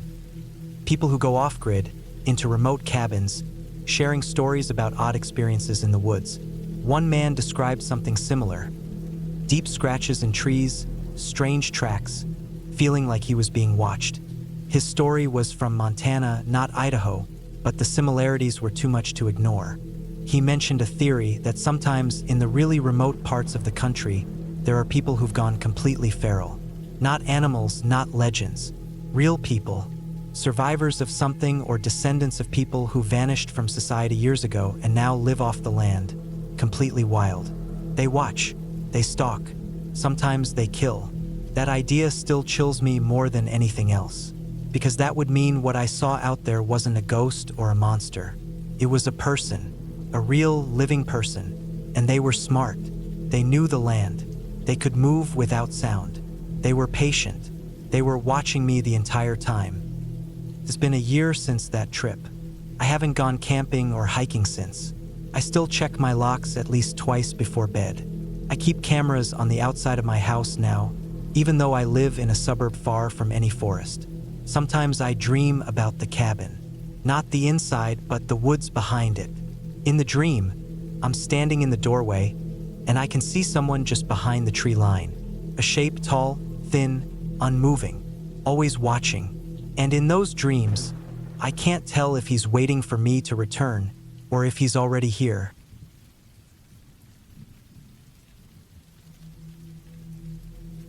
I don't usually tell people this story, mostly because it sounds unbelievable even though nothing about it is magical or made up. It's all real, and I still remember it like it just happened last week. It happened back in the fall of 2021. I was 32 years old and living in Oregon. I'd just come off a long, stressful project at work, the kind where I barely slept or ate right for weeks. My head felt like it was full of static, and I needed a break from the city, screens, people, everything. I didn't want a beach or a resort or anything fancy. I just wanted to sit somewhere quiet, drink hot coffee, and maybe read a book. So I found this cabin on a rental site. It was deep in the woods, up near the base of the Cascades. The pictures showed an old wooden place, not too big, but cozy. There was a wood stove, a single bedroom, and a long front porch looking out into thick trees. It had no internet or cable, barely even a phone signal. That's what sold me. I booked it for 5 days. The drive up was uneventful. A long winding 2-lane road with almost no traffic. The last few miles were on a narrow gravel trail with tall pines leaning in on both sides. I had to take it slow. I remember the sky looked heavy with gray clouds, and the temperature had dropped to the low 50s. When I finally got to the cabin, I just sat in my car for a while and looked at it. It was exactly what I hoped for. Plain, quiet, surrounded by trees, and alone.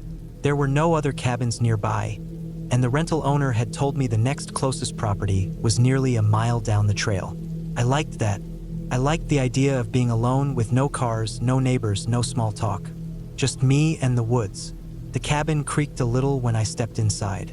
The floors were old wood, uneven in spots. Everything smelled like cedar and dust. There was a couch, a small kitchen, a couple of lamps, and a narrow hallway leading to the bedroom and bathroom. It looked like no one had been there in a while, but it didn't feel abandoned, just still, like it was waiting. The first night was peaceful.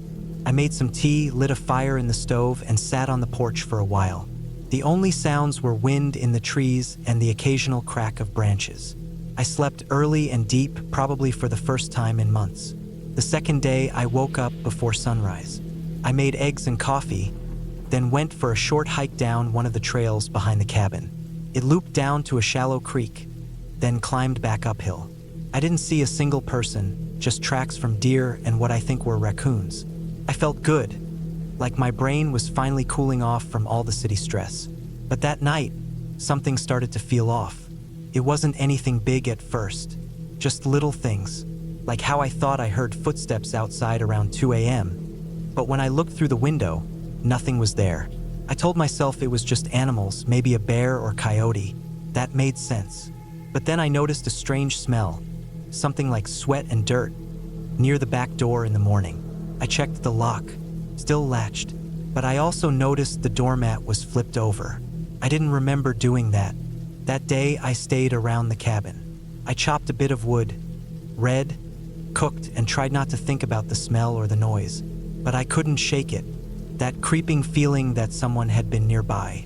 Not an animal, person. That night, I made sure all the doors and windows were locked.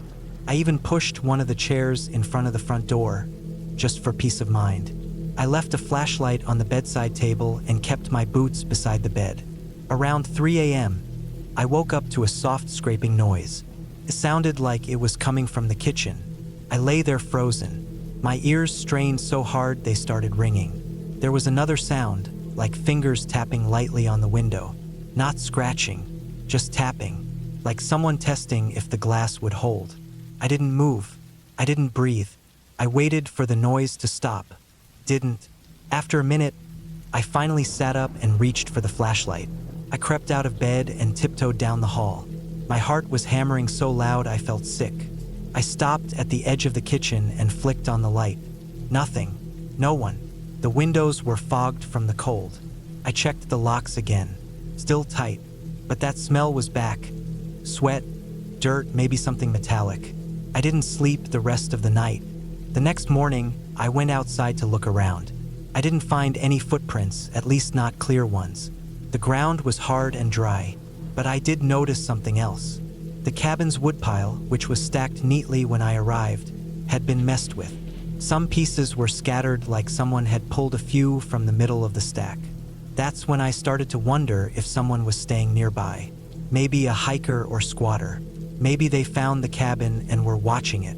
Maybe they thought it was empty, or maybe they knew it wasn't and they didn't care. That third night, I barely slept. I sat on the couch with my flashlight and a fire poker I found near the stove. I didn't hear anything until almost 4 a.m., when something knocked twice, soft and quick, on the back door.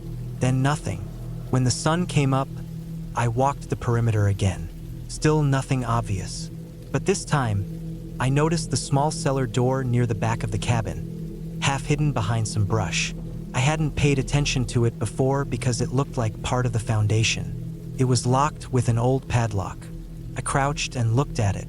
The metal was rusted, but the lock was newer, shiny and smooth. That didn't make sense.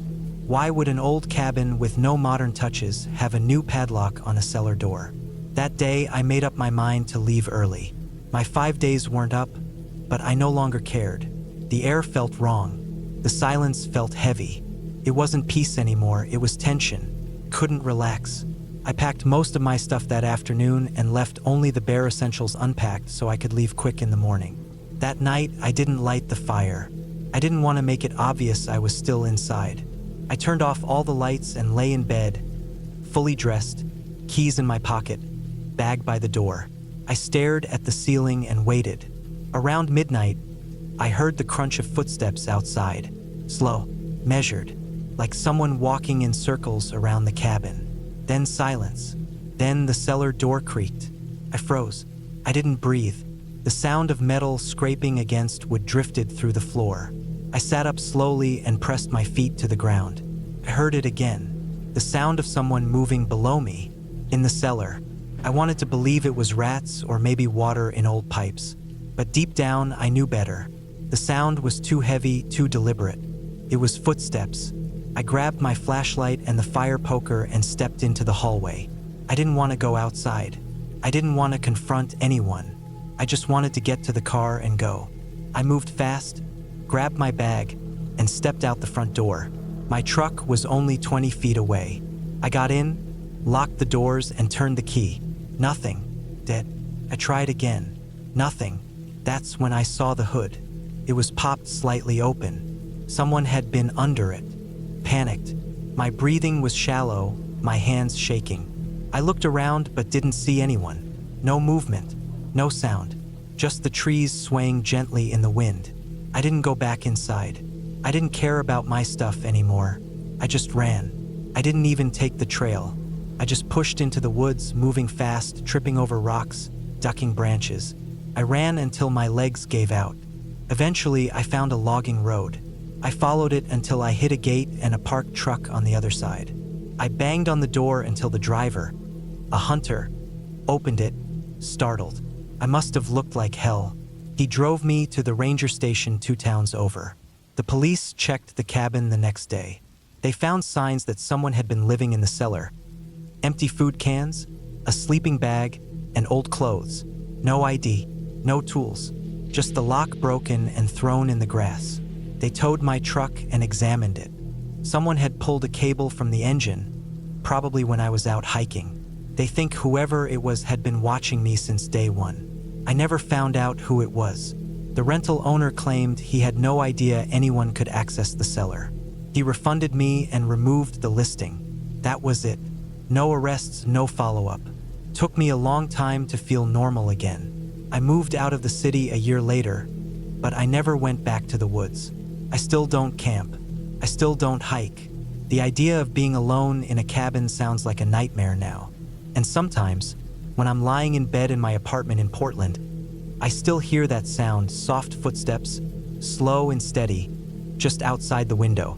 But when I open my eyes, there's never anyone there. Not anymore.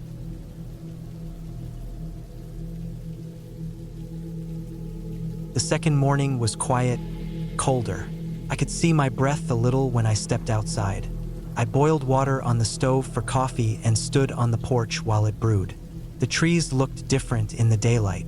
What felt peaceful at night felt empty now, like I was being watched, even though I knew I wasn't. At least that's what I kept telling myself.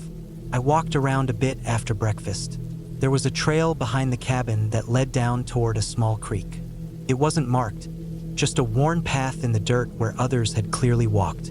I followed it for maybe a half hour, not straying too far. The creek was shallow and ran through a dip between 2 low hills. There were raccoon tracks in the mud, maybe a deer's too. When I got back to the cabin, I noticed something that didn't register right away. The axe I'd left leaning against the woodshed wasn't there. At first, I figured maybe it slipped and fell behind the shed. I checked. Nothing. I looked around the cabin, under the porch, by the fire pit. Still nothing. It didn't make sense. I hadn't moved it.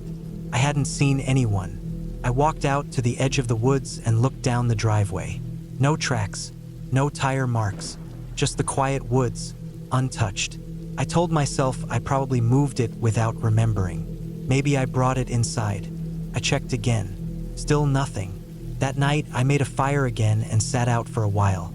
I kept hearing something in the woods, snapping twigs, small rustling, but it never came close, and I kept telling myself it was just animals. That's normal in the woods.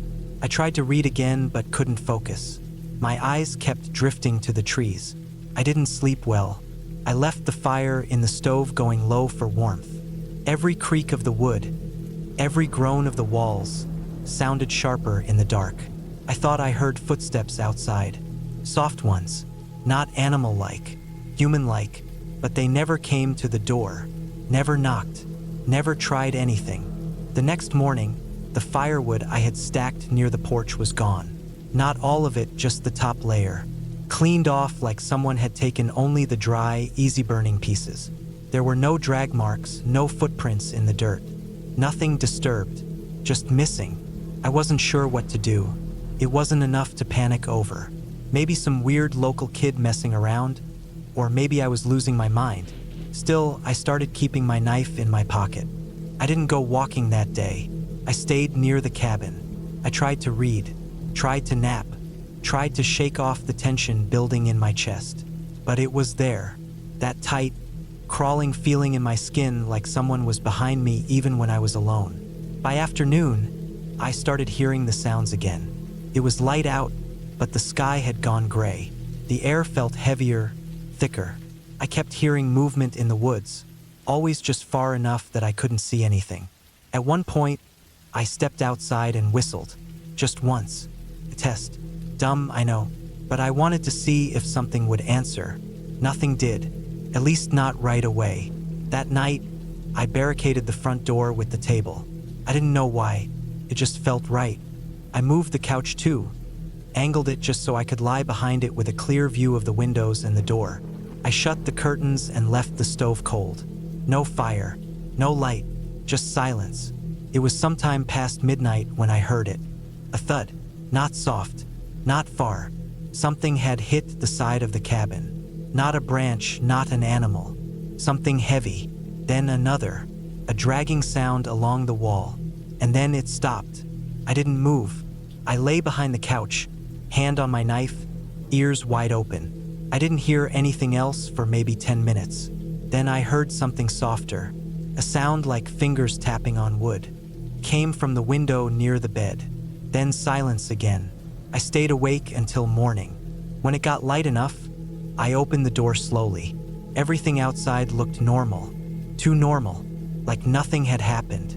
But the dirt near the window had been disturbed. The leaves there looked brushed away.